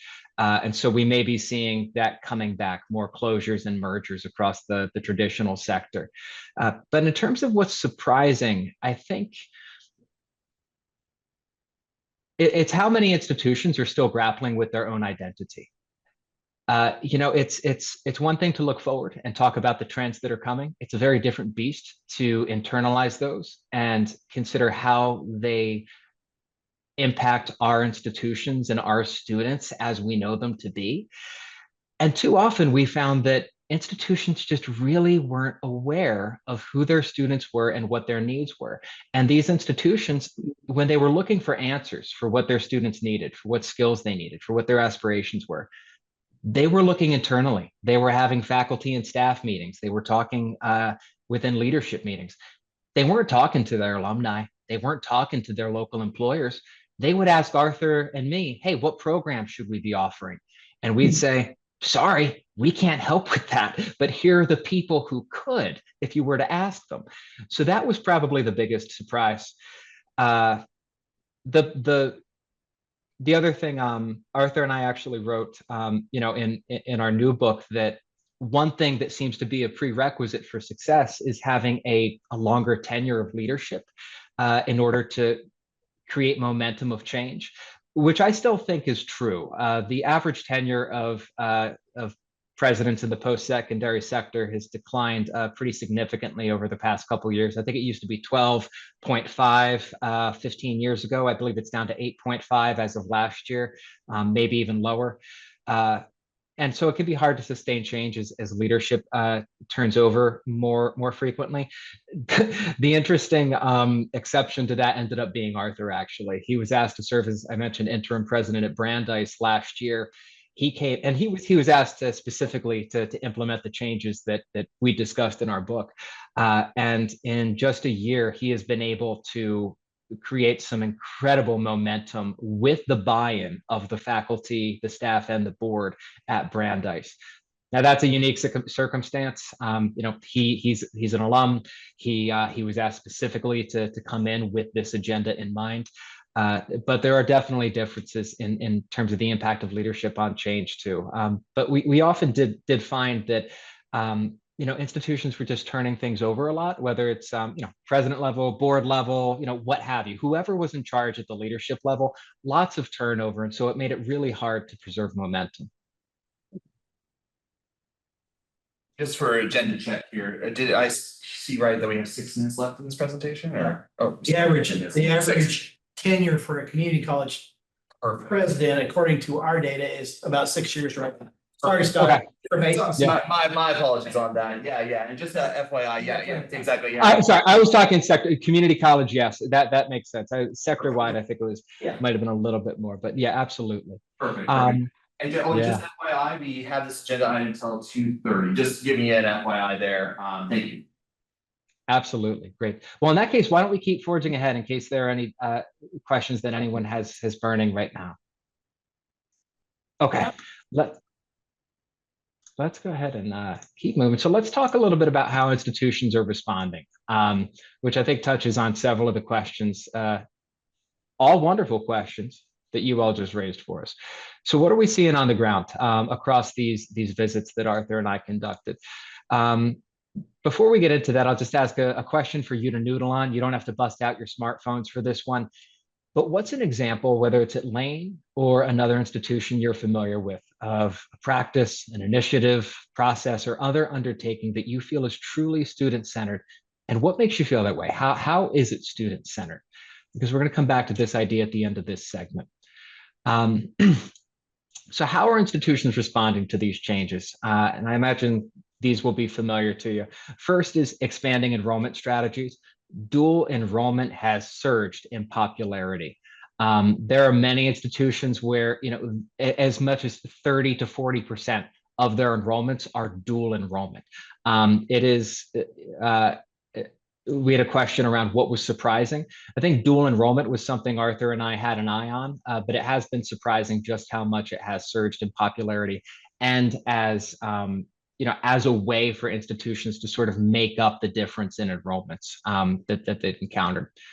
Well, Scott, yeah, go ahead. Yeah, go ahead.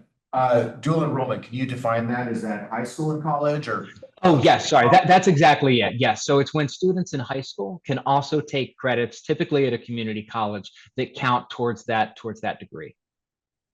Towards that post-secondary credential. I think you gave what percentage of students are doing that now? I don't have it nationwide, but I can tell you for sure that there are institutions we visited where as much as 30 to 40% of that institution's enrollments are coming from dual enrollment. So they're high school students enrolling into college. That's amazing, an area I'm very hoping we can focus more on. So that's really amazing that other colleges are seeing those numbers. Thank you. Absolutely. The second piece here, and it's one that institutions are approaching with varying degrees of engagement. Not everyone is going all in on this. Some are going all in on it, but investing in lifetime learning. And I'd say this is something that every institution, doesn't matter the context, doesn't matter the region. This is one thing that is black and white to me, is everyone needs to be thinking about what lifelong or lifetime learning means to you. In a world, I feel like I'm introducing a movie trailer. But when technology isn't advancing so quickly, when we have generative AI making things that, the future was yesterday, what we learn today is outdated, very quickly. People are going to be coming to our educational institutions time and time again. Some institutions are trying to be the provider of choice for their students. So trying to be their initial introduction to higher ed, or being the point where they come back into the post-secondary pipeline, and then providing them that education they need time and time again, whether they're changing jobs, whether their job changes, whether they're trying to career jump.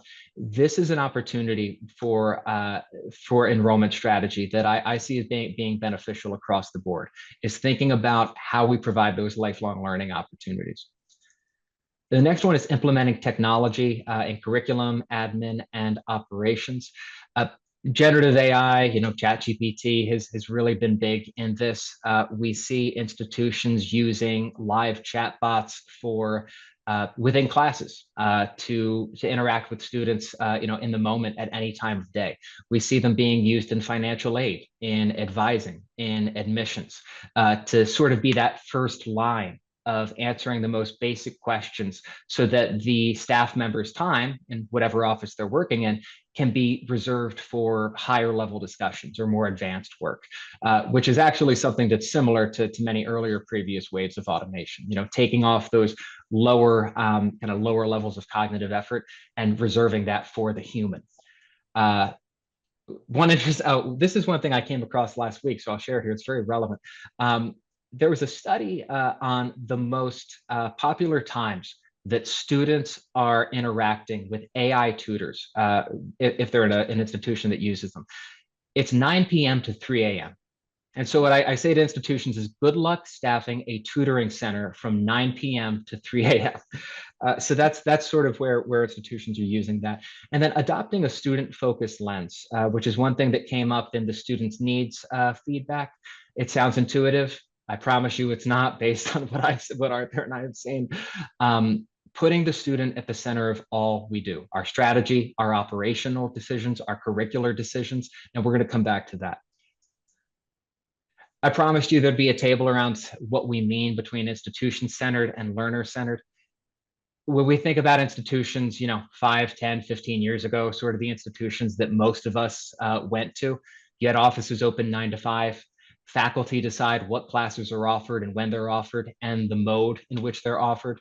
Career services, usually not that well staffed or connected.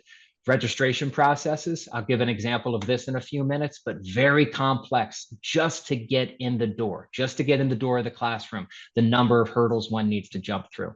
Advising and rigid curriculum structures there as well. Learner-centered models. And no institution is doing all of this at once, but different institutions are doing different pieces of this. But offering access to administrative services, either in an extended or on-demand way, considering the student needs first and basing course schedules on that, making sure that career services are connected to the region, to employers, to the community. In terms of getting students through the door, making sure that that's streamlined, it's service oriented. I'm going to use a dirty word later. I'm not going to say it now. It's a dirty word when I present to faculty, especially, but streamlined service oriented onboarding. Personalized, proactive advising models. This is one thing where AI can be helpful.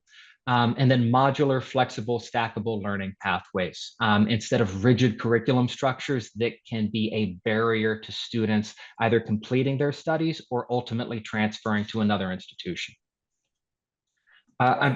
Centered options, they seem like they cost a lot more, I gotta say. I'm sorry, I wasn't able to hear that. Could you please repeat it? I'm just imagining that the budget associated with the learner-centered, alternatives generally look like they're more expensive to me. Absolutely, they can be, especially when it comes to resourcing a robust career services office. Streamlined service-oriented onboarding. Some of these are operational. Some of these are choices that we make in operations, and it's a matter of not dictating those operations. Is not what I'm suggesting, but more so, empowering the people in these positions to streamline as much as possible, to simplify, to reduce the number of offices a student needs to go to reduce the number of forms that need to be signed. Making that service mentality a priority, putting that front and center. But you're absolutely right. Nothing here is really cheap, and certainly none of it is free.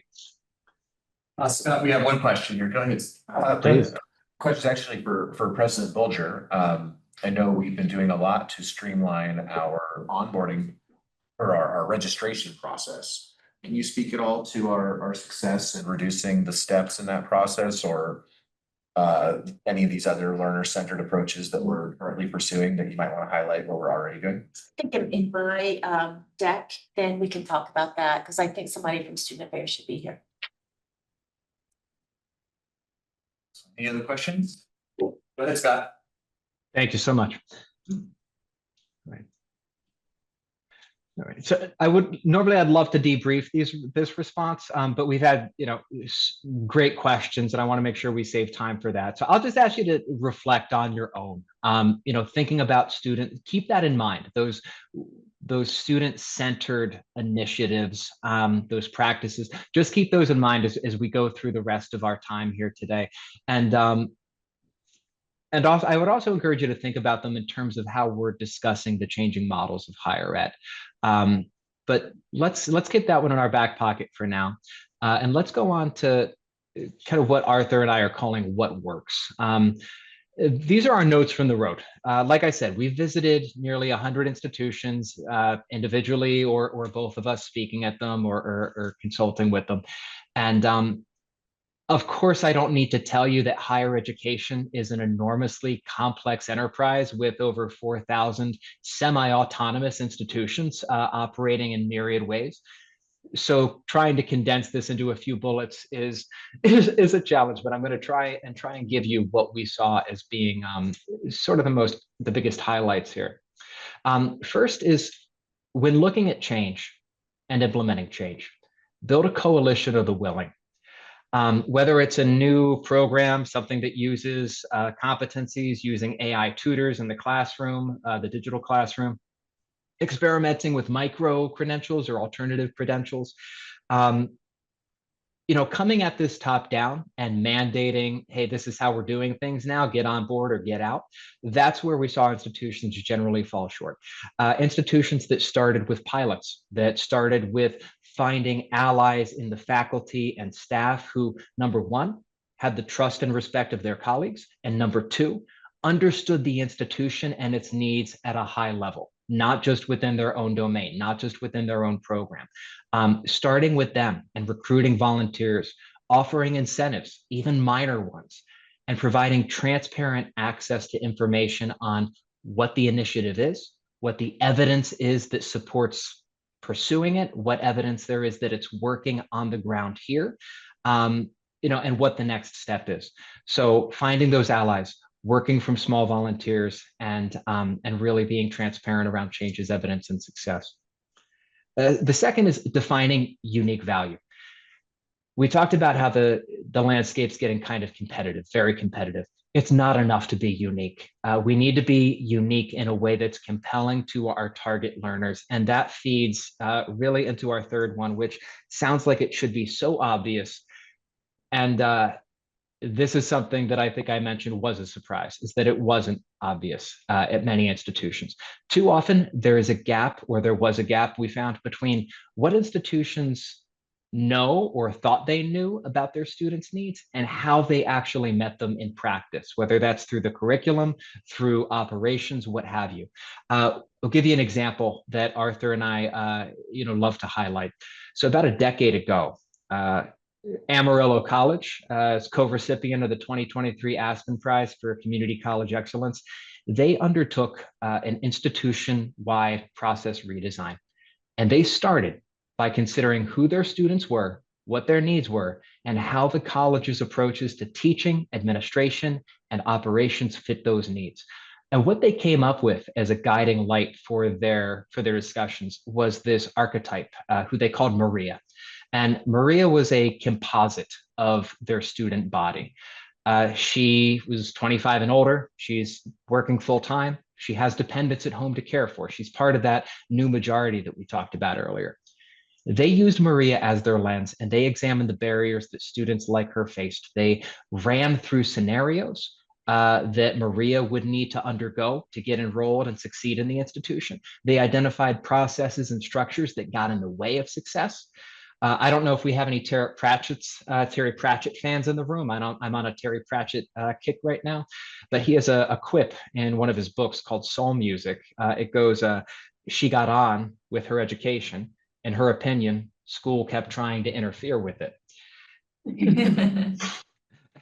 I enjoy it. So, Amarillo, they thought about her needs. They thought about flexible course offerings. They actually simulated the process step by step of what Maria would need to do to enroll in college, register for classes, take care of financial aid, everything.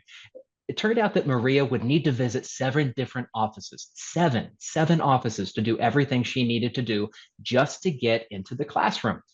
The end result of this was a series of substantive changes designed with Maria at the center, and it led to improved student outcomes, including a 29 percentage point increase, not percentage point increase to student completion rates over a 3-year time frame. And they condensed those offices from 7 down to 3. So still not at 1, but better than 7. I'm going to walk through this next part just very quickly because I promised someone that this would answer one of their questions because I know we're coming up on time and I would love to hold time for at least a couple questions. Arthur and I tried to put together a succinct model to highlight where institutions should be thinking when they put their student front and center. Now, the first C, the one that's going to be in the middle here in a second, it makes the learner the center of the institution's focus, and the other 4 C's arranged around it, those are the things that we've consistently heard that learners care about the most. Now, I said this is usually the part of the wrap up where the pitchforks come out, at least at least with certain populations, but I'm virtual, so I feel safe here. The 5 C's puts the learner at the center. The major problem that Arthur and I came across is that we could not figure out how to make learner start with the letter C. Can't do it. So we're going to use consumer instead. Consumer, customer, client, they're all C words, take your pick. In higher education, I know they can be dirty words and they can make people uncomfortable. But what it forces us to do is apply an alternative notion of who our learners are, what they care about, and how we design learning experiences, credentialing, and educational services that meet their needs. It is by no means the only lens through which we should view our learners. It would devalue them and their experience, but it's one important lens and one that has been very often missing from higher education. And so that service mentality, that's really what I mean here. And that might be an easier way to sell it to groups who are understandably wary of, customer consumer language. It's really a service mentality and how we can serve our students in terms of convenience. Is college doable for them? It doesn't just mean online courses. It means when are classes offered, if they are in person. Does it fit the schedules that students have? What about transportation? What about proper course sequencing and advising so that students don't end up taking credits that are ultimately wasted if they try to transfer? But it's also about logistics. It's about the number of offices that students need to visit. It's about how many pieces of paper they need to sign in triplicate. It is about online versus in person. And for many, especially at the 2-year colleges, convenience is really a matter of access and equity. It's not just convenience in the informal sense. It's really more significant than that. We need to be cognizant of the content of what we're teaching to. What do we teach, how it is assessed, and how it is certified? I mentioned earlier that colleges tended to turn inward for answers as to what to teach, how to credential it, what have you. We need to be broader in terms of how we get that feedback about what we're teaching. So partnerships with industry, with alumni, coming up with advisory councils, pursuing internships and apprenticeship programs where we can have two-way feedback with our partners to bridge between theory and the real world.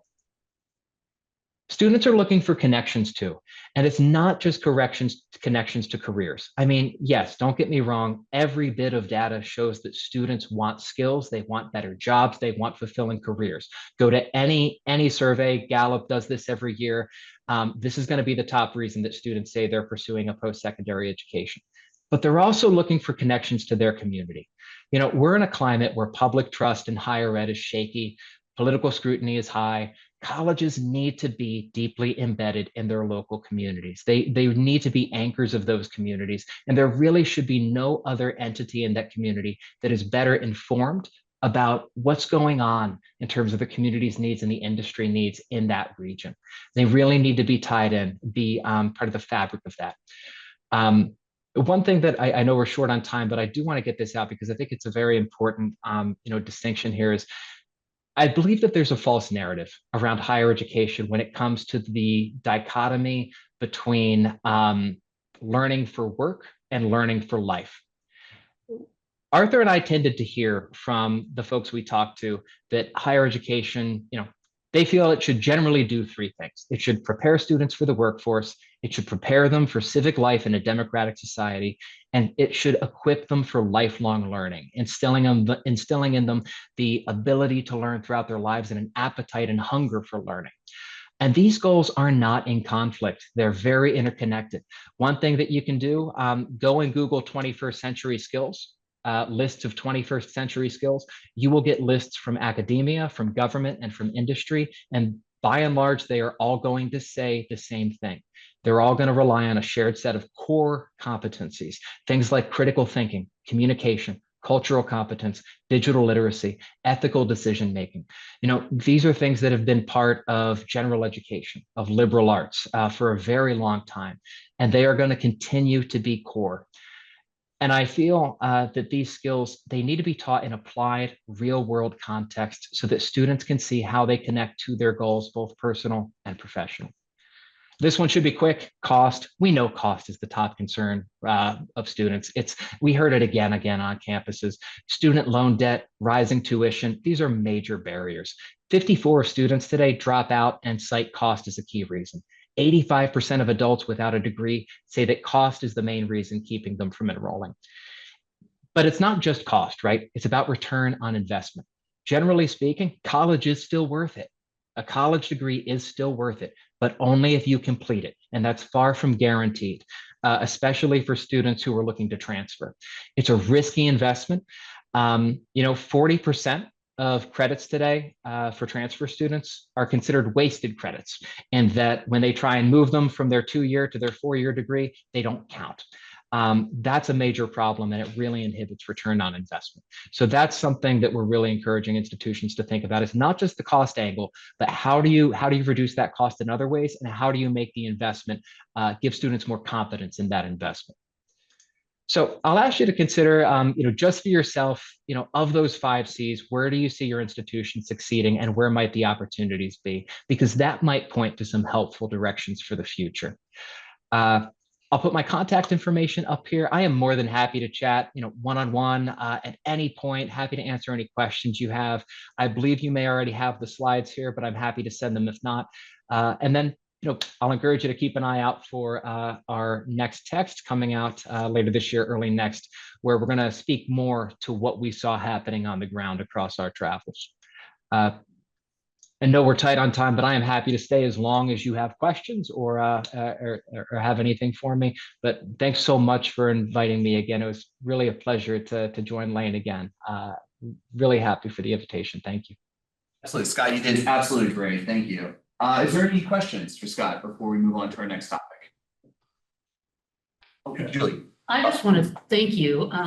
You provided such a nice broad context of some of the trends that we've been talking about and the president's been talking about, and changes that we've been trying to address on behalf of students, and those needs, and like the registration process and all of that. So really helps me as a board member. So I really appreciate your insights. So thank you very much. I'm very happy to hear it. Thank you. And Jerry gave you a kudo as well. Thank you so much, Scott. You were excellent. Thank you all so much. I wish you a very, very useful retreat with the rest of your time. Thank you all so much. Thank you. Thank you, Scott. Bye-bye. Thank you so much. Are you in Pennsylvania now? I'm in Jersey right now. I work at Penn, but I live across the river in South Jersey. How's the weather today? Rainy. Good. Yeah. We need it though. No complaints. Excellent. Good luck, man. Thank you. Well, Thank you, everyone. Next, we'll move on to the president's goals, evaluation standards, and so forth. President Bulger. Yes, does anyone want to take a break at all? I'm just curious. Okay, yeah. 5-minute break? All right. All right, everyone, we are back. Now we're moving on to the president's goals, evaluation standards. Dr. Bulger. Yes, thank you. And I just want to let the board know, we've got one new member here. And Jesse, I believe Jesse Maldonado had to leave. Yep, and Okay. is he still online? Yes, he Oh, is. yes, He is, great. okay, Thank you. great. So all the different board members are here, just so that you know, all the board members are here. And we also. Oh, Kevin, who's excused, yep. Except Kevin Altucker. And then Shelley Tinkham, Dr. Tinkham, who is the Vice President for Academic Affairs, is online. Perfect. Shelley, are you there? Okay, so Shelley is there. So we've got a full complement. I hope you know all of these folks. Okay, everybody knows all of these folks. Should I have them introduce themselves? Wouldn't hurt, but It would hurt. I have met. Okay, why don't we do that? Brett, you want to start? Brett Roulette, External Affairs. Eric Finance and Operations. Paul Joyce, Vice President, Student Affairs. Gene Turner, Human Resources. Shelley, can you take yourself off mute? Yep. Shelley Tinkham, Vice President of Academic Affairs. Okay, great. Thanks, everybody. So what we're going to do today is a little bit different from what I've done in the past years. I've always presented the goals and the strategies that are the president's goals. This year, in the strategies and the measures rather, really sort of, I'm going to present, instead of measures, I'm going to present focus areas. Because what I want to do is get the board's thoughts about those focus areas. What I shared with the board and with the college when I came in 3 years ago is that I would have 3 goals, and I would always have those 3 there. They would be fiscal condition, enrollment, and institutional culture, which is what I started with the first year. I changed that to institutional climate because I said, oh my gosh, I'm gonna have to be here for 20 or 30 years to change anything in culture. So I changed that to institutional climate in my second year, and in my third year, I guess that's where we are sort of right now. So we're gonna go through this, if you don't mind. We'll take about 30 minutes to go through this slide deck so I can give you a sense. We'll share some context and all of those things. Can you advance this if you would? We'll share some context and we'll share the goals and the strategies and the focus areas. And then I want to open it up and have a dialogue with the board members about this. Okay, so here's the overview. Go back for 1 second, Susanna. So there's some board overview questions. I just want to give the board a sense of the questions that when I think about working with the board, I think about questions that I'm going to share with you. And I'd love to share these with you so that you keep those in mind. I'm going to give you a little bit of information, Doug and I, about the external context. I'm going to present an internal success framework. It's a draft framework that we're working with right now. Towards expectations of the president. I have no expectation that that the board is going to give me solid, concrete expectations. But what I really need from the board is a list of what you think you want the focus areas to be. Okay. So those are toward expectations of the president. And then the evaluation model that I'm going to be suggesting to the board. We'll cover the goals, the strategies, and focus areas, and then we'll review those questions at the end, as I mentioned. Next slide. Here are the questions. So you can read them. They're actually in your packet. If you have your packet and you have the slide deck in your packet, I'm not going to read these to you, but these are just outbound questions for you. Okay. There's another page there. Next slide. Okay, now we're here. Just a little bit of context. There's a lot going on. There's a lot that's shifting. And what I wanted to do here is have Brett take really a minute just to talk about the funding in Oregon, education funding, higher education funding, and how that has changed so much and how that has affected where we are right now. So, Brett, if you wouldn't mind doing that. Sure. Since pretty much 1990, and it's not really, I think, a surprise for those of you that have been tracking education budgets or government budgets. Voter-approved ballot measures have had a huge impact on state budgets.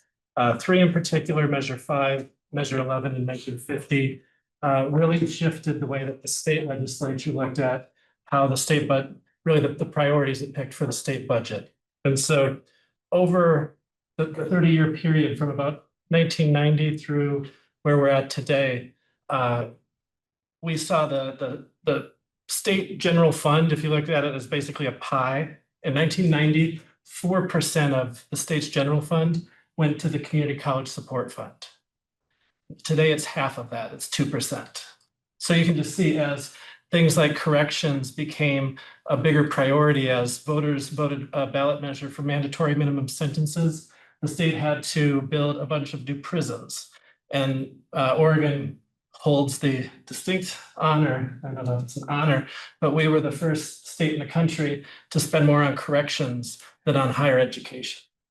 And so, while that happened, who paid the cost of that? Well, the students. And so we saw student tuition go from relatively low to the most expensive of community college tuitions in the Western United States. Is that roughly the same today as then? Tuition? The ratio of prison spending to higher ed? It's actually a little better today than it was in kind of the mid-aught years. Bad old days. Yeah. The voters had kind of repealed some of the extreme, the most extreme part of the ballot measures. But overall, what we've seen is that shift of the state budget having to make up more of both the K-12 budget and human services. And so those are really the ones that are really kind of adding stress to the budget right now. And we've seen it with the expansion of the Oregon Health Plan, how many students rely on the Oregon Health Plan today. I mean, 1 out of 2 students in the K-12 system relies on OHP for their health insurance. And so there's just cost there that didn't exist in 1990. And so that shift really, because Measure 5 capped property taxes and took away the local board's ability to set a taxing rate. Because of that, really the cost over and over again has gone on the students, unfortunately. Yeah. So that's really the reason for that last candidate. It's really the shift of the resources in the state and where they have gone and where they have gone away from, which is higher education. And it puts a lot of pressure on this college on tuition, because it's really the only area, that three-legged stool we talked about earlier, that has some variability. Let's go to the next slide. And just to add though, only one of Oregon's 17 community colleges started post 1990. The rest of us have programs and services that started during a time when the state funded us very differently than today. And so many of us are in a situation almost annually where we're trying to make these tough decisions to carry forward programs and services that started in a different era. And that's why it's become so difficult for us to fund. That's right. Thank you so much, Greg. So federal landscape, everything is shifting. If you followed the news even last evening. Yeah. Now, we knew this was going to come. This is KLCC funding. We believe that we're finding out the details, but we've got here an estimate of $1,000. Please hold your questions until the end. Just jot your questions down and we'll answer any questions you might have about this. But there's some other impacts that we've been finding out that are going to be affecting Lane. I shared that certainly this week in my weekly communication, but you'll see some of those here as well. Let's go to the next slide. There's an opportunity here though, too. And I wanted to go back, if you would. So sorry, Susanna. Thanks for keeping up with me. The opportunity perhaps could be the federal workforce Pell. This is the short-term Pell that I think that Scott mentioned. We mentioned it a little bit earlier, but Scott also mentioned the number of new competition that's coming into our space. And we can talk about that a little bit if you have any questions about that. I'm incredibly concerned about that. Let's go to the next slide. So we have been, as a leadership team, and really down to the deans, I believe, everybody, down to the deans and some directors, we've been workshopping this framework about the operational and student success, having students really be the center of our work here and showing that within a comprehensive framework. And what you'll see the Board of Education in here. You'll see the strategic plan in here. You'll see data-informed decision-making here, but you'll see the people. Remember the people who drive everything that we do. But you also see 3 domains, 3 areas of focus. And so those are student success, student experience, and workplace readiness, experiential learning. The workplace readiness, experiential learning really connects with what I think Scott was saying about lifelong learning skills and lifelong learning, that is something that's a centerpiece that he and Art Levine have been taking a look at. So let's go to the next slide.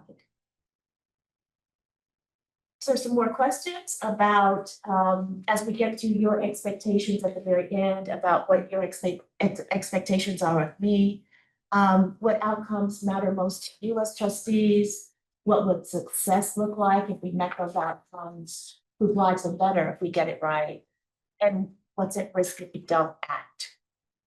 Go to the next slide. This is the evaluation model that I'm going to be suggesting this year. The difference is the second column on the student-centered domains. You'll see the 3 goals, but you'll also see the presence evaluation standards. And these come directly from what the board and I worked on together. You might remember this is a document also in your packet. The board and I worked on together. These are the president's evaluation standards that Vince Adams worked with us on. And what I have done, as you can see, is connected the focus areas that I'm going to be showing you to the president's evaluation standards specific. We'll be talking more about this in September, not thinking that we're going to get through all of this today, but I wanted to share this evaluation model with you. Let's go to the next slide. I think we're here.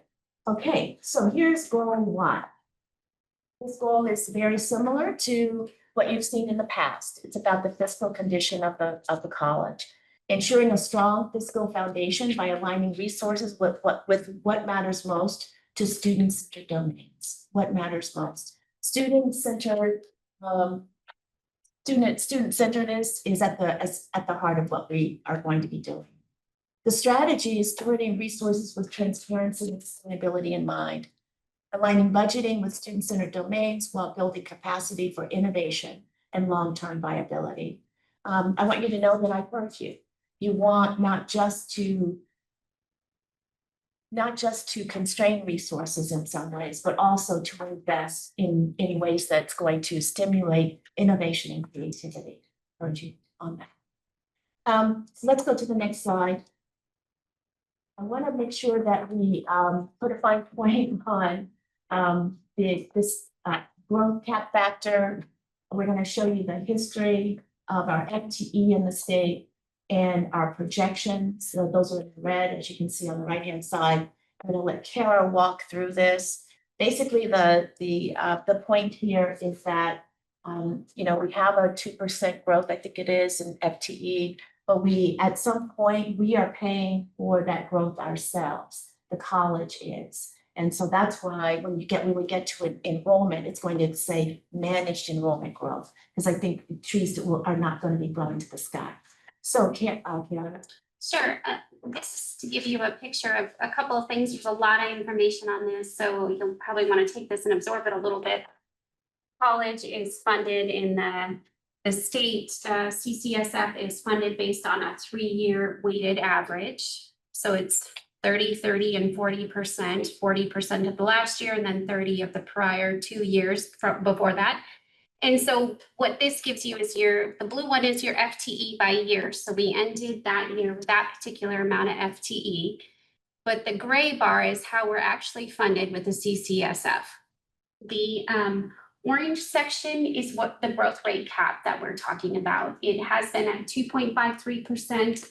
There's a discussion of what that may look like in the next 2 years. That hasn't been set. So I'm assuming a 2.53% continues, saying, if we maximize our ability in our enrollment growth, this is what our funded FTE would look like. The picture that I think is important to notice is that we were still in 2020, if you go back to 2020, we were rolling on the 3-year average. We were still higher than our current year.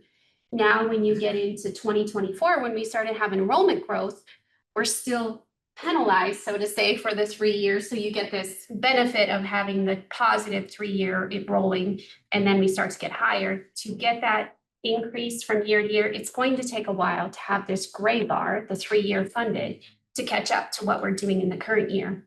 So when we talk about the growth rate cap, let me use 2024 as the biggest example. We were unfunded for 205 FTE as far as the state terms are considered. So you can capture tuition money, but we also have to start looking at what point does tuition money cover the cost of that increased enrollment as a whole. Of course, it depends. Are all the classes full? Are they most expensive classes? Are they the less expensive ones that don't require a lot of resources? So that is a big picture in that part of some of the strategies that Dr. Bolger will talk about.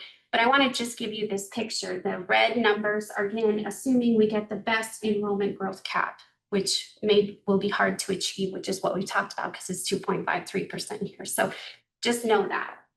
But it's a lot of information, so maybe percolate on it. And I know it's fun. There's questions now or?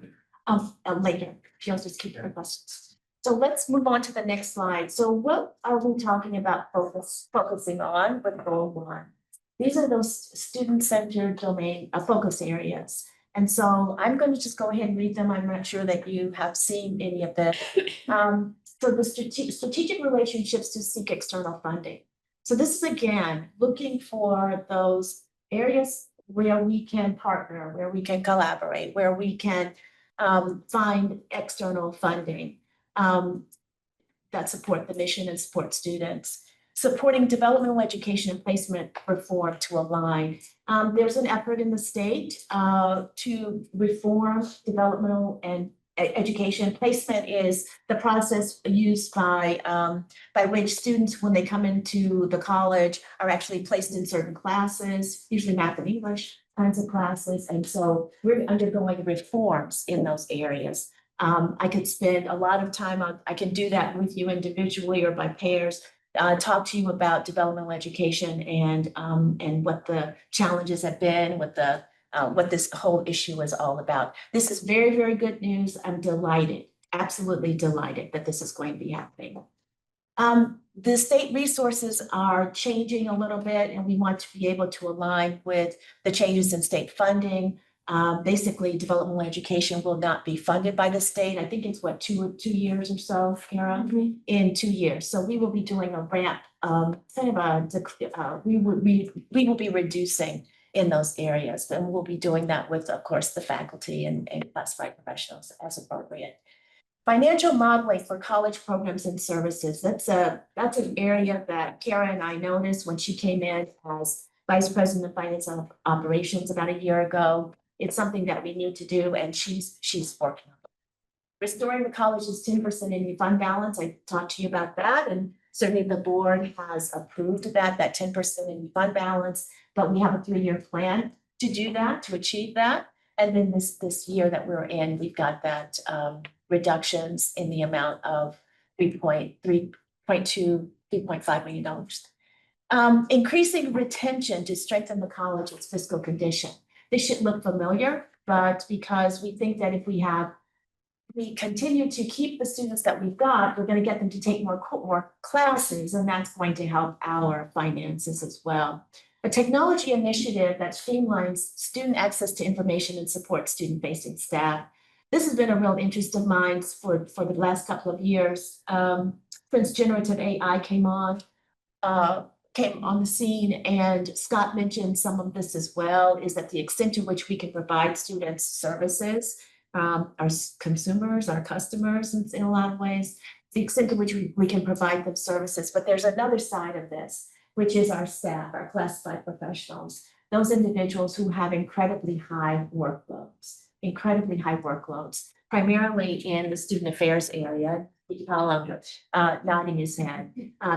This will be able to help support our really great advisors and other public-facing individuals in the work that they are doing. So, next slide. Oh, are there others that are important to the board? We can certainly get to that. If you'll take some notes on it, whether or not there are any others with respect to fiscal condition, the strategy. Are there any other focus areas that would be really, really important to you? As we move on to managed enrollment growth, again, trees are not going to be growing to the sky. We feel a need to focus here. And so here is the next couple of years goal in a way, 2025, where we are right now, to 2027. Strategic increases in enrollment occurring by positioning Lane's hallmark, experiential learning as a driver of access, retention, and completion for all students. And again, you might remember, Scott and I did not talk about this, but that's been our strategic vision here at the college, to position Lane to be the workforce and talent development hub of Lane County and beyond. And that's what this is connected to, experiential learning. So here are the strategies. There are 3 of them. Positioning Lane as the college of choice for lifetime professional development, professional and personal opportunity for exceptional hands-on learning. Strategically expand outreach, dual credit and academic pathways, and design an enhanced student-centered experience that integrates workplace readiness, experiential learning, and real-world application to attract, retain, and graduate more students and enrich the community. Much connected to what he was saying. Number 3, increase student outcomes to manage enrollment growth. Next slide. So these are some select student-centered focus areas. I know that the team is actually working on some other areas as well. What I've given everybody permission to do is to stop doing things, because I see workloads increasing across the board. And we want to do those things that are high impact and are going to make the most difference at the institution. Here are just some areas though that have come up from us. I mentioned the developmental education and placement reforms, increasing a yield of high school graduates. I've said since I've been here that sure, the high school population is declining. We all know that. But we can increase our yield, increase more of those students coming to Lane. Addressing barriers to transfer. There are multiple barriers to transfer. It's also a complex area in case you're ever interested in learning about it. Improving high school connections, processes, and transparency with K-12 partners. This is something that's come up from the superintendents and principals and others working in K-12. And then the technology initiative that streamlines student access to information and supports student-facing staff. We're talking about an AI chatbot. I don't think Brent is with us today, is he? No. An AI chatbot. There was a first generation of chatbots. We're talking about the next generation of chatbots, which is really powered by Gen AI. Next slide, please. And this is a continued slide, experiential learning opportunities. We're starting with some foundational work, definitions and participation tracking systems. We need some systems for this. We need to define clearly what we mean by experiential learning. Investing in efforts that measurably improve retention and program completion. For example, reducing the time to degree. This is directly related to the costs of students and to the use of their Pell Grants. If it takes them a long time and they amass a lot of credits before they leave our college, then they are using a lot of their federal financial aid. And so part of this work is to also involve faculty as they look at their curriculum and redesign them. Setting targets for headcount and FTE, as well as for retention, completion, and equitable success metrics.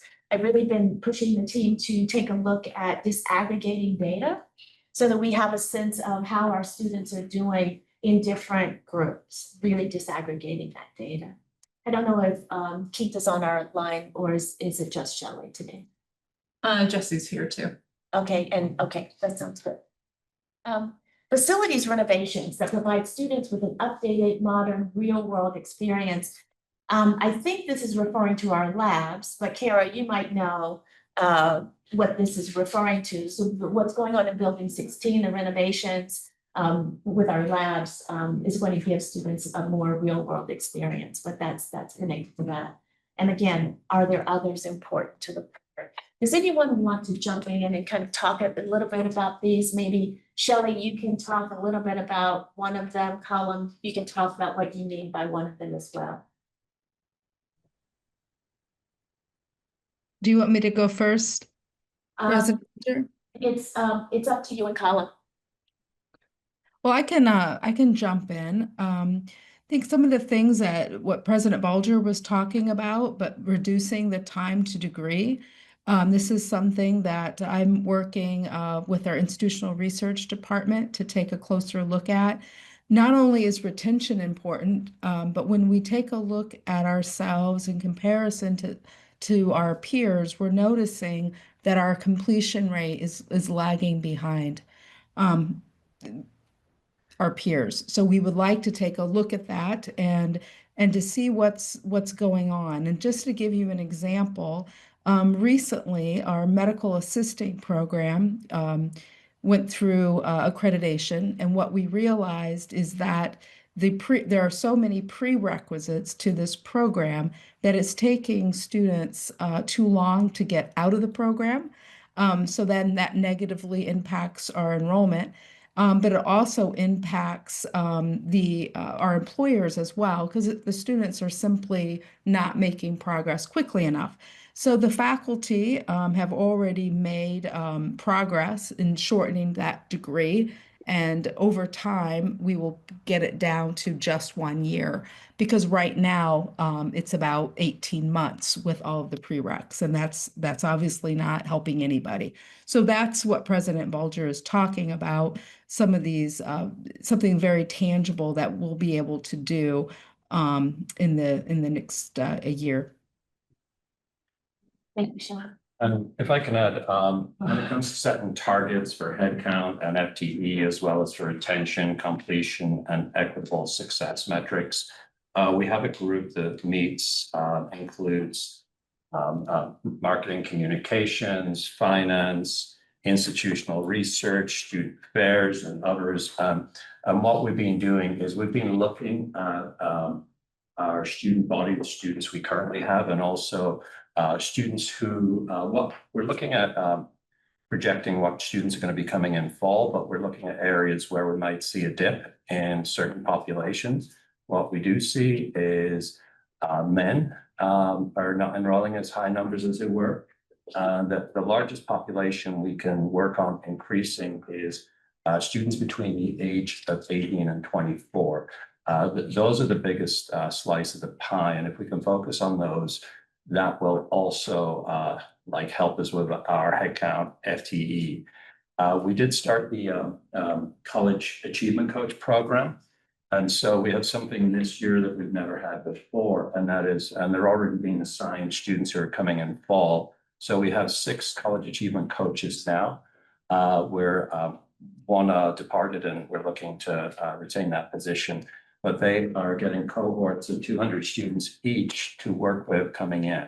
And those coaches are going to work with them face to face. They're going to do small group meetings, and they're going to help them with admissions, registration, financial aid, resources such as tutoring, trying to get them, if they need accommodations, working with our Center for Accessible Resources. And we're using metrics to look at all of this. We're really using data. Bringing Keith on board and institutional research is giving us just so much more professional experience to help us do what we do and to be able to track everything we need to. And then the last thing I wanted to mention was Building 1. The lobby area in Building 1, we received a fund of $450,000 donation from a donor, a local donor, to work on remodeling that area. So we're going to try and create a more comforting, welcoming environment when you walk in that front door, and change the way we do things to create a model that kind of goes with that college achievement coaches, a big welcoming front desk, rugs to dampen the noise a little bit. It's very tinny in that area, if you notice, but also new technology and making it just a place when students walk in, they feel comfortable and welcomed. And it looks like we have really good technology and facilities. So those are the kind of things we're working on. So those are all focus areas, and you found out a little bit about specifics of those.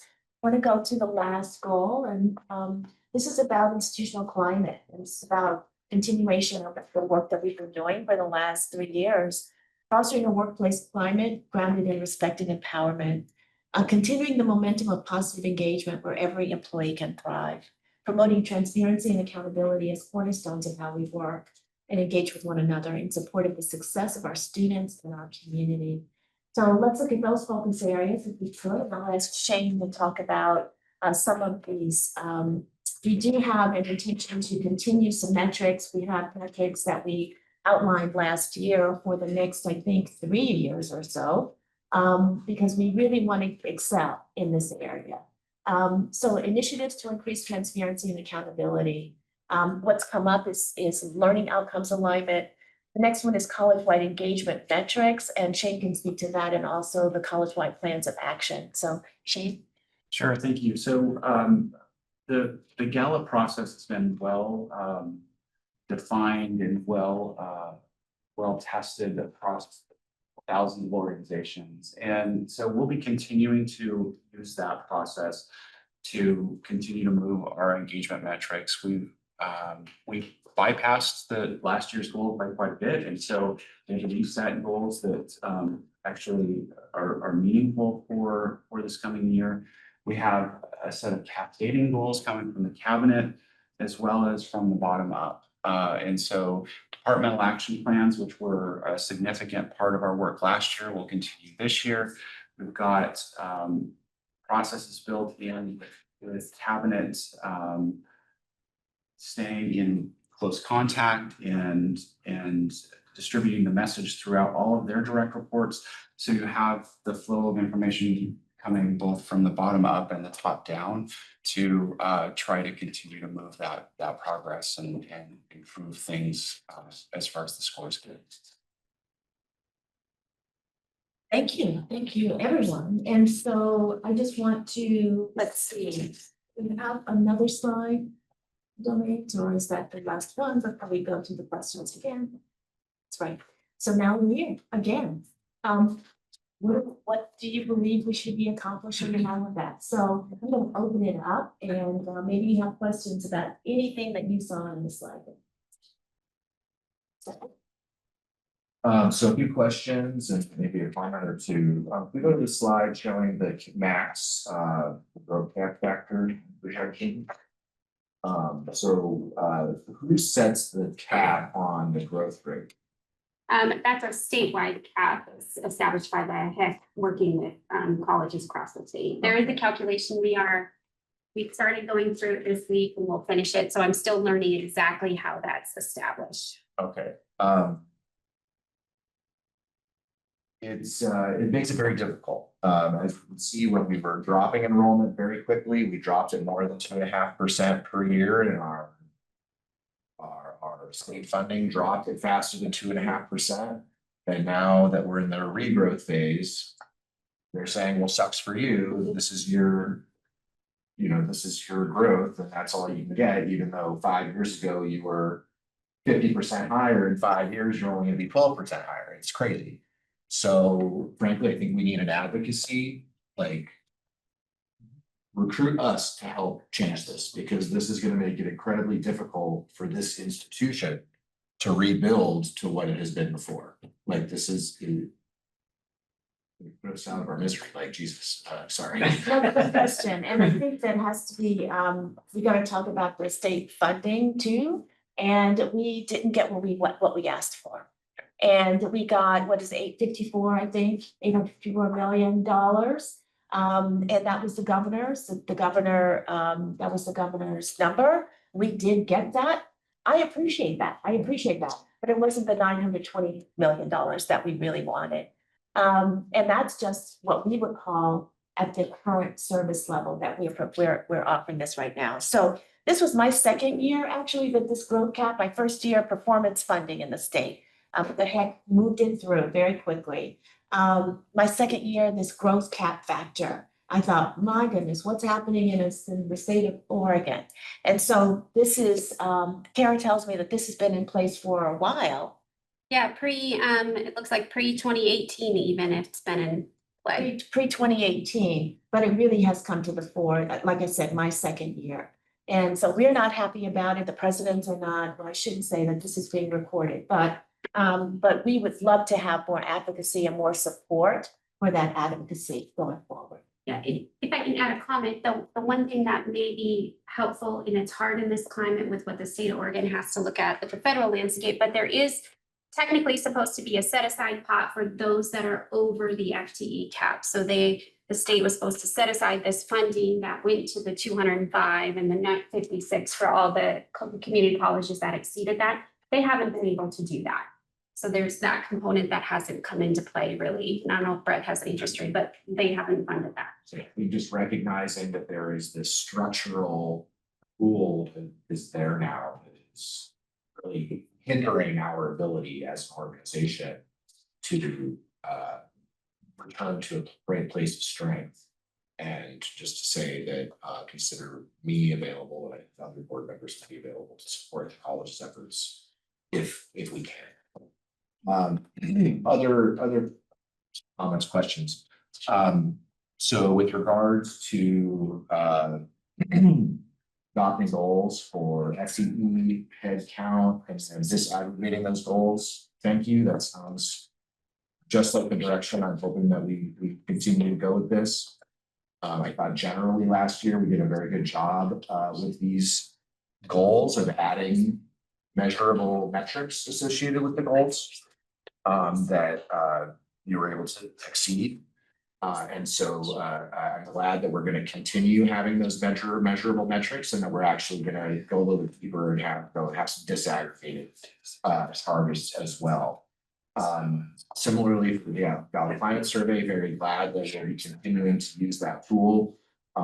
Was very happy to see us exceed the targets this year, and very much look forward to us continuing to make progress to reach those long-term targets that were set last year, but it sounds like might be tweaked a little bit this year. But glad that we're moving in that direction.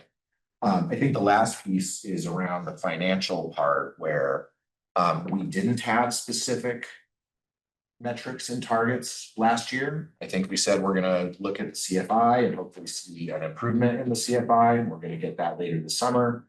But if there's a way for that goal to have a specific measurable metric as well, I would encourage us to look at what is the right metric to use for fiscal condition, and what is a reasonable target on an annual or multi-year basis to reach that goal. Yeah, thanks. I want to let Austin jump in, and then I want to respond to what you're saying.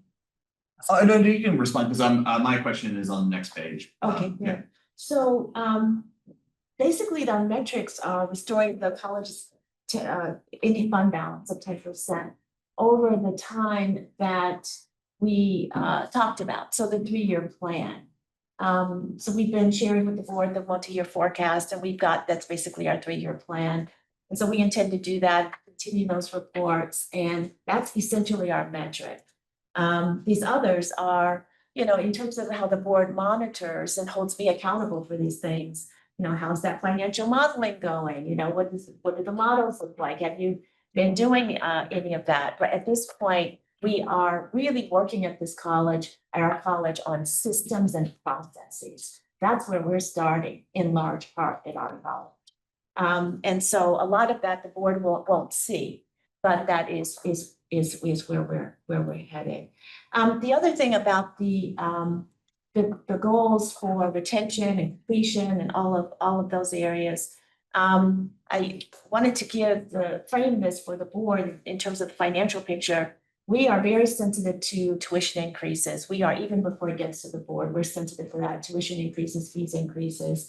But we know also that we have some constraints, this one leg of the 3-legged stool, actually 2 of the 3.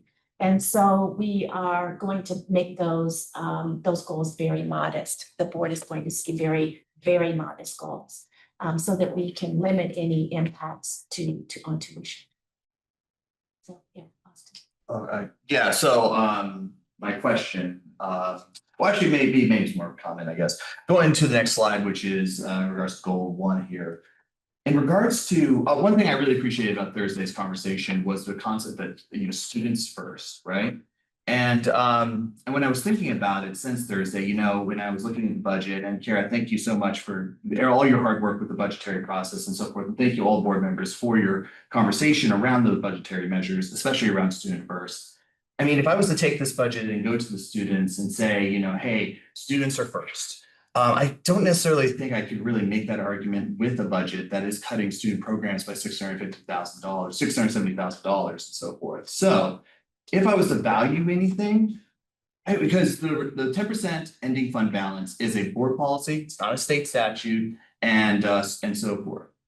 I would value making sure that we fully fund student programs and services and wraparound services above the 10% ending fund balance. I'm not saying not have an ending fund balance, but I am saying that if it's a difference between 10% and 8%, we fully fund student programs and services, I would make that trade any day of the week. I know that it's a little bit more complicated than that. There's things around our credit rating, Moody's, and a variety of other different factors. And I think we should seriously have that conversation as a board. But I think we should have that conversation because we valued and greatly valued in that Thursday's conversation around student first. I'm glad you mentioned Moody's. We were delighted that Moody's removed the negative outlook. Because when I came in, there was the rating and then the negative outlook on there. They kept us the second year. And I promised lots of things, as I always do, right? I'm always aspirational, always positive. And then we'll have a great leadership team. We actually make these things happen. This year, we were delighted that the negative outlook was removed.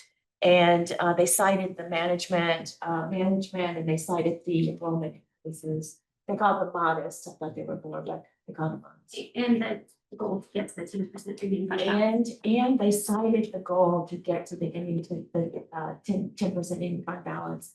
And so I would just offer that to the board as just a very sort of cautionary, just in terms of how others are looking, others are watching us. And so I would just offer that as cautionary. Absolutely. To remove from that. Plus, the 10% ending fund balance only gets us to maybe 1 month of salaries, not even all of the expenses that we might have in a month. And I have to manage possible risk to the institution. Who knows what might happen? So I would just offer that. Absolutely, absolutely. And all I was doing was, as an individual board member, communicating that, if I was to value anything, it would be those wraparound services, because it is an equity issue. It is making sure that our students have all the resources they need to be successful. Student success was also another important value and so forth. So if we are, and so it's a conflict with me in my head to say, we need to restore the ending fund balance while cutting student programs. So that's all I'll say on that. And so anyway. Any other questions? Thanks for the presentation. So I think I might need more, tutoring. And generative AI, Kara's not gonna do it. I'm probably gonna have to ask you directly. It's higher level stuff. But we can do that offline, but what I took from it, and Zach's point, by the way, I also agree with, we ought to be advocating for a different model, but we can imagine that would take some time. I think what I understood is that there's some kind of like a Goldilocks thing in there, right? We want to increase enrollment, not too much, not too little. There is some sweet spot. And consistent with, the way the model works now. So the question is that in and of itself a thing that we can model, right? I guess that it depends on the growth factors at the other institutions, and so then that gets difficult. But to the extent that we can figure out I'll just call it our Goldilocks thing, that's a useful thing for us to know. The red number is the Goldilocks number. Mhm. Above that number, we add one more student, we get 0 additional state increase. So that is the Goldilocks. Yes. So I would just say that our growth, until we are able to change the, state policy, et cetera, ought to be something consistent with that. Otherwise, we are hurting ourselves, at least in the short term, and we have so little wiggle room to work with. So there's one thing to consider. So then to your questions about other things or whatever, I won't try to figure out which of these things fits where, or if they fit at all, but things that I would put out there for folks to consider. And you've heard some of these things you've heard me advocate for before. I think the close to the a thing we ought to be working towards over these next, whatever it is, 3 to 5 years, is consolidating our wraparound services, kind of front desk areas, whatever they are, as much as possible. So into one building, or two, or right now, because right now what we hear from students occasionally is we can't find them. This one's over here and that one's over there, and I believe we've done some effort to consolidate, but the closer those things are to each other, all in one building would be, in my view, the ideal. The more likely it is that the student ends up getting what she or he needs. They walk into the building, they might go to the wrong desk at first, but it's so much easier for the advisor to say, it's actually just right there, let me walk you over. And the student will learn a lot. So I think that's a thing we ought to be shooting for these next 3 to 5 years. We have great wraparound services. I think we would get more bang for the buck by consolidating their locations. The other thing that I didn't see up there, and maybe it's appropriate, maybe it's not, but I think the HSI designation is a thing that ought to be explicitly pursued over this next 3 to 5 years, as I think it's a student success. I think it fits your retention goal. It may kind of overlap with some others. Couple others. I think a goal again for the next 3 to 5 years is more asynchronous tutoring and learning. What we're hearing from Scott, to some extent, I think echoed from Amelia, is that factoid about the, you know, the 9 p.m. to 3 a.m. Tutoring thing, that says something. That really says something, right? We're never gonna offer that on site ever, right? But an asynchronous, you know, chatbot or whatever it turns out to be has an enormous potential in that. So I'd like to see more of that. Back to the fiscal condition, this is something that Jerry has said, and I totally agree. We've made some improvement over the last few years, but I think there's value in reviewing the specifically the touch points that the board has vis-a-vis the upcoming budget. So this year we integrated, or maybe it was last year, I forget. There was a point at which the board got to weigh in and say sort of, you know, I forget how we worded, but then what's the maximum tolerance we have for increases in student tuition? And then that became the assumption that was built into the budget. The board said, I don't remember the number, 3% or whatever. And boom, then that's reflected in your budget assumptions. There's other kinds of touch points that I think would help the board a lot if we said, well, you know, along the way, we're going to target whatever that Goldilocks number is, for example. We're going to pick a budget, you know, a tuition increase percent. Would you mind lowering your hand? It's making me feel like I got to move faster. But I think there's other touch points like that along the way that would give the board comfort that by the time we saw the final budget proposal, we could see that our fingerprints were appropriately already there. I have others, but I feel like that's a lot. I'll stop right now. Maybe if there's a time for a second round, I'll maybe get to it, but those are some of the things. Let me just make a comment too, about the Hispanic Serving Institution designation. With the changing federal landscape, this is something that we're following very, very closely. That designation basically gives you access to federal dollars, state federal grants that are designated for Hispanic serving institutions. Well, there's a question, given some executive orders that we've seen over the last several months, it's just a question about the status of that. And with the dismantling of Department of Education, for all of those reasons. So the designation is at 25% of your students being Latino. And we are at, does anybody know, it was 18% the last time I checked, thank you. It was 18% and it was 14% when I joined about 3 years ago. So just to put that in context. But certainly we have that in mind. We are an emerging Hispanic serving institution. That's a state designation. Basically, there's a committee that's set up at the state level in the HEC that has discussions about preparing for that eventuality. We are monitoring, though, as I said, the federal landscape to see even how viable that is. Yeah. Now, that doesn't mean we're not going to serve the students. We are going to serve the students, and I hear the interest in doing that, and I have an interest as well. I'll just add one other thing that I heard what Austin had to say, listened to what Austin had to say about basically chipping away at our reserve in order to preserve unspecified at this point in time, specific student programs. I'm going to resist that mightily, honestly, because what I see it just so very differently. I see that reserve as the thing that gives us the flexibility to support student success, especially in light of changing federal landscape and the speed with which it changes. They are now at a place where instead of giving you 2 or 3 years notice that they are going to cut program X, Y, or Z, sometimes they claw back money that they had already promised. And it's that reserve that allows us to, preserve those programs, extend them, support them in the name of student success. If anything, given what's going on in the country, we ought to be increasing that reserve instead of reducing it. I will resist any attempt mightily. Can I take a chance before you speak? Oh, you're 100%. So thank you. This is lots of good information. I got a little, yay, good job.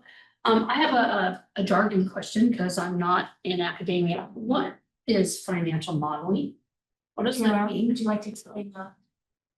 Looking at all of, mapping out all of the costs of the college to where we're spending it and coming up with where, what each program is going to cost to come through. Like, you know, we charge students differential fees, course fees, tuition fees. We want to make sure we're lining up with what we're actually spending, and there's not been a financial model to do that yet. I see. The jargon. Yeah, I totally get it. Okay. I had a feeling, but I wanted it so I could put it in my head.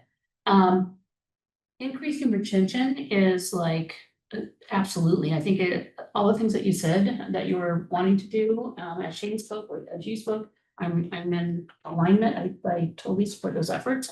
I really like the idea of the technology initiative that streamlines student access. It really takes a load off the classified staff, as you mentioned. I think that we've heard some of the pressure points on classified staff in some of our public hearings. So I'm really glad that we're addressing that. Maybe I'll like each of the slides. So when you say that you'd like to do the AI chatbot, would that look kind of like a FAQ and questions and answers, or hey, Bob, what would I need to do for my A1 class or something like that?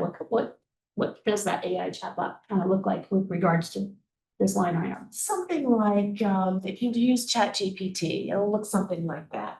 So you've got a search bar and you put in a question, you know, what are the best restaurants in Eugene?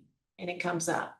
So is this mainly because it says streamline student access to information? So this is like for registration, how do we do something on campus? It's not really about in classroom support on a particular curriculum. This is all about student affairs. Oh, we should. No. I was just saying, that's coming though. That's good. It's coming. Oh. The in-class support is coming. Say that faculty are really excited, some of them are really excited and others are terrified, and both are right. So but some faculty really are looking at tools to be able to bring down the cost of education for students. So tools like, say, study guides, and so students would be able to ask questions to be able to get information in formats that they can understand. Sure. Instead of reading a book from cover to cover. So that's the idea, is to start there with a technology tool that students could use at 2 a.m., 6 a.m., midnight, Sure. and at 3 a.m. Okay. On the page 14, I think that's one still, or do you like that? Page 14. Yeah, is that goal to manage enrollment growth? I guess that's the one on here. Invest in efforts of measurably improve retention, reduce the time to degree. I have like explanation points all over that, because gosh, sometimes I have friends who have tried to pursue their degrees, and sometimes there's just availability of the class or the time or whatever that just got completely flubarred their degree and their workforce was there. And how difficult that was, and how scary and how costly it was for them to do that. So I'm really glad that we're investing in efforts to improve that. Headcount and FTE. And then I have a question. You were talking about Shane, about it. I think it was Shane that said it, about increasing the, what it's called, one of you guys did it, 18 to 24-year-olds. Yes. Yeah, is that sounds like the age group that was 13 during COVID. Very, very much they were And so impacted by. have really just been completely, have a completely different paradigm of the world and all of that. So this is that group that's not really sure what to do. Yes, and you know, we had a presentation with EAB. They talked about this group as well as being kind of delayed in starting, a lot of them in engaging in college. And so those are the group that we know we can probably get most bang for our buck in bringing them here. But also I think we've got to get engagement in different ways because of what they experienced during that COVID time period. Have we heard any of our colleagues in other community colleges and addressing these issues of Just, any ideas, thoughts, best practices or innovations? I would say, I've talked to a couple of my colleagues at different colleges. We meet on a regular basis about once a quarter, and this has come up. And the high touch on the front end, getting students engaged and following up with them, check in on them. We have an early outreach component too. So students who maybe are not showing up for class, feeling overwhelmed, things like that, that we have people, faculty notify our early outreach, and they will reach out and check in on that student to make sure. And so those are the kind of things that colleges are doing. They're finding that they've got to be high touch. Some of those students went through completely online for years, of course, and some of them don't want to be online anymore. And so our advisors have found that talking to students that some don't want to be online, some prefer it, they're not used to it. So it's a bit of a mix. Just off the top of my head, the first idea that came is maybe there's some alumni volunteers that could be available, that are just there to just be available for support, as we went through COVID too, and then, outside in the work, it's completely changed all of our lives. So maybe there's I don't know, just off the top of my head, but well done. And then I think that's it. So thank you. Well done. Appreciate it. Thank you. Amelia, Just a clarification question. What does FTE mean? full-time equivalent. Yes, and we can explain what that is. Yeah, is it a full-time equivalent? It's a combination of full-time and part-time students, so it's all of the students that we serve. And it's a calculation, a full-time equivalent. So part-time students may be, it's the combination of part-time students to create a full-time student. But it's all of our students. That's why that number is going to be lower than, say, our enrollment number. But our state budget allocation is based upon it. The number of students, it's the total credits that all of those students take. It's based on. Okay, thank you. Good question, Neely. We do jargon a lot. I have another comment, but Jerry, did you want to get in the first round? Good. What about Jesse? Jesse, did you have anything? I'll just go briefly. Yeah, I didn't have much. First of all, thanks to all the staff for taking time off of your Saturday to be here. We appreciate it. Really good stuff.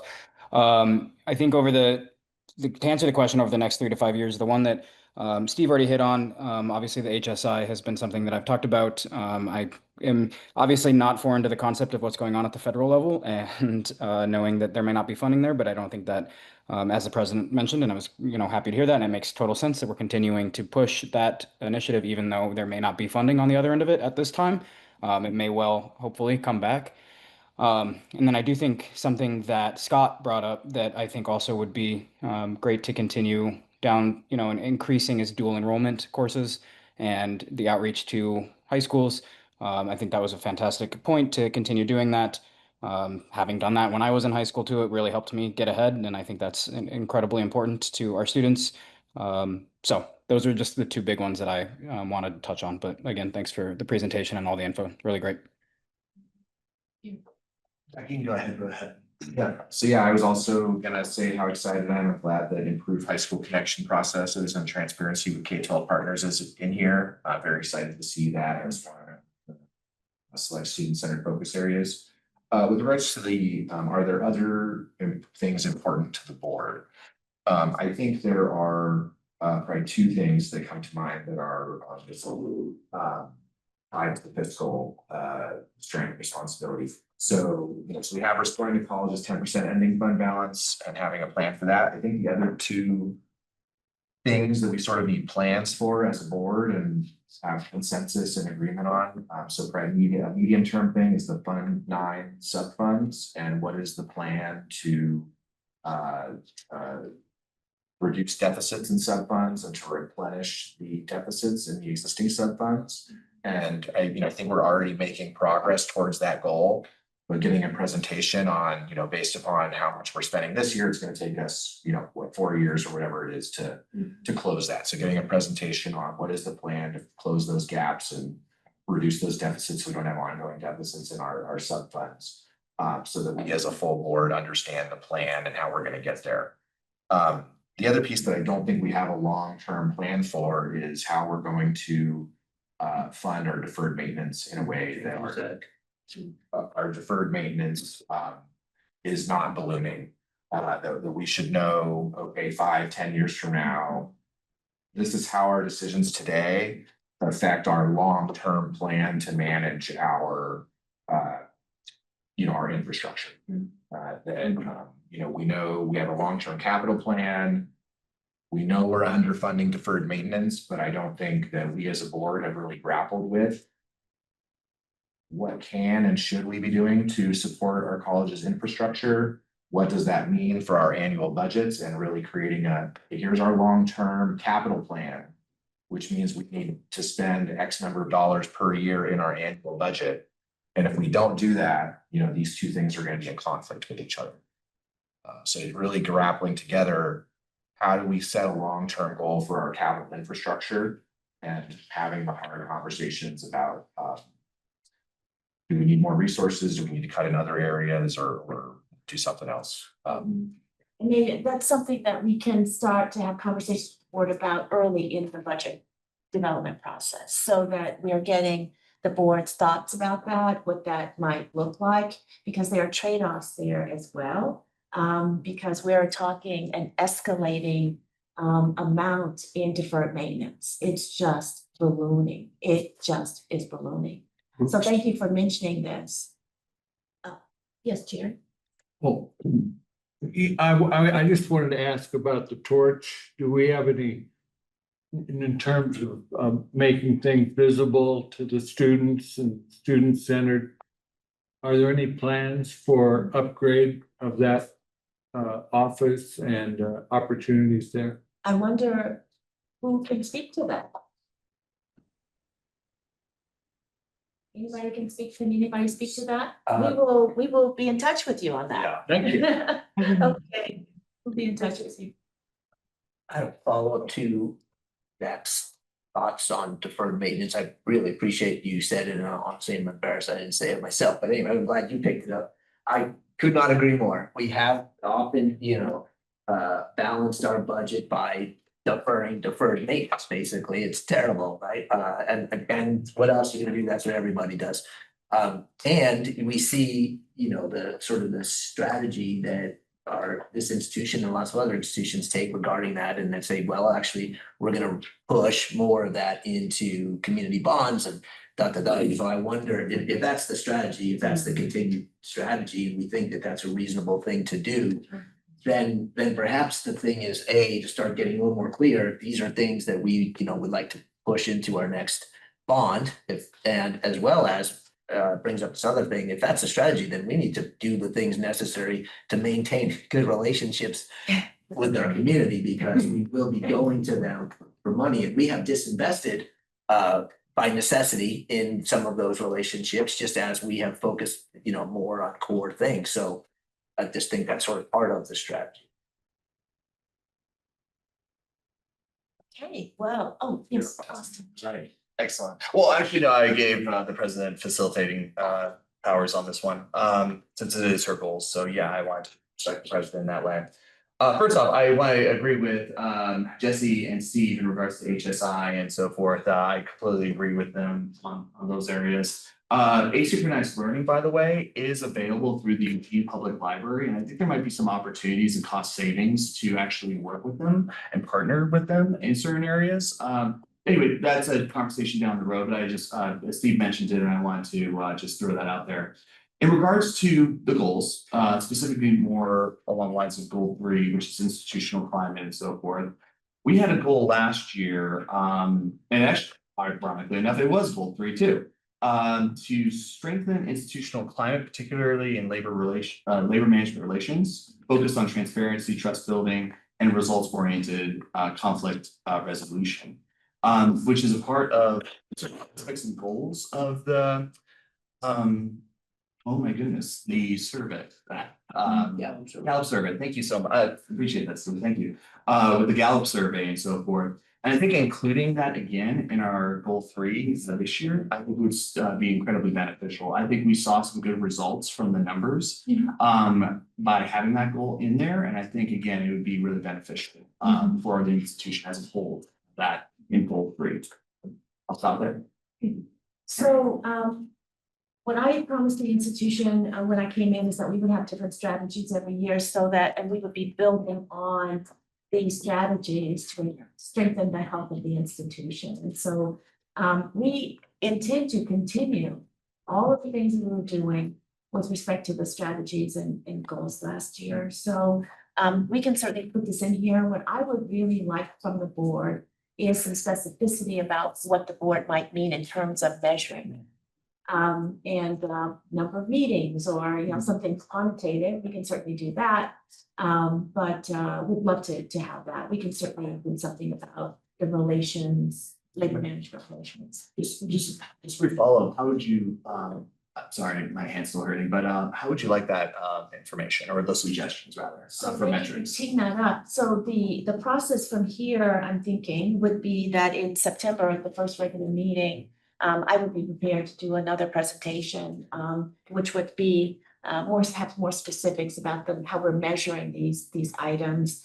I will loop back to the team. We'll be doing that work the balance of this month in August to really put a fine point on what the focus areas are going to be, and then what the measurements are related to those. And that's what I would be bringing back. In addition to how we'll be evaluated, how I will be evaluated, the evaluation standards, are those standards that the board would like to use to evaluate me? I'll bring those back as well.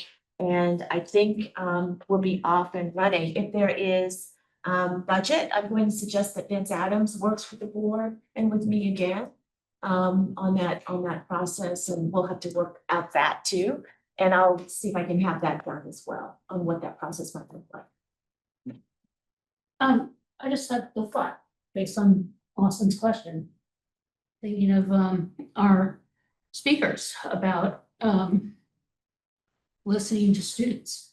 Like, so if we're gonna be making a whole bunch of decisions and initiatives and the whole bit, and if one of our goals, which is part of the Gallup poll, and we're gonna include faculty and labor, then it should also include students. And so the goal of improving relationship, I don't know if it's improving, it's just, working on or being in contact with student body and the clubs, and making sure that we're meeting their needs, that we're listening, so that we're not talking at them in this particular goal. So if we're gonna do a type of goals like these, I think we really should embrace the suggestions that were given to us, which is to put the students in the goals, literally put them in the goal, not just talk bad about them. I hear what you're saying. I really appreciate that. The Student Government Association and I think it's right? With the leadership team, we signed an MOU with the SGA.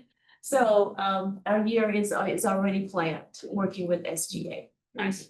And I'll do my President's Student Leadership Circle. I'll do that again as well this next year. Those are excited about that. So with that, I am finished. And on time, I think. Roughly. Yep. Okay, good. And so I'm going to now turn it back over to Luke. Hi, Luke. Hi, I'm back. Take us home. Take us on, I'm going to take you home. You know where I live? Know where you. Isn't this horror movies? I know what you did last Saturday. Exactly, yeah, precisely. Exactly. So. Exactly.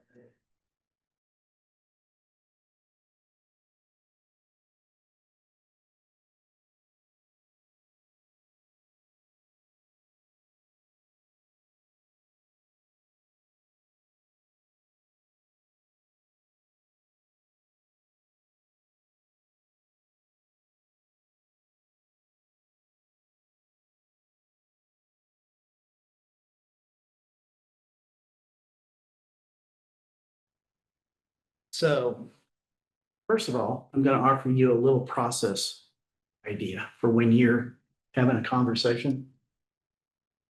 When you want to talk. Idea. That way it gets recorded. You don't have to hold your hand up forever. And whoever is facilitating the conversation knows that you haven't talked yet. We did that with our president's group, 34 people. So we had to figure out a way to do that to make it work. So that's something just to try. And it gets at some of the things we were talking about earlier. So I want to bring you back to this set of questions here. Okay, because this is kind of the takeaway. And I will reiterate what I've said a couple of times before, as we've gone through this stuff. I'm gonna get on a plane and go back to Virginia and see my grandkids. And I'm not gonna be here to watch what happens or to help facilitate what happens moving forward.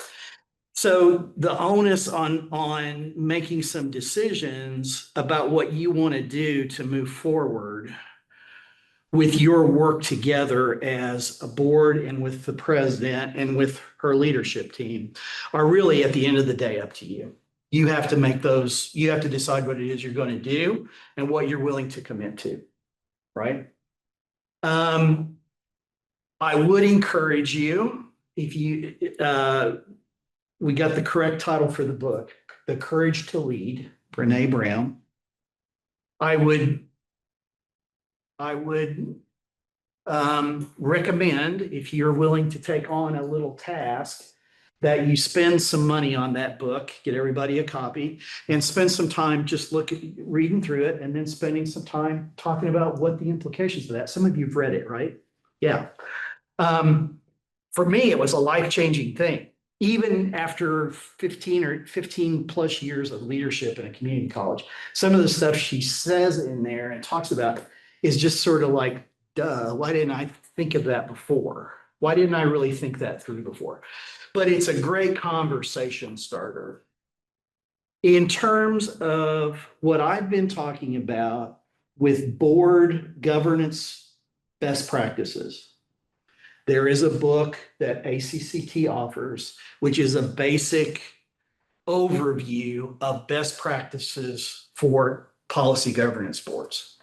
I don't have the title of that right in front of me right now, but I will make sure that you all get it. I'm sorry.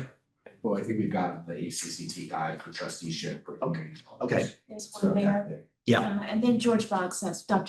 Yeah. Okay. So if you've got those and if you haven't looked at them for a while, okay. If you've got one and you haven't looked at it for a while, maybe go back and look at that and say, okay, so there's some congruence here with what he's saying and what other folks are saying. I encourage you to read that AGB briefing, the article. Yep. What it's specifically zeroing in on is what's happening in, we used a particular college in Idaho as an example, as a case study, not a good case study necessarily, of a board that gets politicized and what happens negatively when a board gets politicized and polarized, right? And you can go read about what happened at that, you can go read the newspaper articles about what happened in North Idaho. Board members saying to other board members, I'd like to take you out behind the barn, that sort of stuff, right? Seriously, in an open meeting.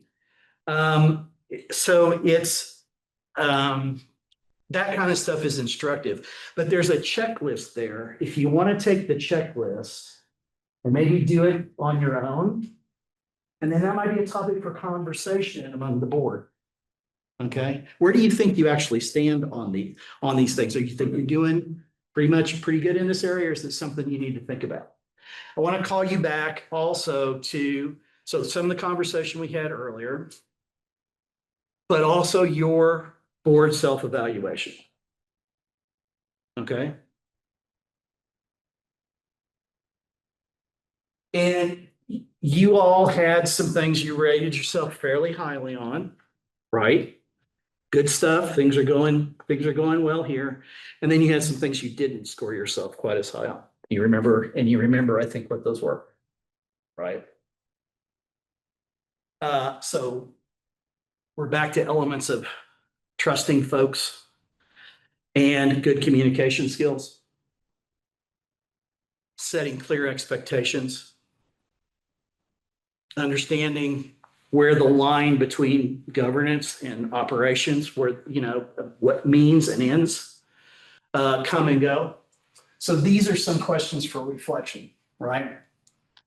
Say, and it's in your strategic plan and in your president's goals, enhancing the climate for the college, a better climate.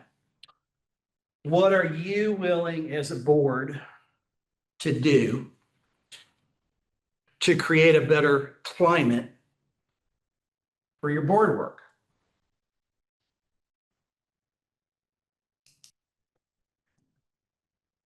Some good intentions. I think that was a really critical thing you said, and we've said before in previous.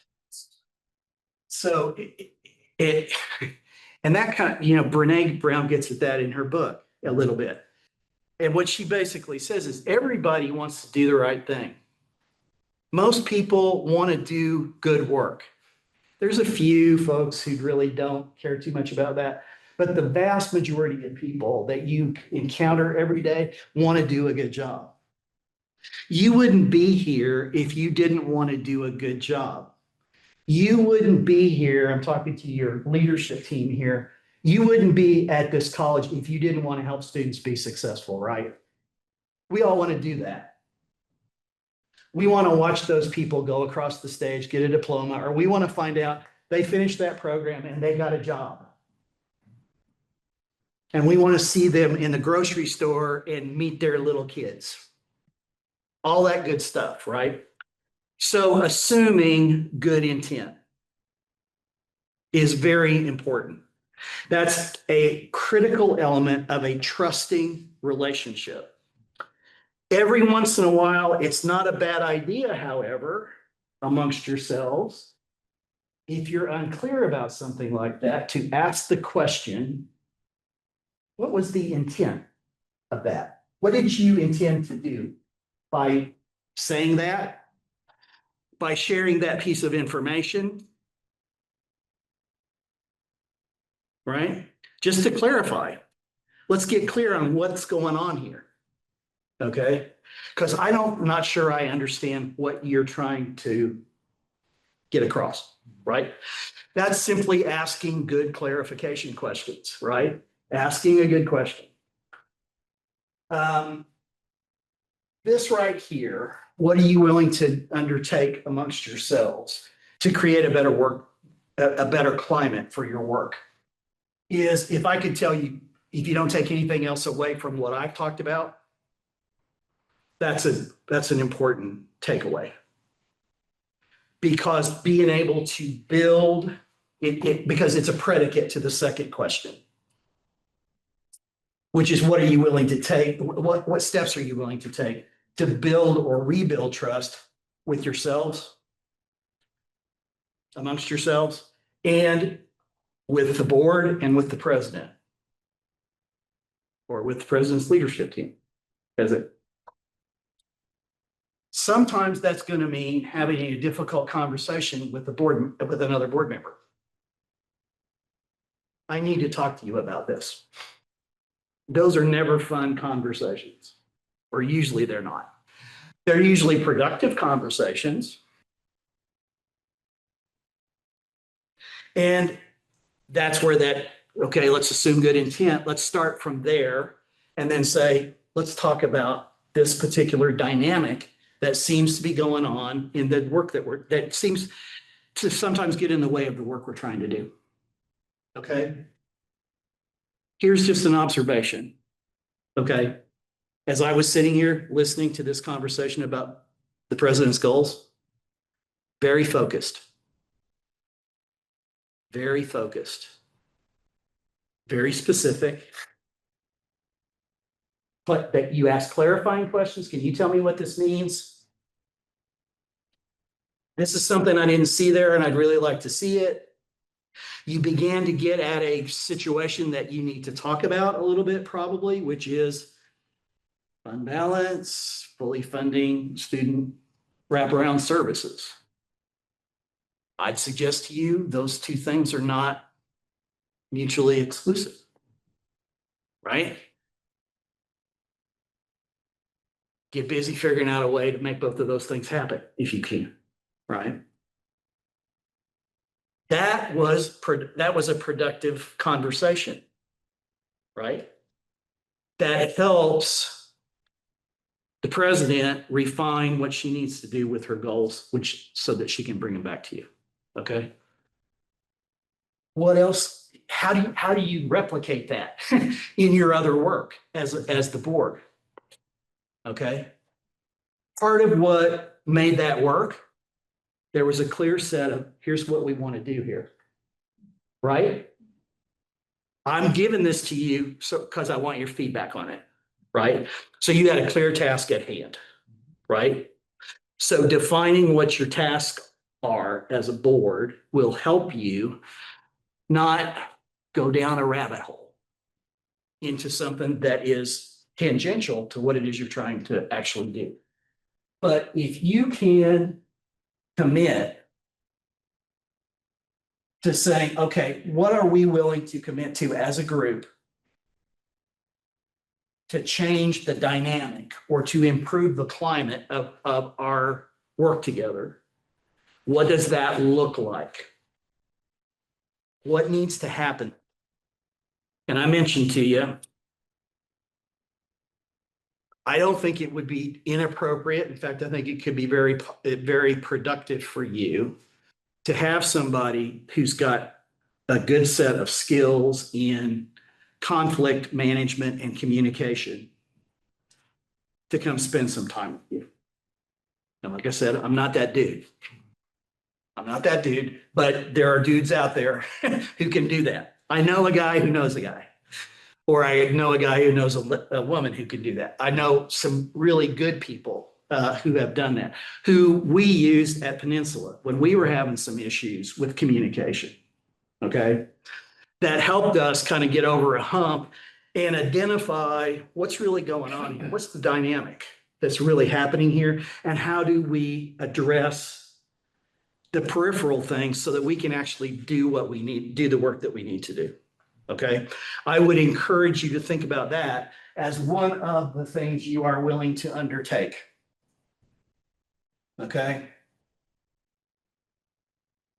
If you know in your gut that you've got a situation that you need to address with another board member,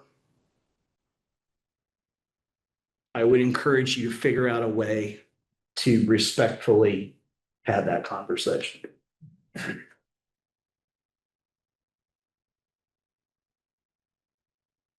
Offline.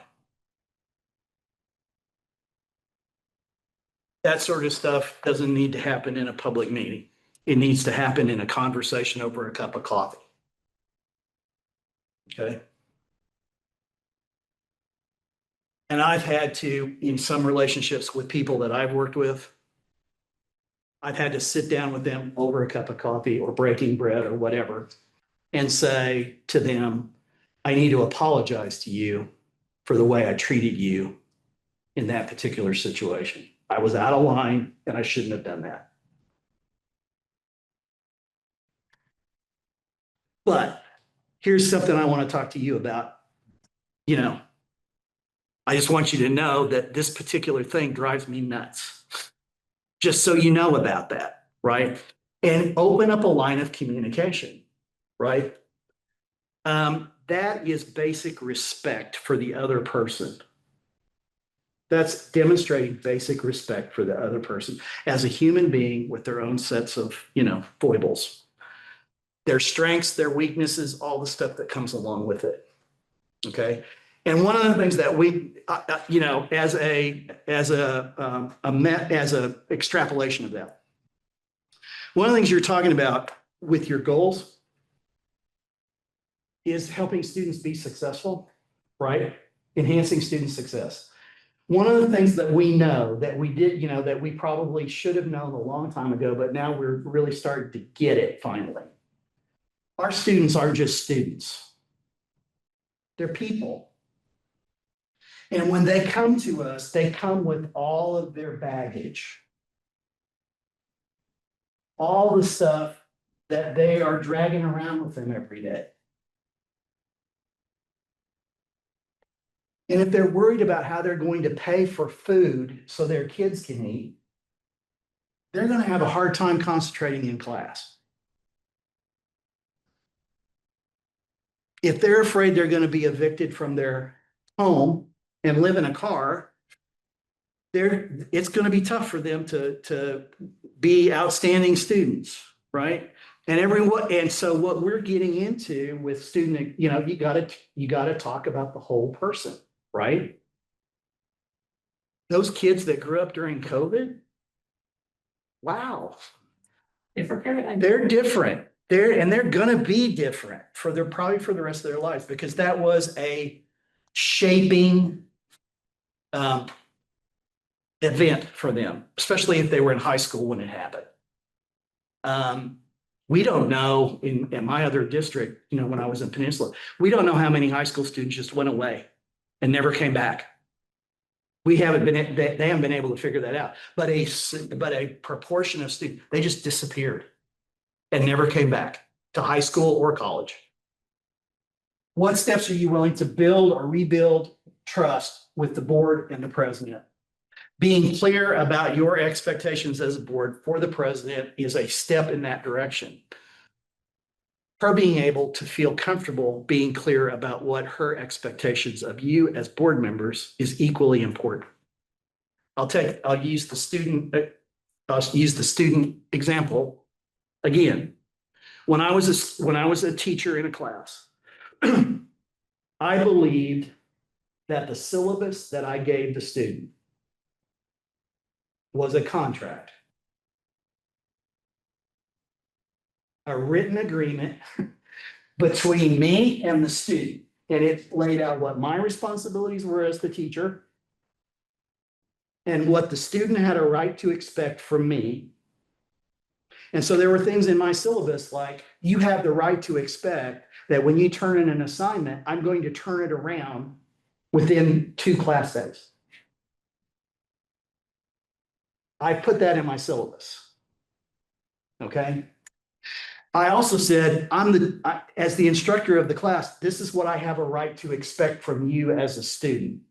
That you have read an assignment when we've had it. That if you have not read the assignment, you do not participate in the class discussion. And that you do what we have agreed together is the expectation for us. And I actually had my students sign a note that said, I have read and understand the requirements of the syllabus. Okay? Because then if the student said, hey, you didn't tell me that. You signed this. Where's your syllabus? Let's get it out and talk about it. And every once in a while, I would have to come into the class and I'd say, I have breached the syllabus. I don't have your papers done yet. Give me another day.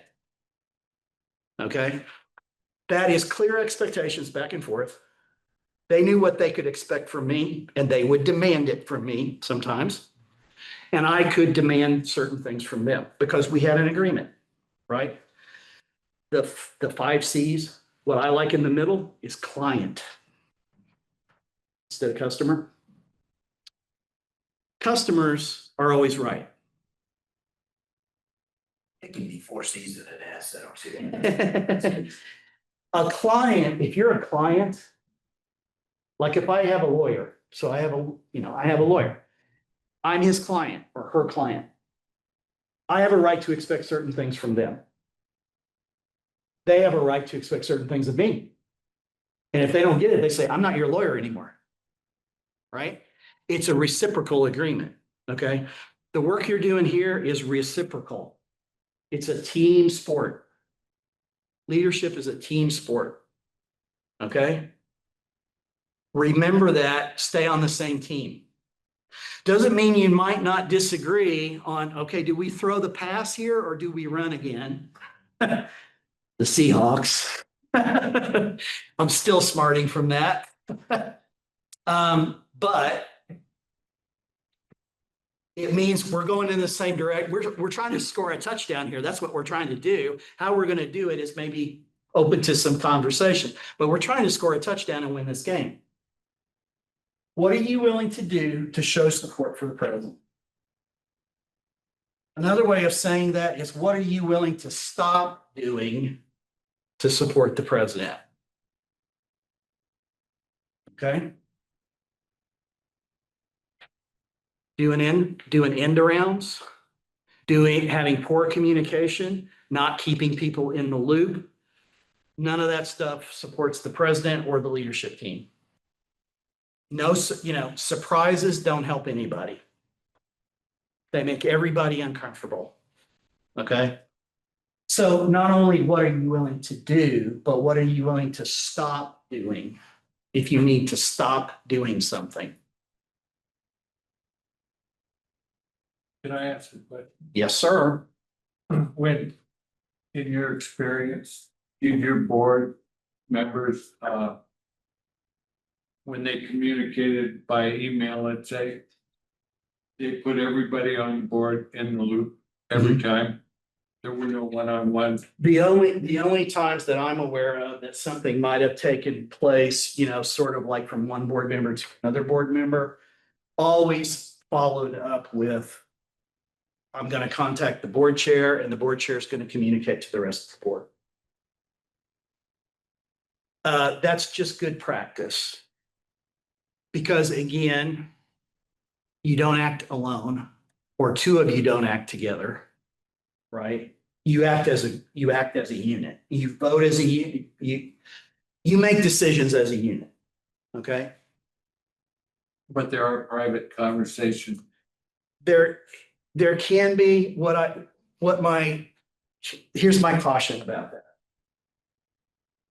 If the conversation has to do with something that the entire board should be aware of, think about that first, right? Have that front and center in your mind, right? So I had two board members who were healthcare providers, right? I know they talked about stuff that was sort of peripherally related to what we were doing, as a college, but were really more about them having a relationship, right? Because they were both healthcare professionals and they had similar worldviews about what, for instance, like what kind of programs, we should be doing. So when the healthcare folks came to us and said, you need to expand your nursing program, those guys were all over it. They were all over it, said, we can't hire nurses, right?